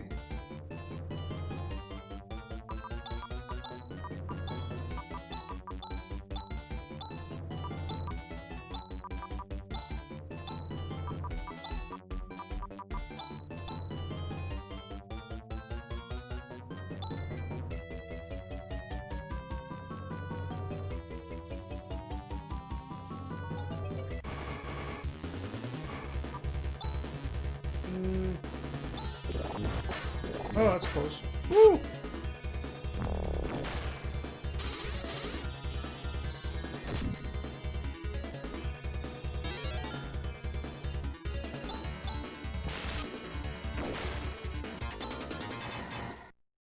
Apparently Shadow will lower enemies' agility combined with vision to add to your dexterity and eliminate that kills instantly opposing your dex to the enemy agility. You might have something. It's not a bad combination, actually. Oh, here we go.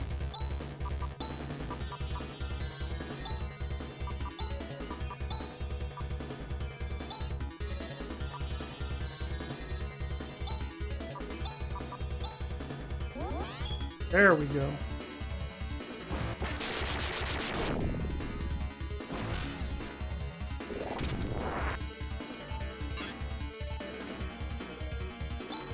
Yeah, nobody in this game learned Saner either.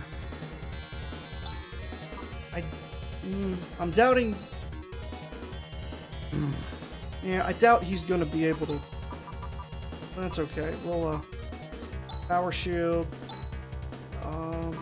Attack. G-Res on self. Me good.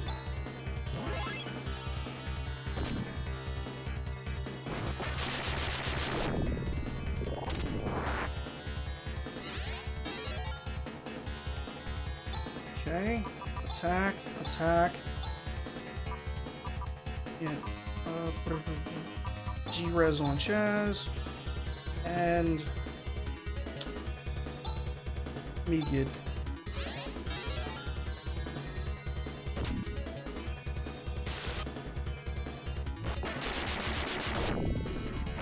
There we go.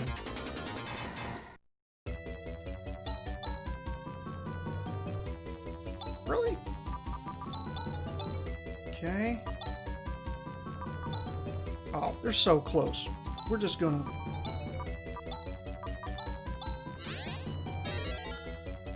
You have to use Swift Helm instead of Saner. At least for your healer. Oh, okay. I don't have a Swift Helmet. I sold mine after I got the Algo Ring. Fortunately, if I really needed it, I could go buy one because it's available at one of the randomized stores here. Actually, 2 of them.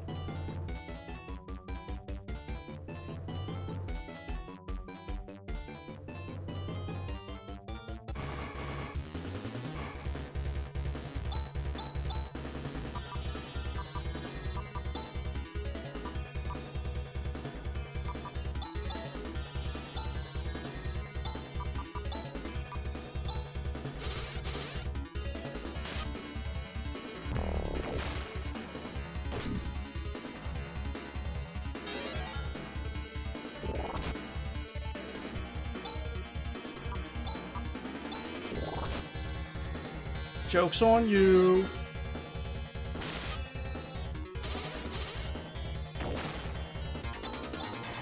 Another defeat axe. Alright.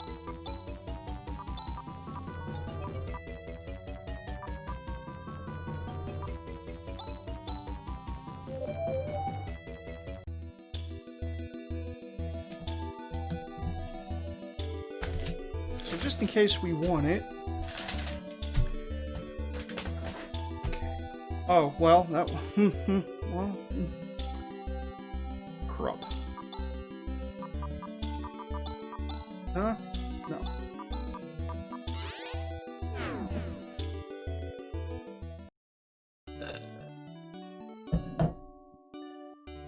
Apparently, Doran is also an agility decreaser, meaning that Han was a perfect match with Rika to boost her dex, lower the other's agility, and for her to use Eliminate. Sounds like a terrific combination. Let's drop in and see how Seiya is doing. Since we're in town.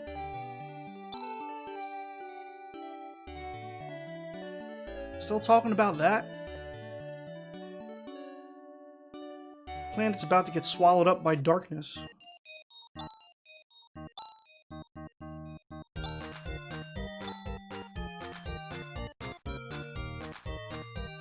Oh, I suppose we should sell some junk.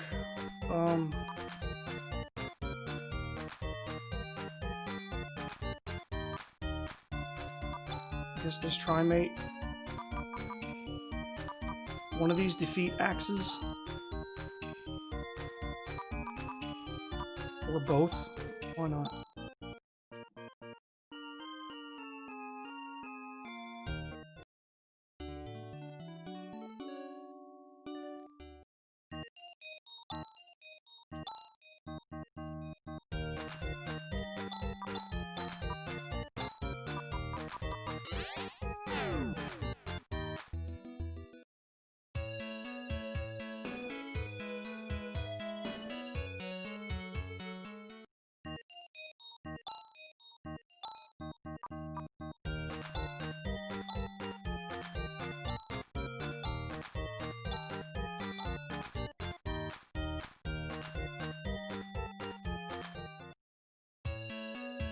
Since we're in a randomizer, it'd be fun for Seiya to say, well, got engaged to Grizz.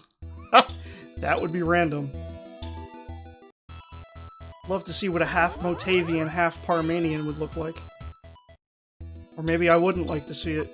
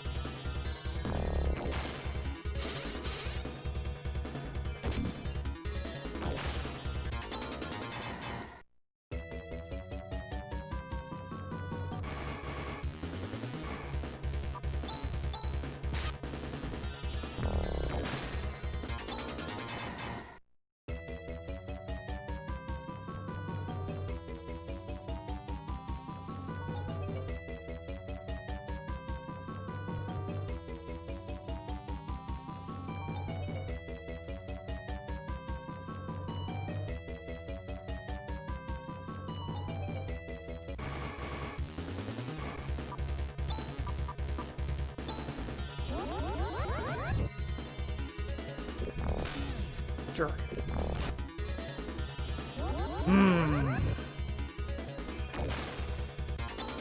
That's what we like to see.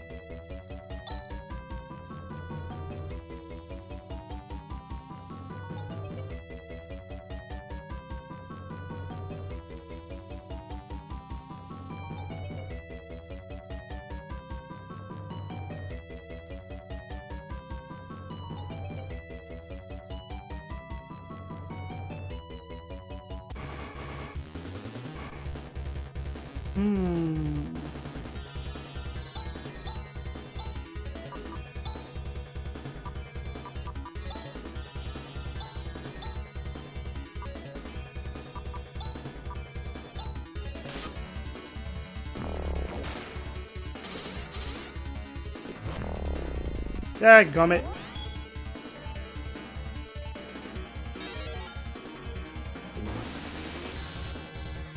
Okay.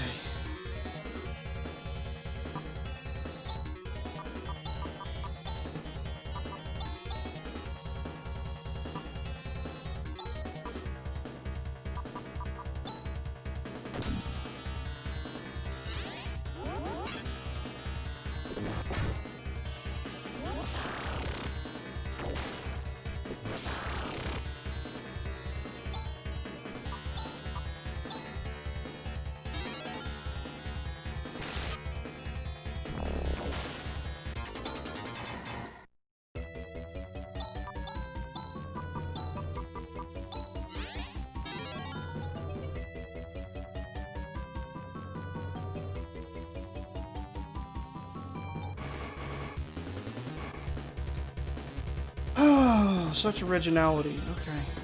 Let's try it this way this time.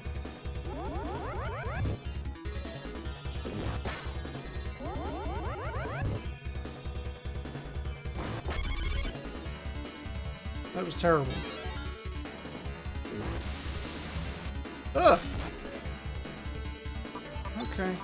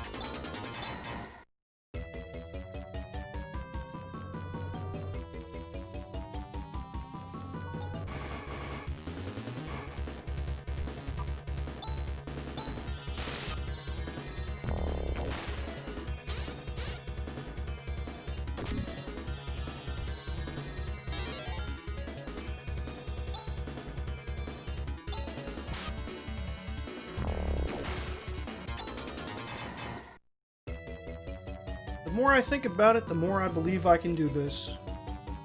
And I also can't believe I've never tried it before.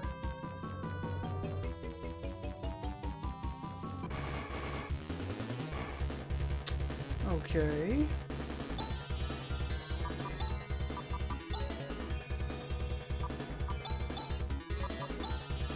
Let's give this a try.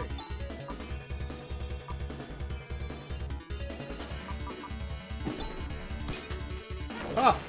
She didn't even need the dex boost. Pathetic. Ooh! Oh, but he woke up.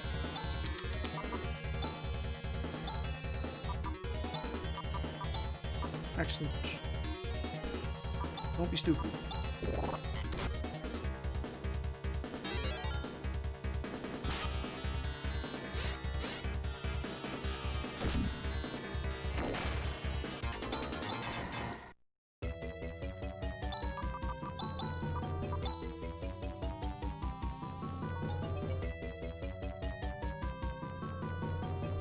I suppose we'll make our first attempt when Chaz hits level 50.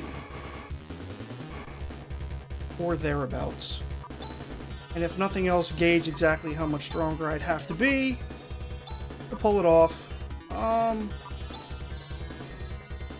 this didn't go well last time with this one, so...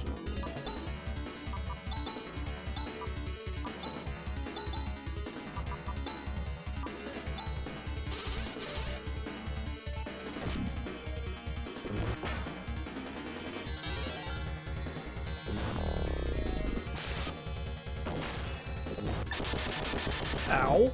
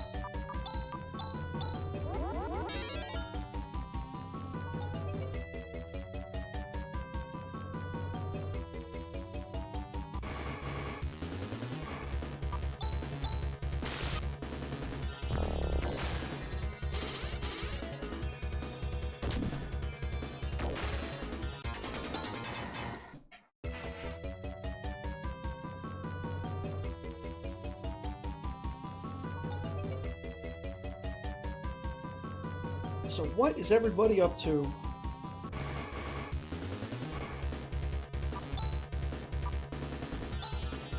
Other than watching the stream, of course.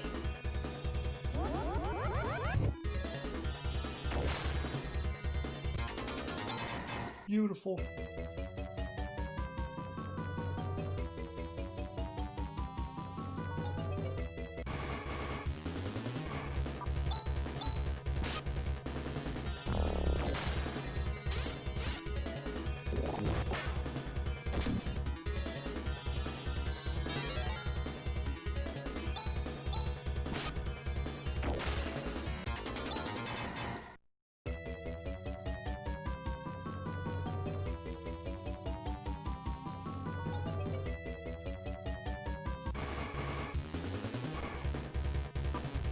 Surprise attack, huh?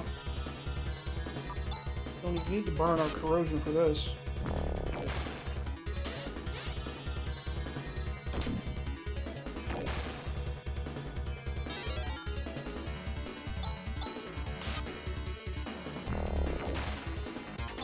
Beautiful.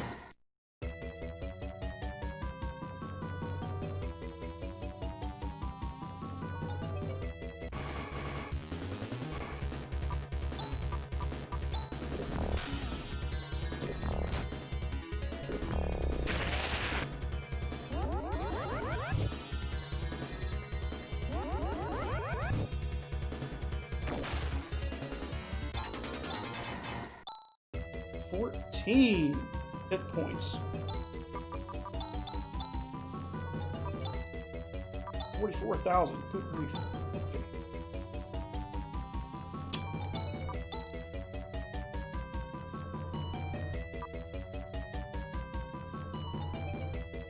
That's probably okay for now.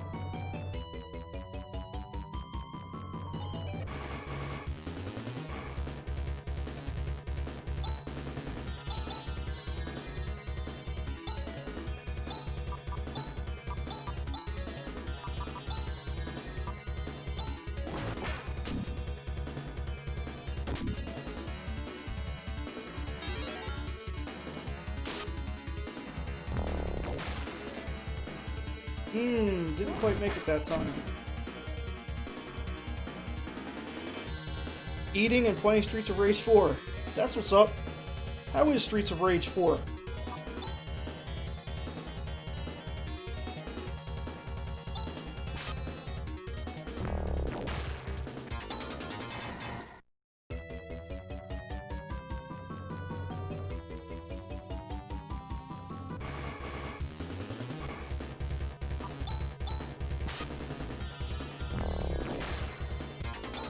I love playing me some Streets of Rage back in the day.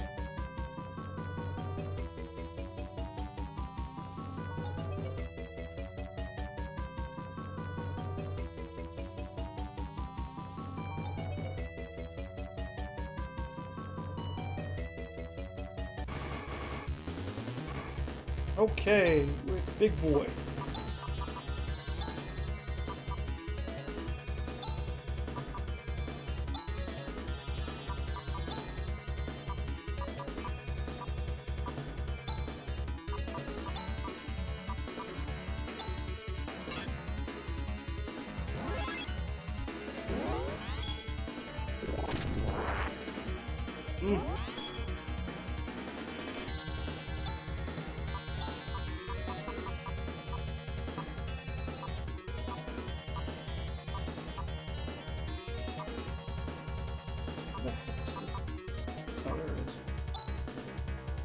Wish you could arrange your inventory in this game.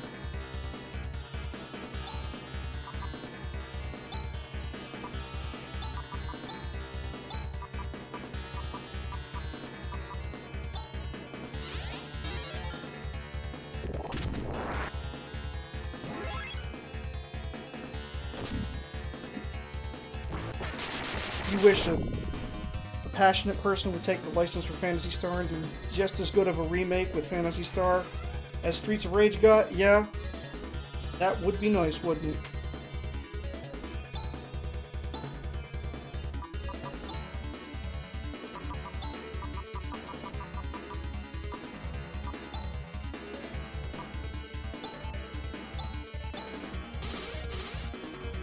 Look at that damage. What the heck?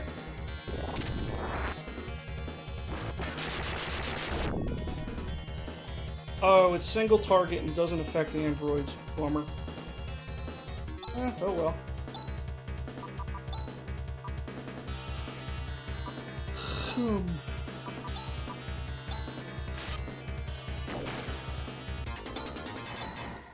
Wow.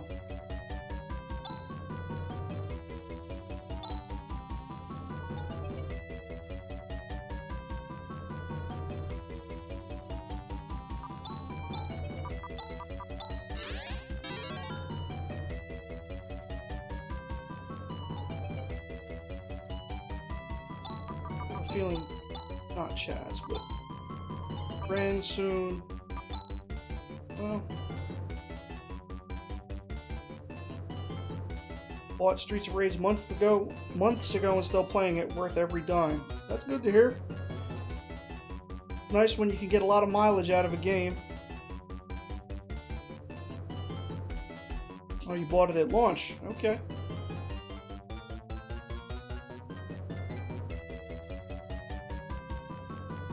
Okay, I guess I'll leave, since no one wants to fight.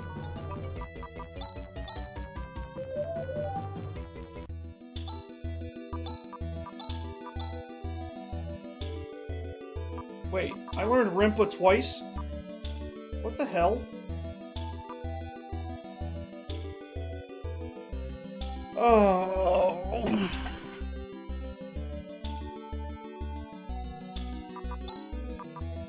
Now that's something they really should fix. You shouldn't be able to learn the same technique twice. That's stupid. Same skill twice? Slightly different story, because then that basically just gives you more uses of the same skill, which can be nice if it's a useful skill. Not if it's like stasis beam or something like that. But you know what I'm saying.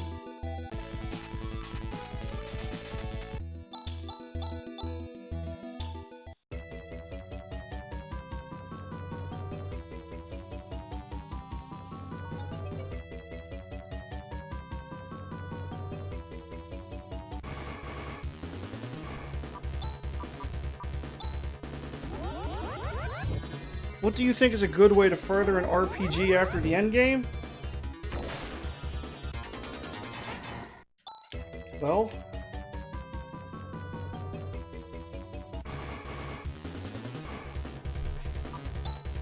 I thought about this a little bit.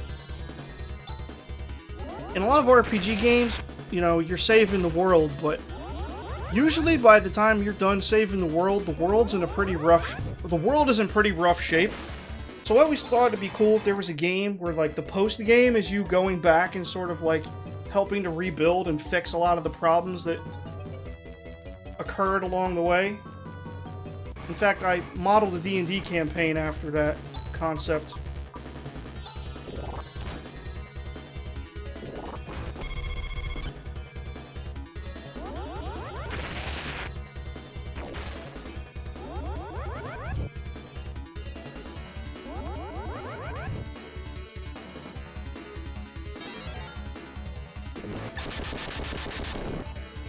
I am not impressed. Ah, I didn't mean to do that. Oh, for the... Oh, well.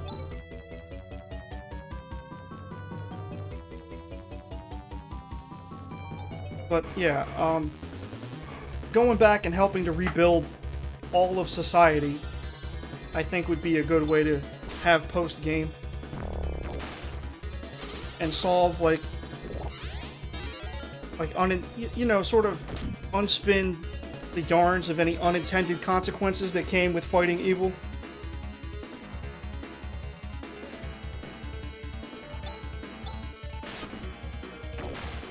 It's funny though, the game Littlewood is built on that premise. It's like you've already saved the world, as it's been described to me. You've already saved the world, so now you have to sort of help rebuild a town into a thriving settlement.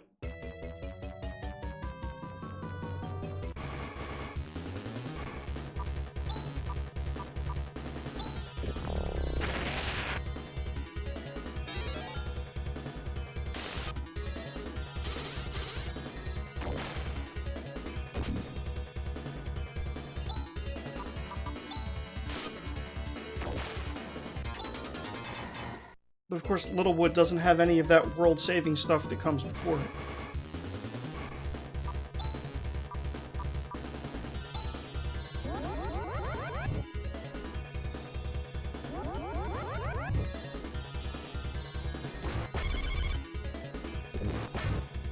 Well, that sucks.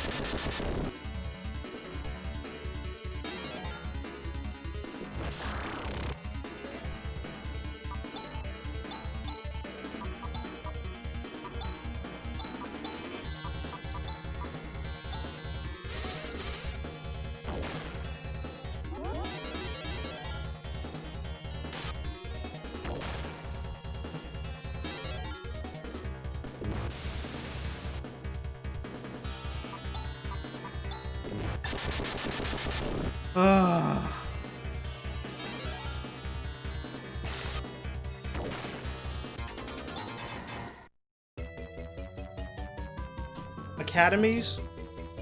Oh, you'd like to spend your excess money invest in the reconstruction of a town. Yeah, that's a good idea. Because at the end of... I hate to even mention this, but... Peter Molyneux tried to build Fable 3 around the concept of, like, you know, adventure games always end when you're, like, right at the pinnacle of your power. Like, you've achieved, like, the strongest state of being you can in the game, you beat the end boss, and then that's it. And so he's like... So he tried to build Fable 3 around the concept of that, you know, you get your...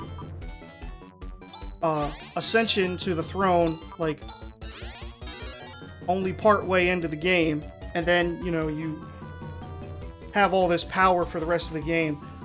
Obviously, it didn't pan out quite the way he thought it was going to, but the sentiment is definitely shared. And then, constantly in games, you end up with tons of extra gold. Kingdoms of Amalur being a great example. And then tons and tons of money and nothing to spend it on. You should just go out and... That's it. You're a hero, you should just go out and find new pastures, new places to conquer. Some other place that has evil in it and clear it out and just build your own kingdom. You know? It's kind of like ActRaiser. Except ActRaiser was blended with the side-scrolling action platformer levels, and then like the town management. This would be pretty much like all the adventuring and action, and then you do all the town building. using all the money that you accrued, and then you try to build up your own society and find other ways to get rid of other evils that try to crop up, like, you know, bandit guilds and things like that.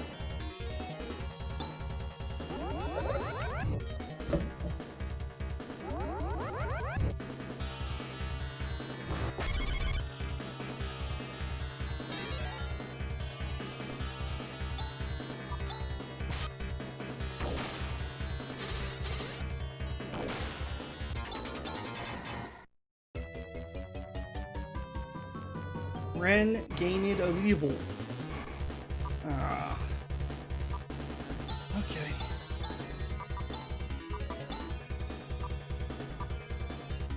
You'd also like to go in a village that has an issue with any random stuff. Fire enemies, bird invasions, slugs, etc. Yeah, that'd be cool. Procedurally generated problems.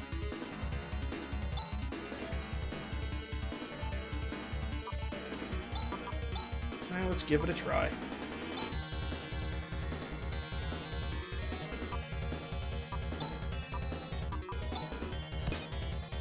Got him. Recruit a villager, give him the abilities to fight those low-level fights. Yeah, that's cool. Like, sort of like building up your own, like, town guard and stuff like that. Or maybe eventually an army. But start out like one soldier at a time. Make it very personal, so you get very invested.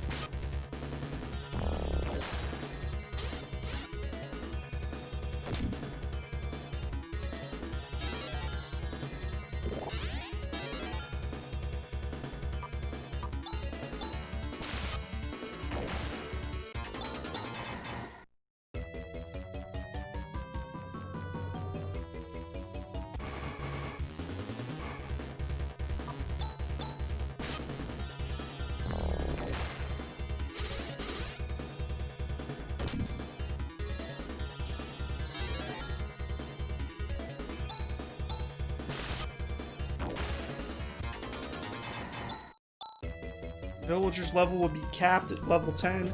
You'd equip them with the most appropriate equipment to fight this kind of problem. Sounds terrific to me. Who just leveled? Looks like it was Rika. Or maybe it was Rune.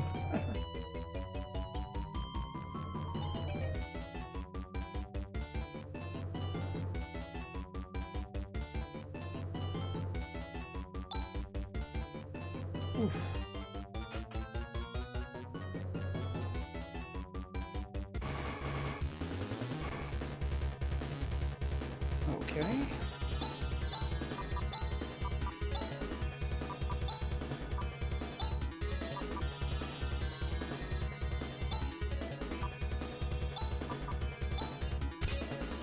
Very nice.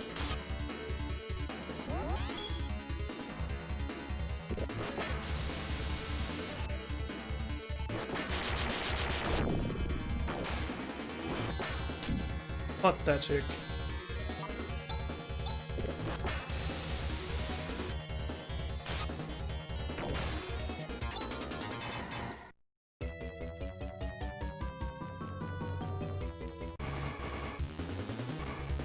Okay.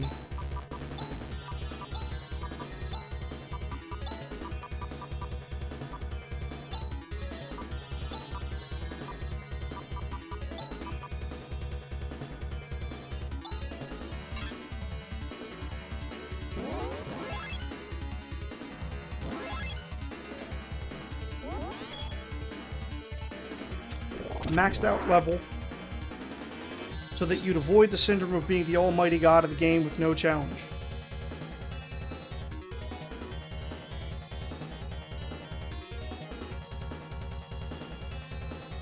I don't know. I like being like the almighty god of the game with no challenge. That's part of the fun of being at the top. Of just being able to pimp slap everything out of the way. It's Especially you go back to where monsters were giving you really big problems earlier in the game, and you're just curb stomping them left and right. Love that.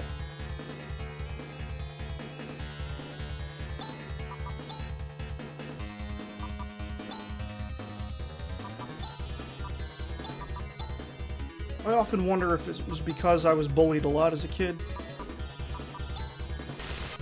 Oh, for the villager. I gotcha. So he becomes, you know, kind of like a... He could be like a town hero and like a major protector, but he's never going to be on your level. I got what you're saying. Actually, you know what? Well, actually, he can't... Oh, God. Okay.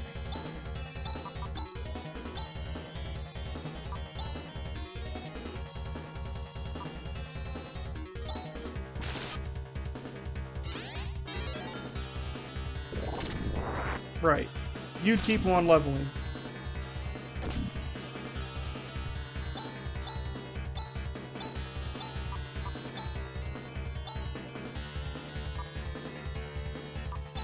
Flaily!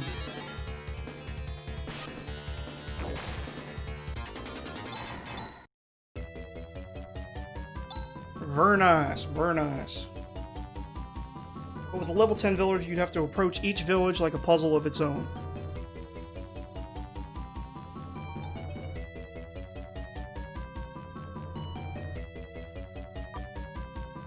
True enough.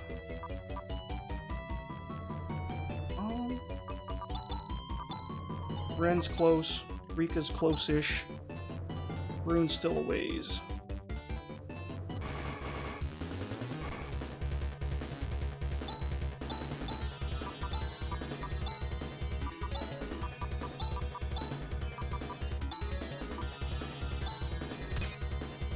Beautiful.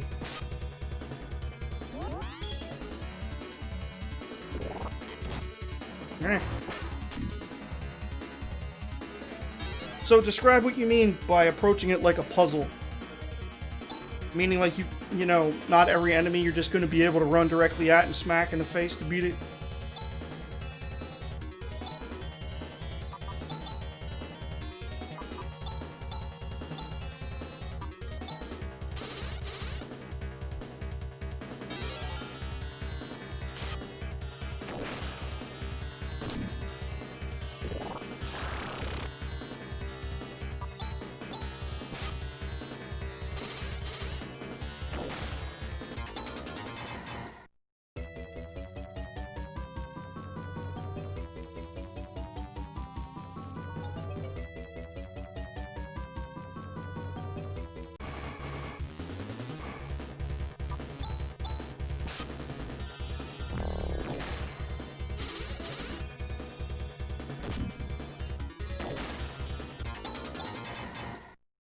Moon Slasher, huh?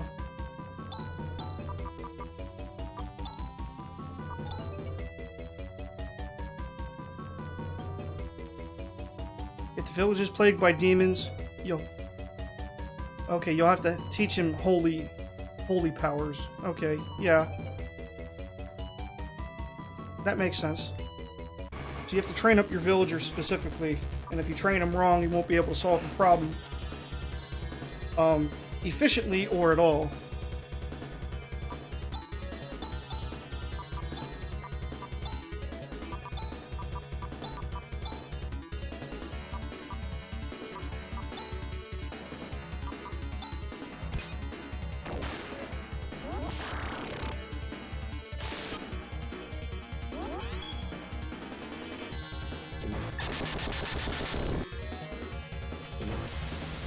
Oh, okay. So you're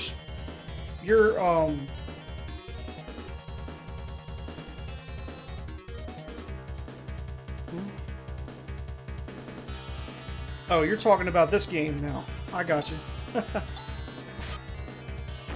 Well, Rika's doing pretty good with the Eliminate now without needing her dex boosted, which is fortunate. Alright, we're getting close.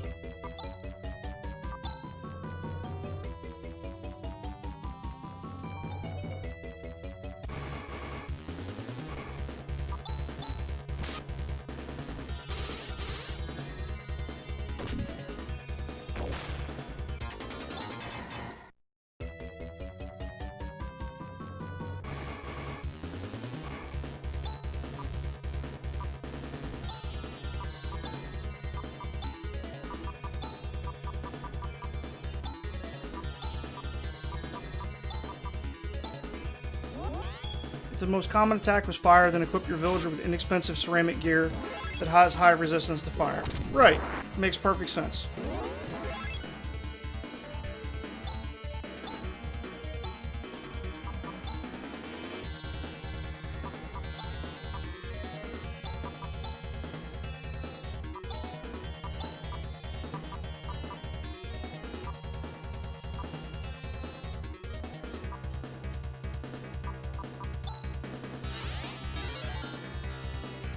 Oh, okay. You took the example from Phantasy Star, but you could use it anywhere. Gotcha.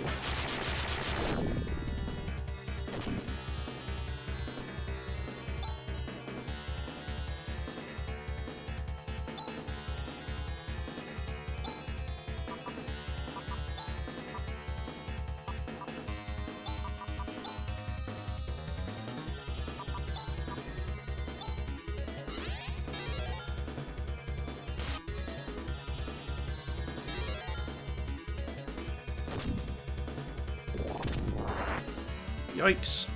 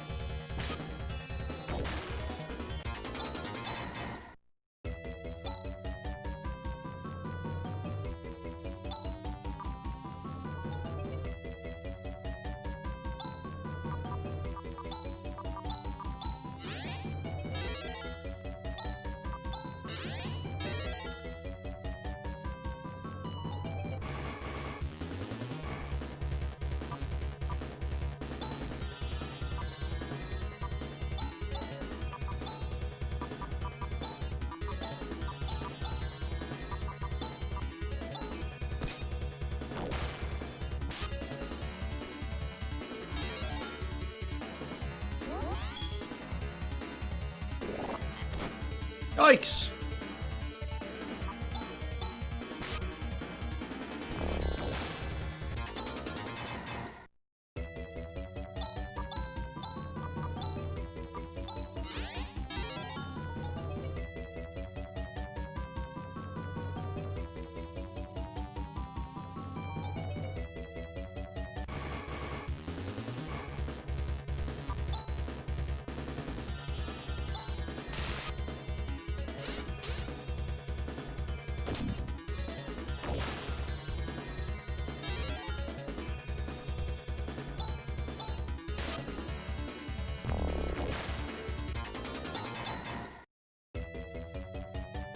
Alright, Chaz is level 50. Is anyone else close? No.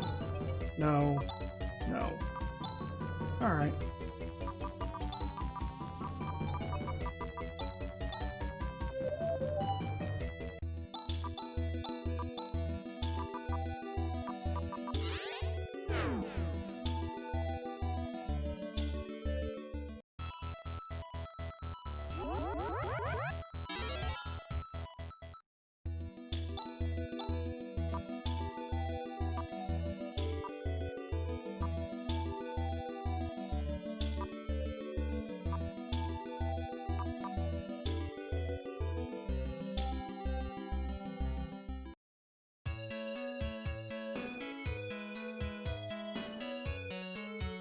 Since Rune has Shift, he'll boost any attacker with the best attack possible. Indeed.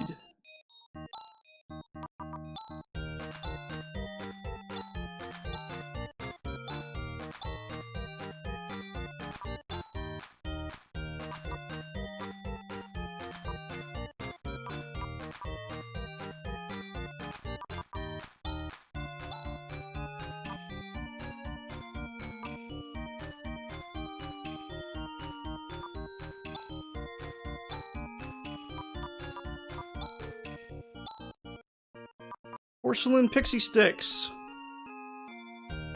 Welcome to the stream. And if you've never played Phantasy Star 4, I can't recommend it highly enough. 99 cents on Steam.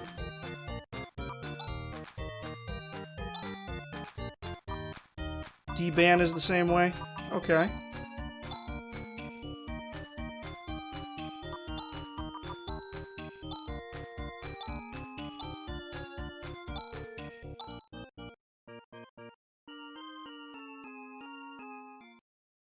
You are quite welcome. Right now, I'm playing a randomizer. So, what you're seeing is not 100% what the game would be like. But about 97% of it.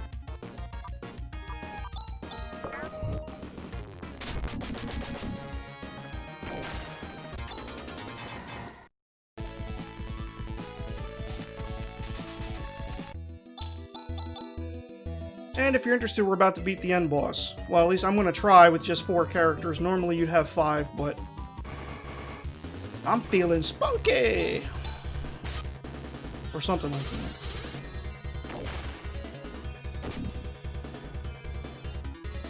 And if we can't beat him with 4 with what we have, we'll level up a little bit.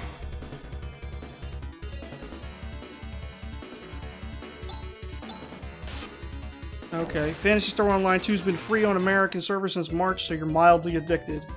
But retro, of course, is always fun. You better believe it.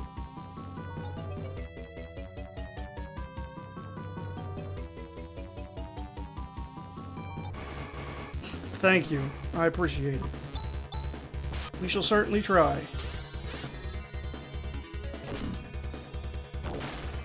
User strength is added to your magic defense. Okay. Well, it's cool that Rune has D-band then, and shift. Techniques he would not normally learn.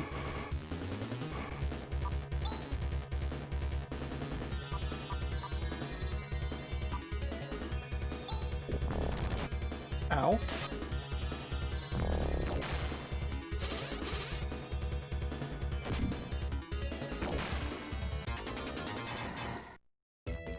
Yeah, this is a turn-based game.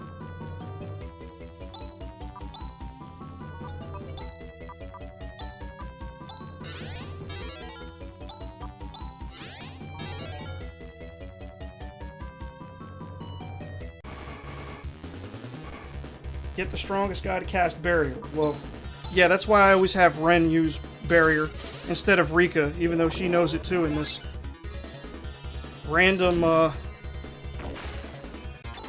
playthrough.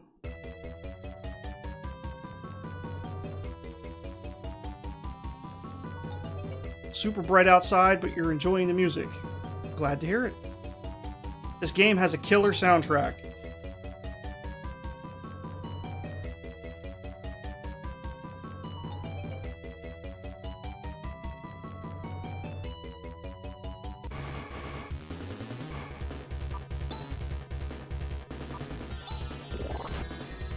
Ow. Please stop hitting me.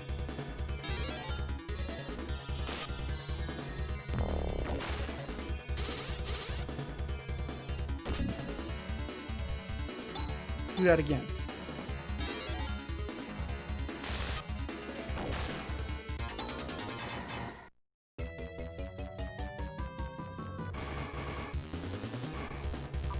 Ugh. Okay,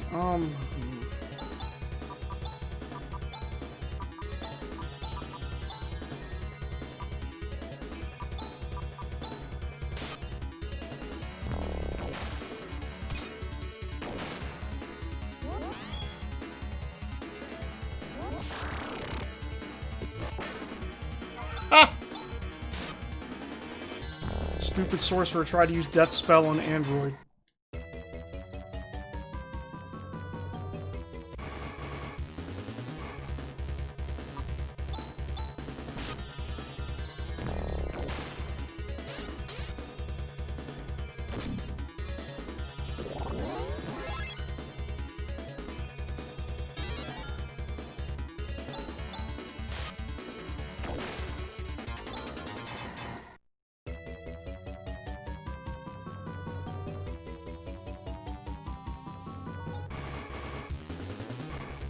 Oh, donkeys. Okay.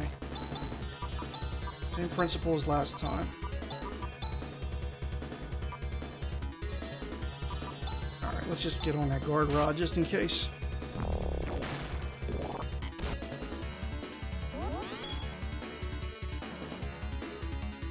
Didn't work. Wow, they love Ren this round, don't they?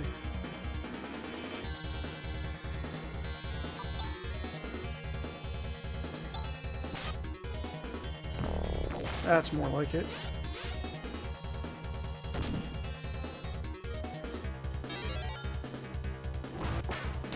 They look like they mean business. Oh yeah. These wizard guys can be very dangerous if not handled properly. Ran and Rika's level increased. Oh, let's have Ran recover.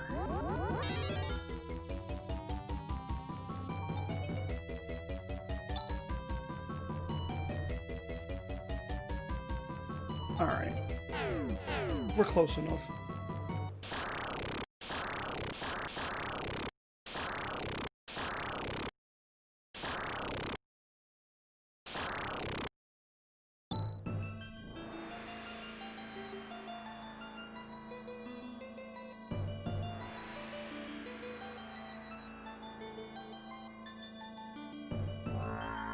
Typical wizards, yeah.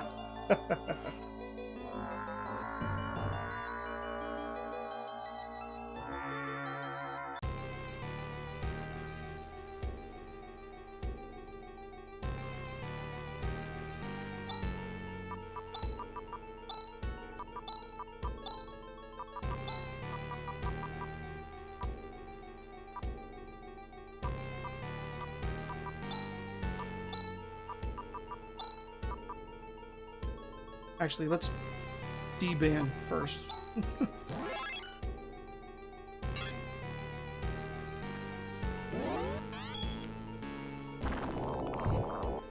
Wow, that's your big opening move?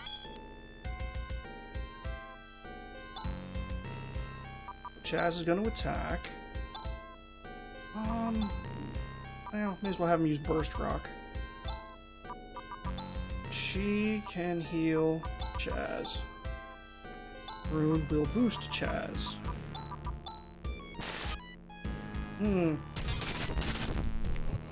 This is where I would normally use Grand Cross.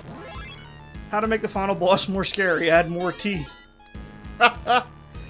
Quite so.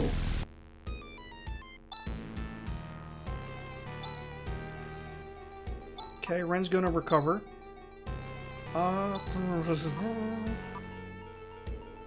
Power Shield is a fixed boost. Yes, I'm aware.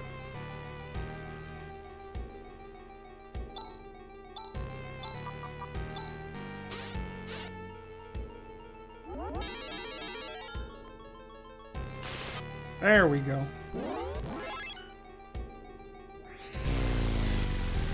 I mean, she had nothing else to do on the first turn, though, so... Do Flare. The multitude of glowing red eyes is daunting. That they are. Let's have her use... Oh, wait, she needs to heal Chaz. And now we're going to use Megid.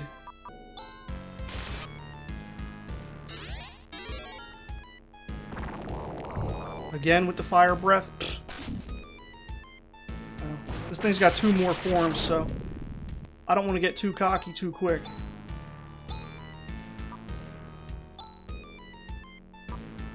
Let's see what her attack is like now that she's been boosted.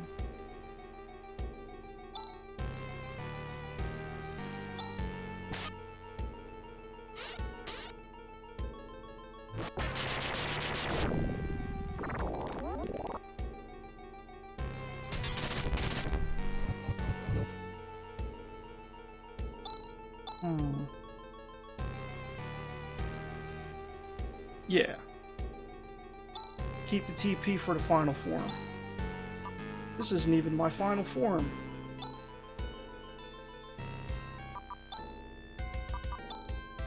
Use that guard rod. Abuse that guard rod. I've been abusing the guard rod the entire game because I got it so early. I think I got it in the cave right before Tenno.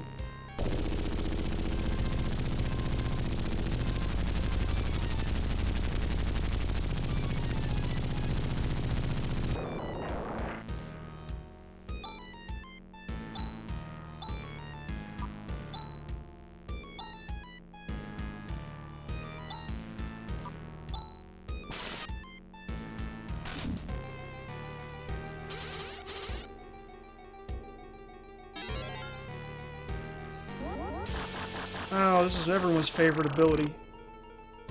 Well, that wasn't that bad, actually. Rika's just gonna do a quick G-Res on herself. Actually, you know what? No, she'll attack. Guard Rod will take care of most of that injury.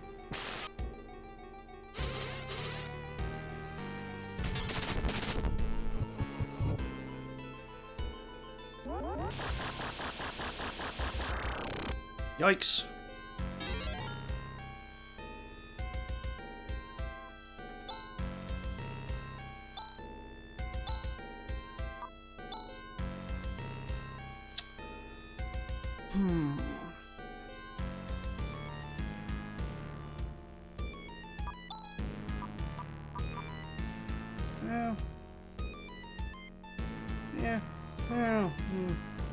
Well, let's live dangerously.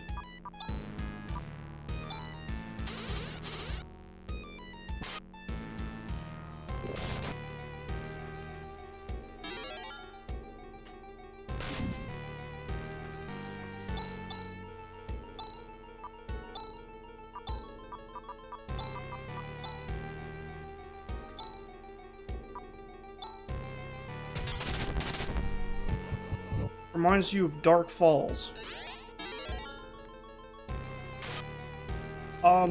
Yeah. Cause, yeah, it's,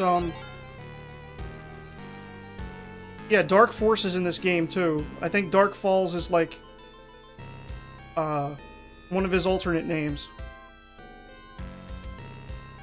You fight Dark Force multiple times.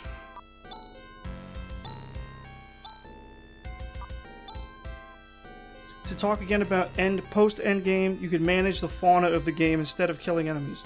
So now you're talking about like Persona, where you befriend monsters instead of killing them.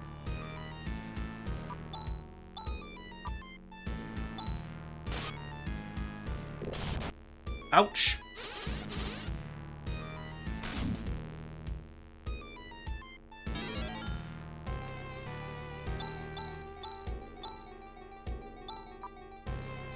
Yeah, Dark Falls was the scary boss at the end of the first Phantasy Star. Oh, was it Dark? Oh wait, yeah. You fight Lashiek and then you fight Dark Force, right? Or do you fight Lashiek earlier in the game? Or wait. Oh, that's Phantasy Star Online. Sorry, I'm never mind. I'm talking about something different.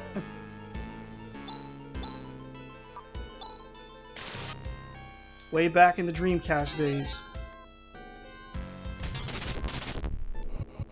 I heard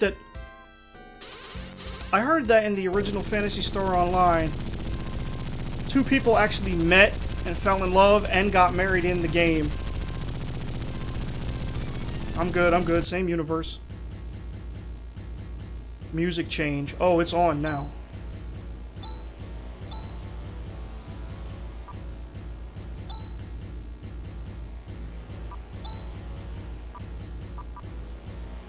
Let's see if Nathu does anything better.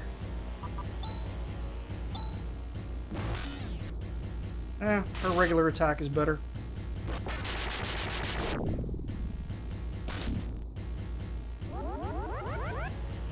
Alright, moment of truth time. Okay. It wasn't horrible. Here's what we're gonna do then. That was one of the campaign missions. I believe actual people in real life did the same. Oh, okay. There was a campaign mission to get married in the game?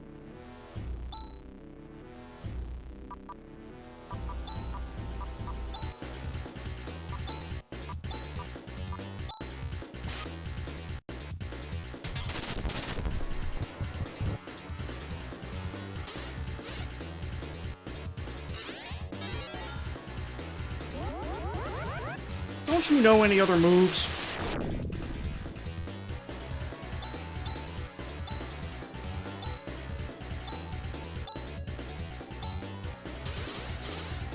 Let's see if this thing can outlast me for 15 turns. Oh, okay, in Phantasy Star 1, you fight Lashiek and then you fight Dark Force. Oh, you as the player have to reunite lost lovers. It was one of the caves quests. Okay. I never played the game, but I heard that, like, 2 people who played the game met in the game and then, like, got married, like, as part of, like, the game. There was, like, a wedding ceremony among all the players. Guess we're down to using Flare and Miracle.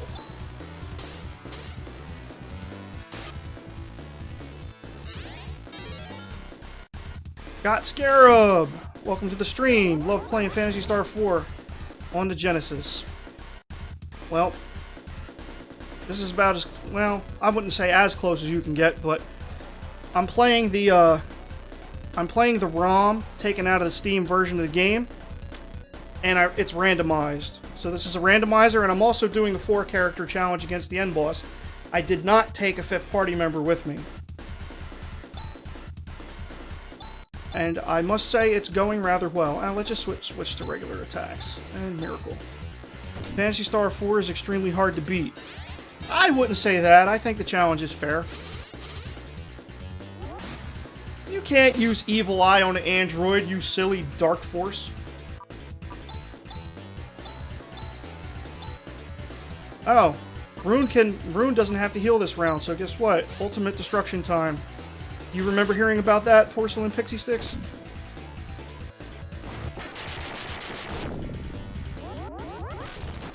Oh, is that your big move? I'll patch that up with G-Res. Here, have another Me-Gid.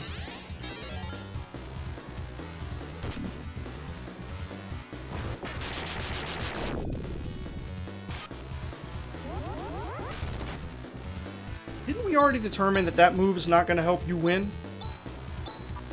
Silly Profound Darkness. Let's see. You were pretty young, but the wedding sounded cool. I gotcha. Yeah, I heard about it fairly well after the fact. You did even worse against Ren with that attack. You think it was under the rainbows in the caves. Okay. Well, that does sound pretty scenic. Let's see, she can go back to attacking, and...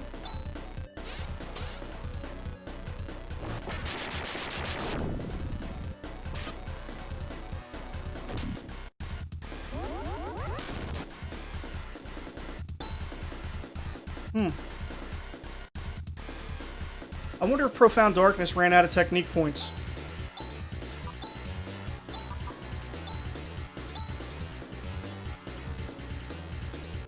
Better have Ren being the healer. He deals less damage. Not at the moment. At the moment, like, if I need to heal everybody, I can have Rune use Miracle and heal literally everyone. You like seeing Rika's attack? I do too.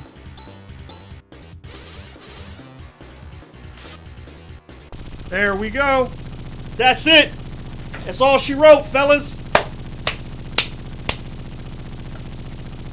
Level 50. Chaz is level 50.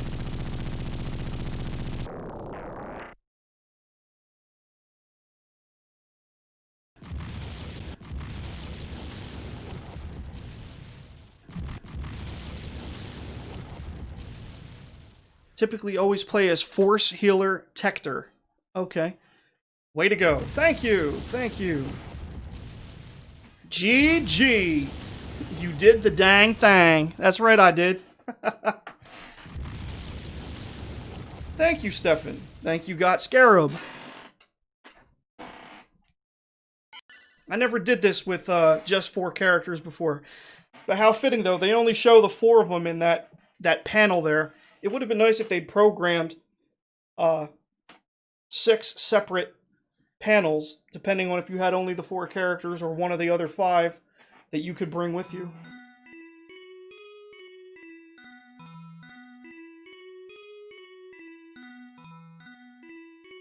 Fun to have seen the randomizer?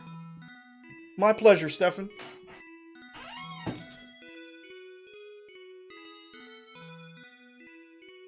After this, we're gonna check the poll and see what game won. Am I gonna be playing Phantasy Star 3 on Sega Genesis? I don't have any plans to, but I could put it on the poll so people can vote on it. Phantasy Star 3 takes a long time, though. That's a grindy game. Oh, yeah. This game has got the most amazing soundtrack.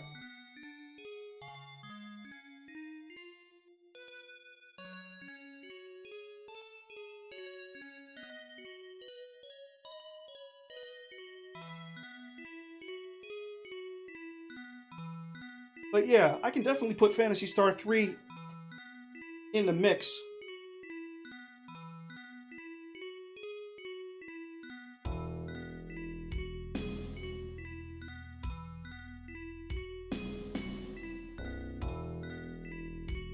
I think I've finished every... There's 4 possible endings you can get, even though the endings are all very, very similar to each other. I think the only 3rd generation hero I have never beaten the game with is, Sean. I always avoided playing as Sean because he's the physically weakest character. Never seen a run of Phantasy Star 3? Okay. I will definitely add it to the poll then, and people can vote on it. Because once I get the results of this current poll, I'm going to post a new poll. And it's going to be on my Facebook page, so just search Fast Ice Gaming on Facebook. Follow the page, and you'll see when I post the next poll.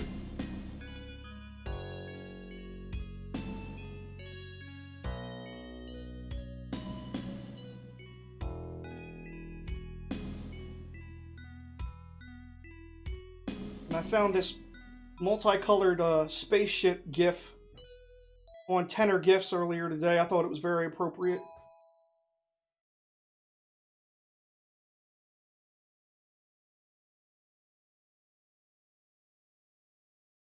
Phantasy Star 3 has, oh, you deleted Facebook, but thank you for the info. Well, I mean, if you're ever in the stream, you know, and you want to vote, just tell me, and I'll post the link to the poll.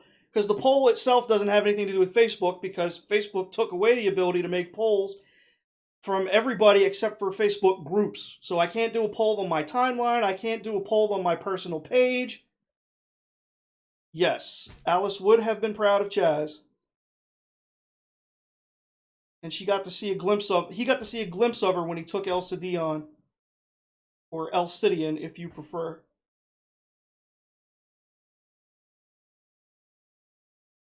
Yeah, third-party poll. I think it's called strawpoll.me.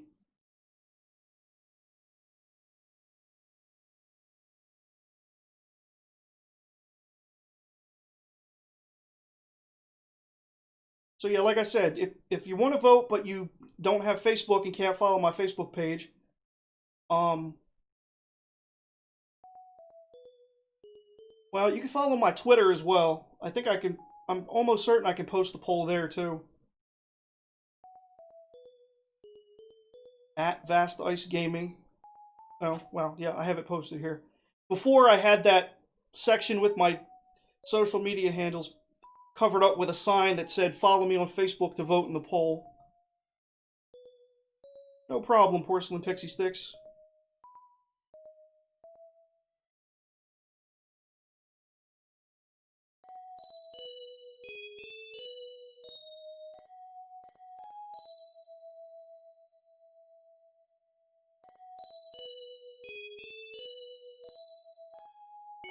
I do have YouTube.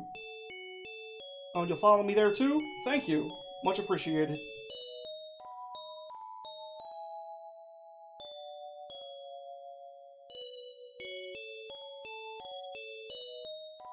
Han has become disgusted with some of the people at the Academy.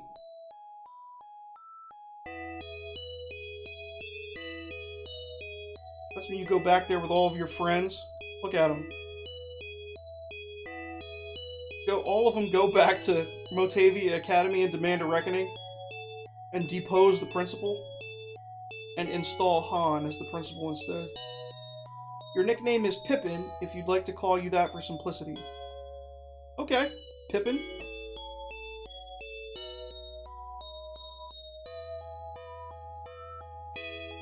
Fast Ice Gaming, do you watch Mike Matei live on Twitch? Yes. I would call him my favorite Twitch streamer, in fact. I was watching him earlier today stream a game called Everspace.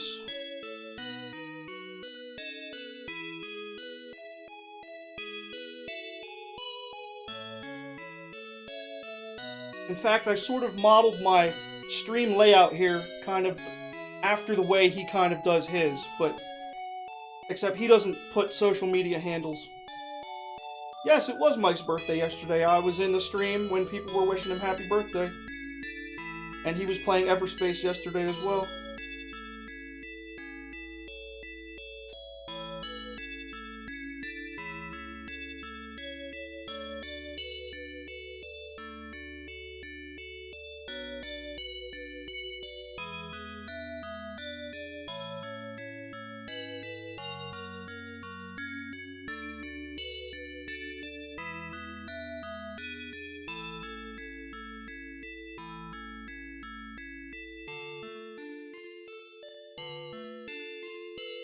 Yeah, Everspace did look like an amazing game. Yep, Mike turned 40.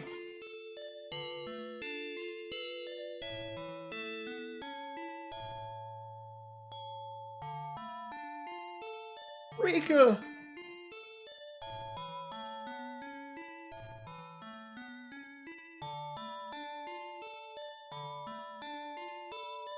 I always kind of wondered why Rika's sort of default was to go back to Zealand with Ren and Demi. It's like, why would she want to live on a satellite? She said that Ren was one of her teachers along with Seed, but she, after seeing all that Motavia had to offer, she'd want to go back up and live on a satellite? Why would you want to go live on a satellite?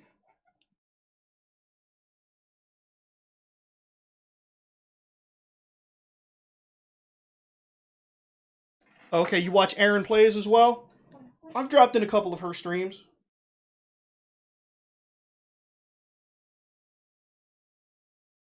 Part of the issue is, like, a lot of the time I've noticed she streams at the same time Mike does, so I'm always watching Mike.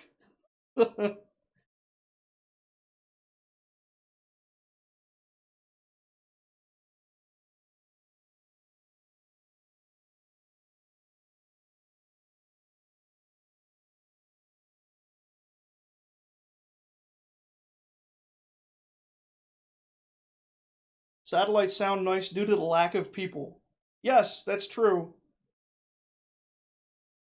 I would probably enjoy living on a satellite. Very sterile, no insects, climate controlled.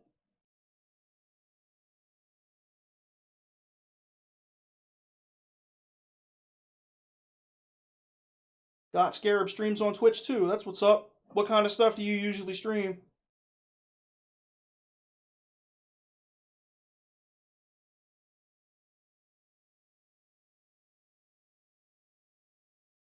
Now check out Rika there, she has a blue mouth.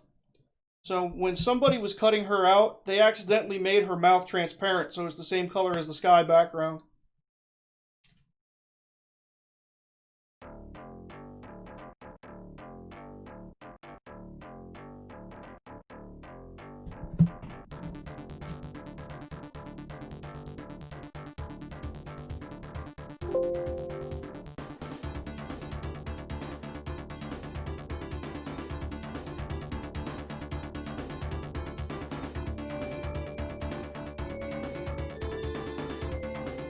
She considered herself as her daughter and thought her home was Ren's home. She doesn't have roots on Motavia.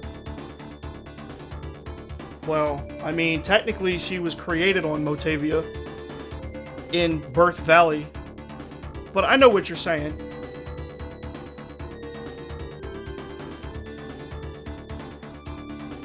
Dead on arrival business.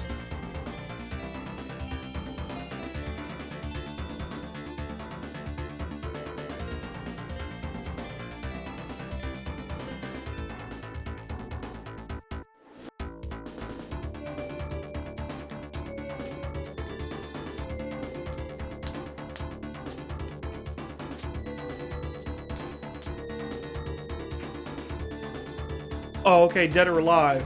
Gotcha.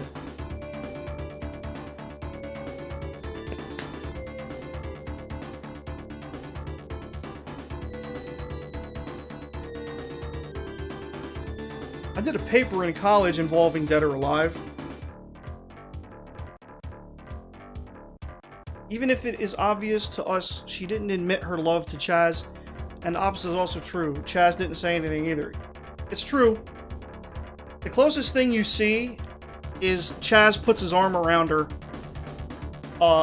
in Krupp right after Alice dies. Dead on Arrival would be a great name as well, though. It certainly would.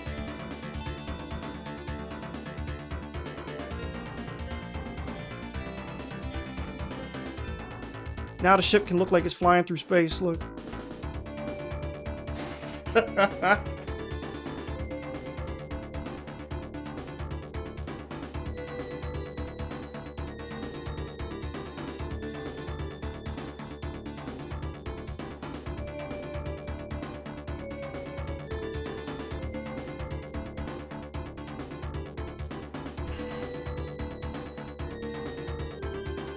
Blast those credits. That's right.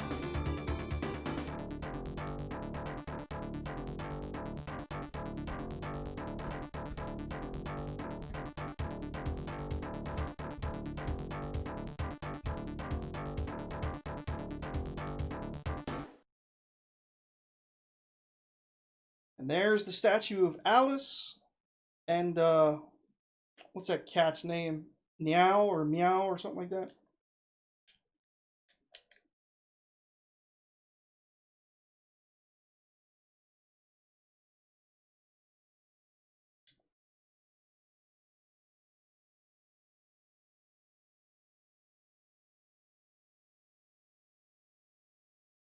Meow, that's right.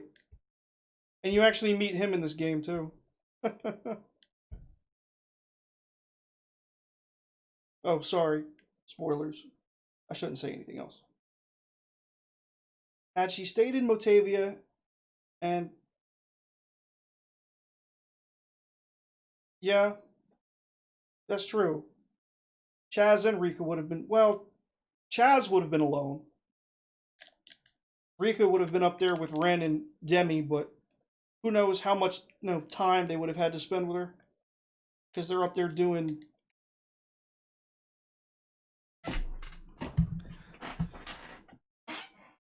Oh, you know, because you have a Niao costume and a Niao mag in Phantasy Star Online, too. Now, why isn't this going back to the... There we go. It takes a little...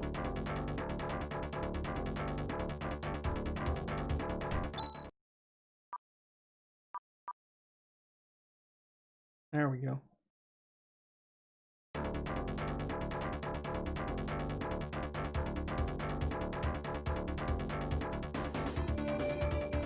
You know what?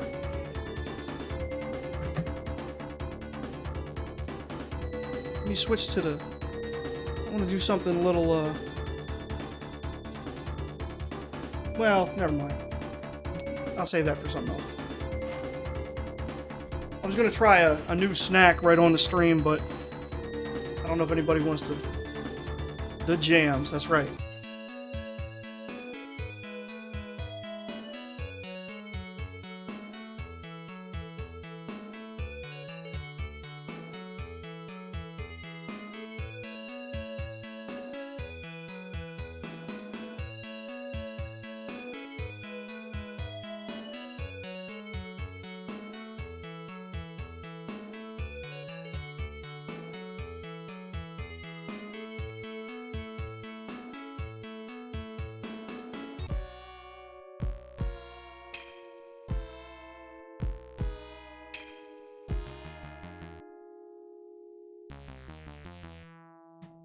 Okay. My wife brought home this bag of well, here, let me switch to the face cam then. Aha! She brought home these Witch's Brew Kit Kats. They're supposedly like filled with marshmallow or something.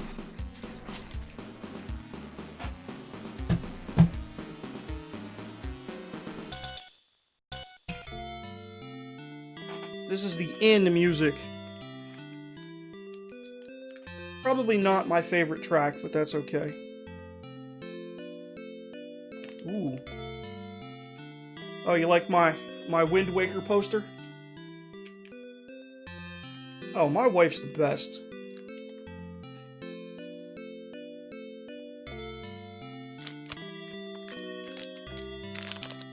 Oh, wow. These are starting to melt. I think they've been sitting in the house with the heat. Let's check that out. So they're like a pale green. Anybody ever had those green tea flavored Kit Kats from Japan? Did the other members have any interesting skills? Yeah, Grizz had ataraxia. That was hilarious. You streamed Dead or Alive 6, Gears of War 4, Gears of War 5, Devil May Cry 5 on Xbox One. Wow, that's quite a spread. You have the jigsaw puzzle of the same poster? Hey, that's pretty awesome.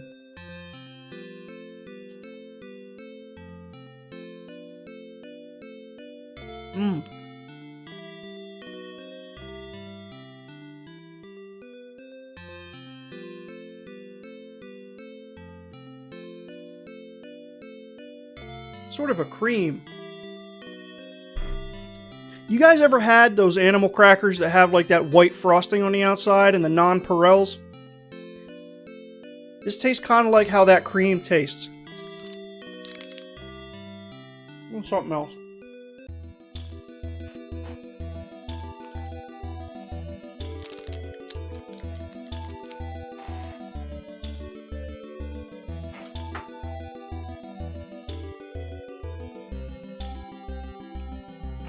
Dude, you know I have, yeah. These taste very similar to that kind of cream that are on those animal crackers. To me, anyway. Somebody else might get something different from it. So good, though. I'm gonna have another one. Oh, but I didn't show... On my snack videos, I have a snack channel, too, that's sort of rumbling along in the sub-basement of YouTube's archives.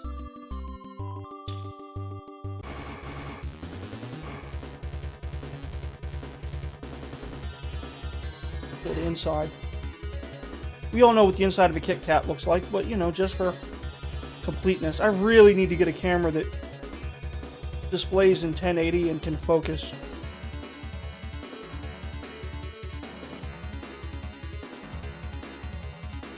You're having carne asada beef jerky, and your cats are now begging. That sounds about right.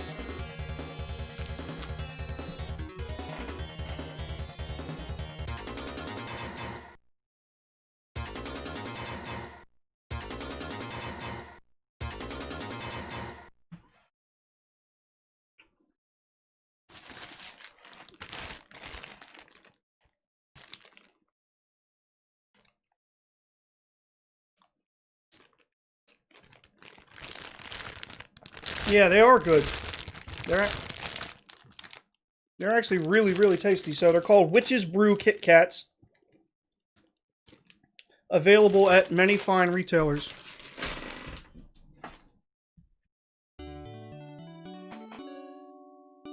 So while we're enjoying some of Phantasy Star 4's finest tunes, let's check the results of the poll. Let me clear some of this stuff off my desk real quick. I was taking a lot of notes on what the shops had on offer because you're gonna wait for the day after Halloween and get clearance candy. Hey, that's the way to do it.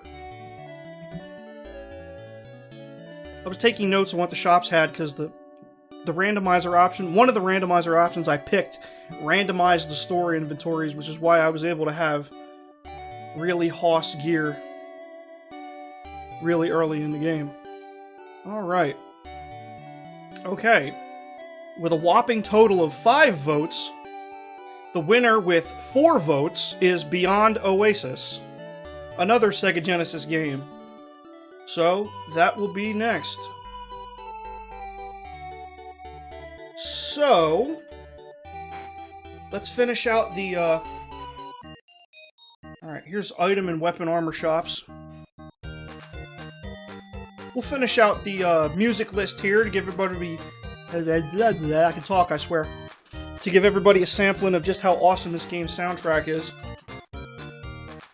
And then, I believe at 5 p.m. Eastern Standard Time, I will start beyond Oasis.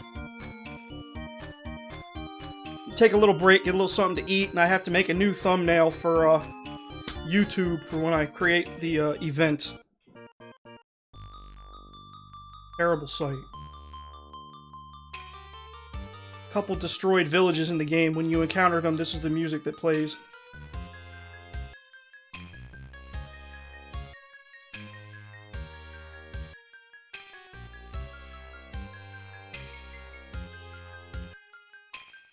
Okay, one of the best tracks in the game. This is Rune's theme.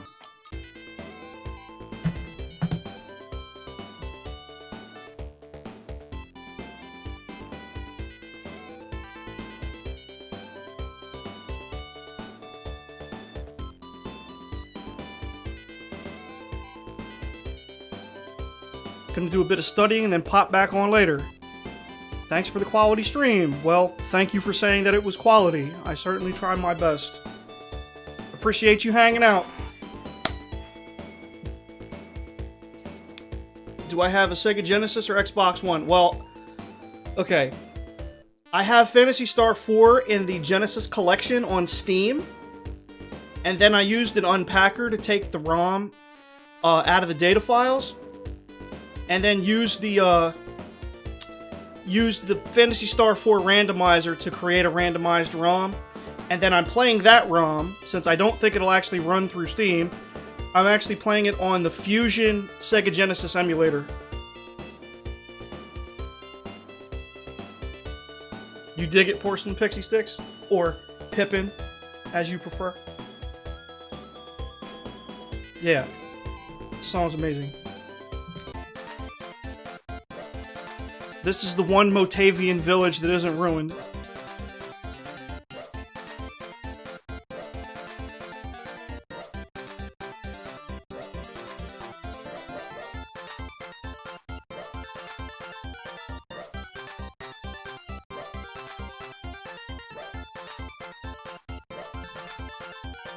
In the cave.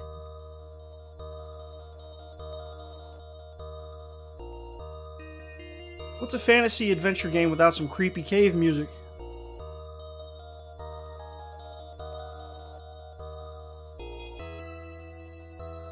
Or a basement, because actually the first time you hear this music, you're in a basement.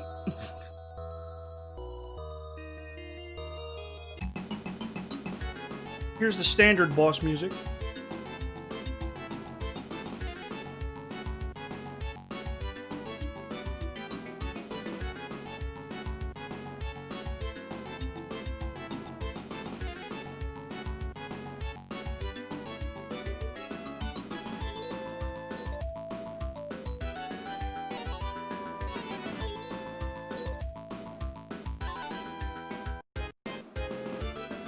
So how's everybody's day going? I'm having a great day. A happy settlement. Oh, I don't need the face cam on anymore, so let's give you guys back the... There we go. This plays when you resolve some sort of problem. Pretty standard stuff. Oh, now this is the best track in the game, in my personal opinion.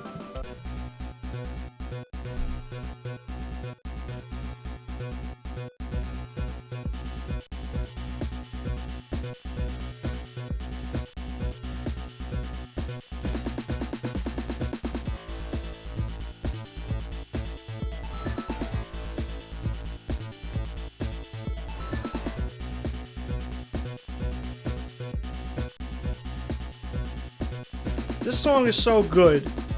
I actually caught my wife doing a little jig in the kitchen while she was making dinner one night years and years ago to this song. That's how good it was, because my wife's not into video games. Back in the day, she would play them with me sometimes just to spend time with me. But, you know, it's not like her hobby or anything like that. But this song got her moving.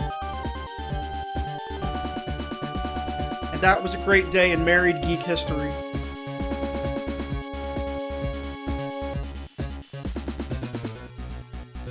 Ah, foul.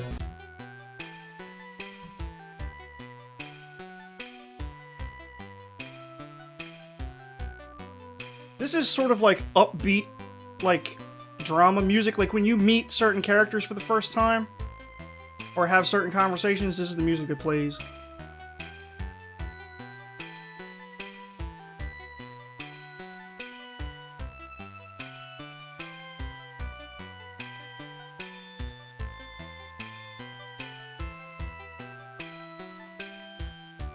Pain. Ah, yes.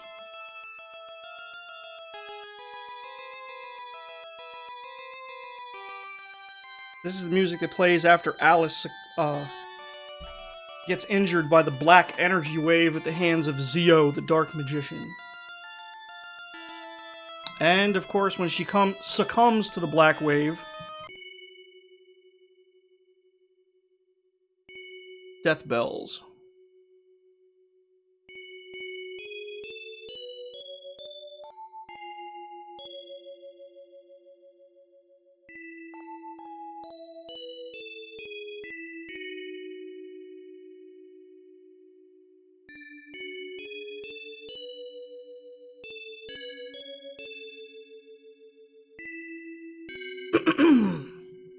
Moving on.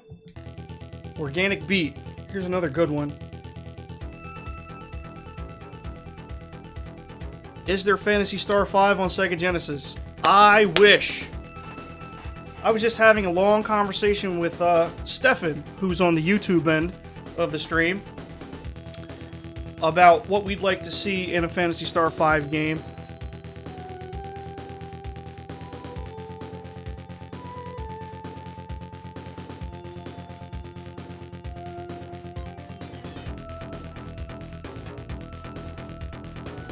Excuse me. Alright. Okay, this is the bio plant.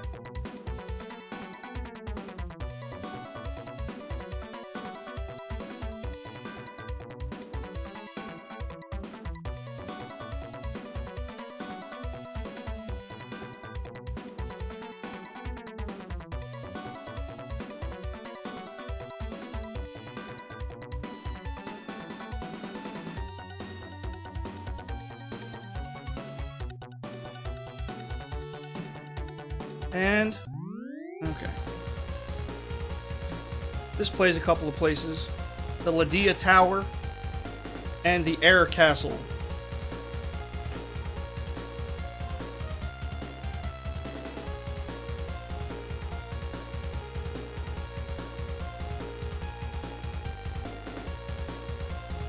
Machine Center.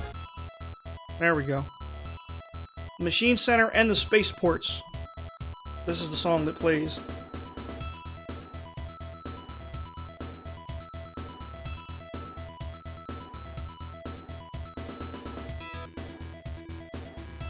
Landmaster. Oh yeah.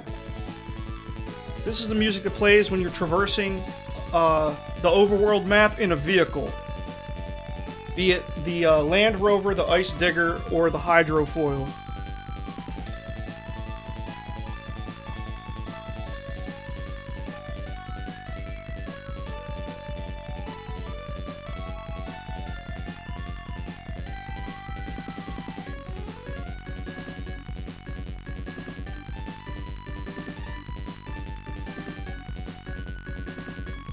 Because the Lydia Tower and Air Castle are linked to Phantasy Star 1. Okay, I did not know that. Well, I knew the Air Castle was, because they talk about Lashik. Or Lashiek, however you want to pronounce it. Alright, Cybernetic Carnival. And it was a remix. Oh, okay. Okay, so that was a remix of a song from Phantasy Star 1. This is the song that plays in combat when you're in a vehicle.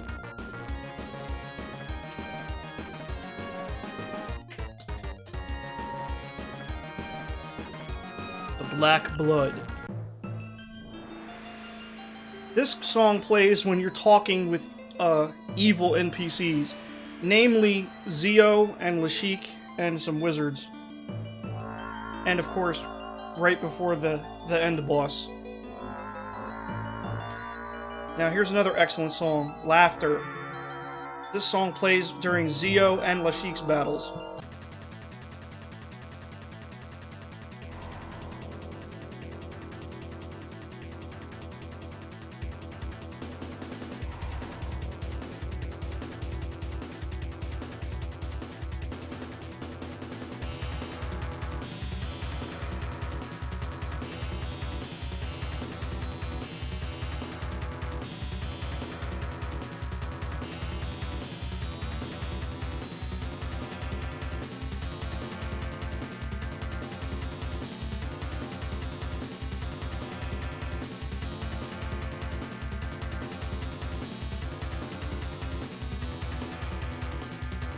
Alright. And this is when you're in a spaceship, traveling between planets.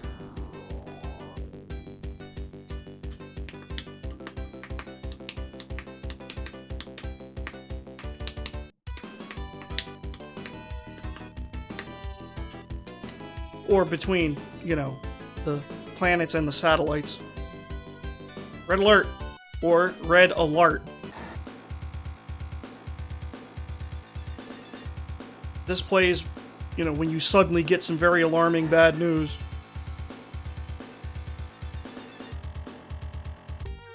Alright. So this is Desolus during the blizzard before you destroy the Geruberg Tower.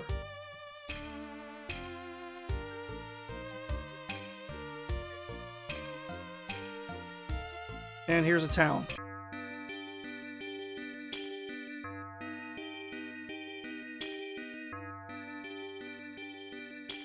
This is one of the 2 town songs that can play on Desolus. Okay. This song plays when you talk to certain, information mongers throughout the game. Grandfather Doran and, what's his name? Gina, something like that, on Desolus.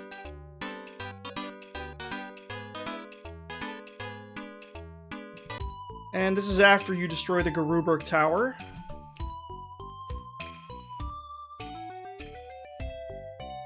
All super happy.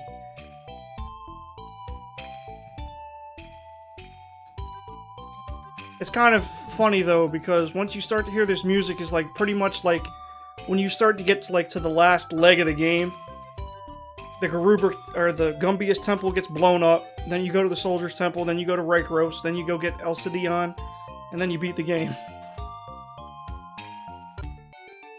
Alright, and here's the Desolition towns.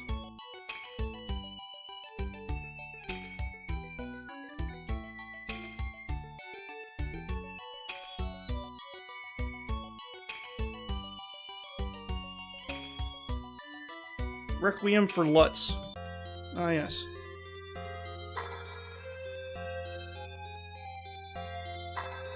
So this plays in the Esper Mansion, because the Espers are the ones who revere Lutz.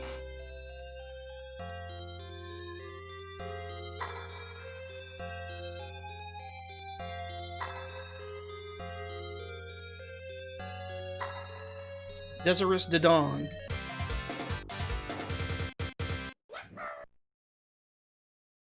So, this music plays if you go into the item shop in, the town, I can't remember the name, but one of the town with the penguins, and you buy penguin feed. When you leave the shop, the penguin runs past and steals the penguin feed, and this song plays.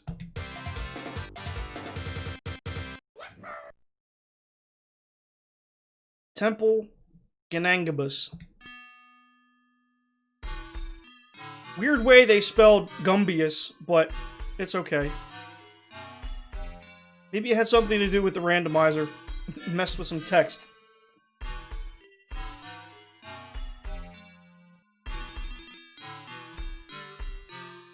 The King of Terrors.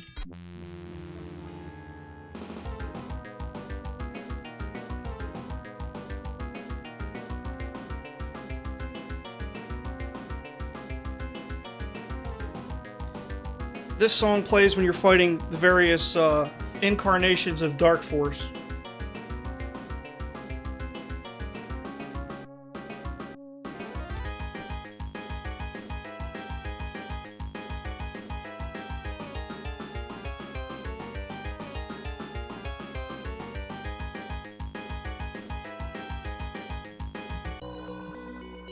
Ryu Cross.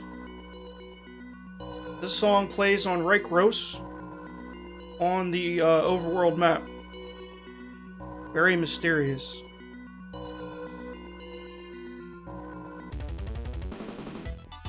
And this plays in the various towers that are on Reichros.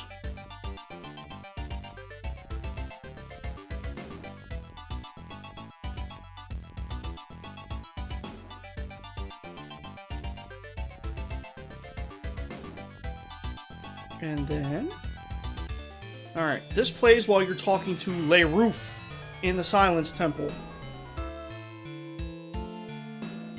Oh, and I believe it also plays when Chaz takes hold of the Alcidion sword beneath the Esper Mansion.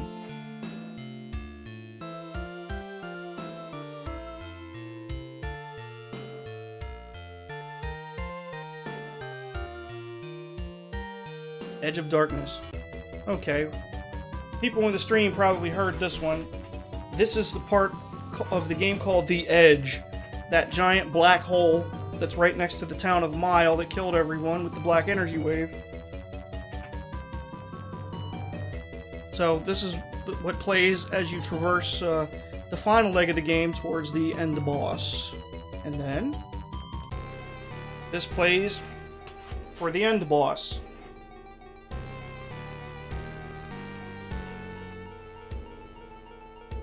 Well, the first two forms of the end boss.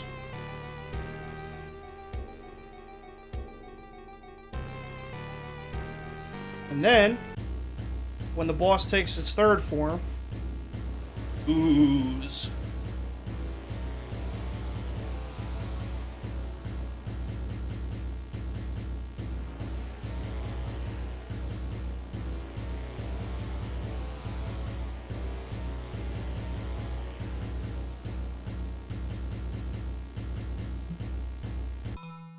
Alright, this is part of the epilogue.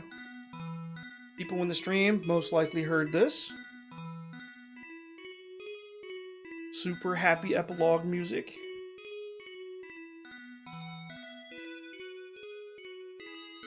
It's like... It's bittersweet because we saved the day, but now we're all going our separate ways.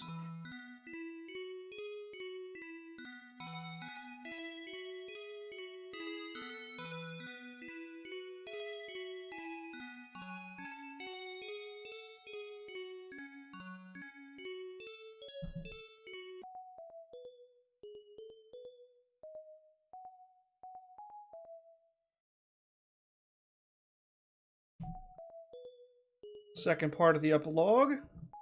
And...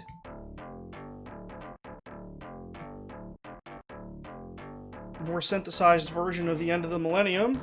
The title music. Which we've heard. And, of course, the last one. Sega connoisseurs will recognize this song from a different game.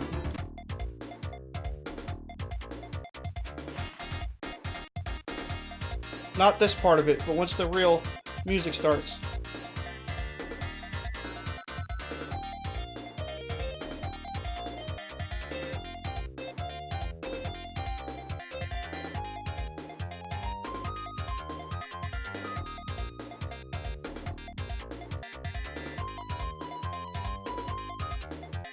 Fantasy Zone, you got it!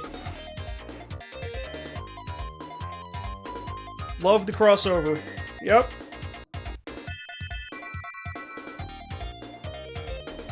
Blizzard got it.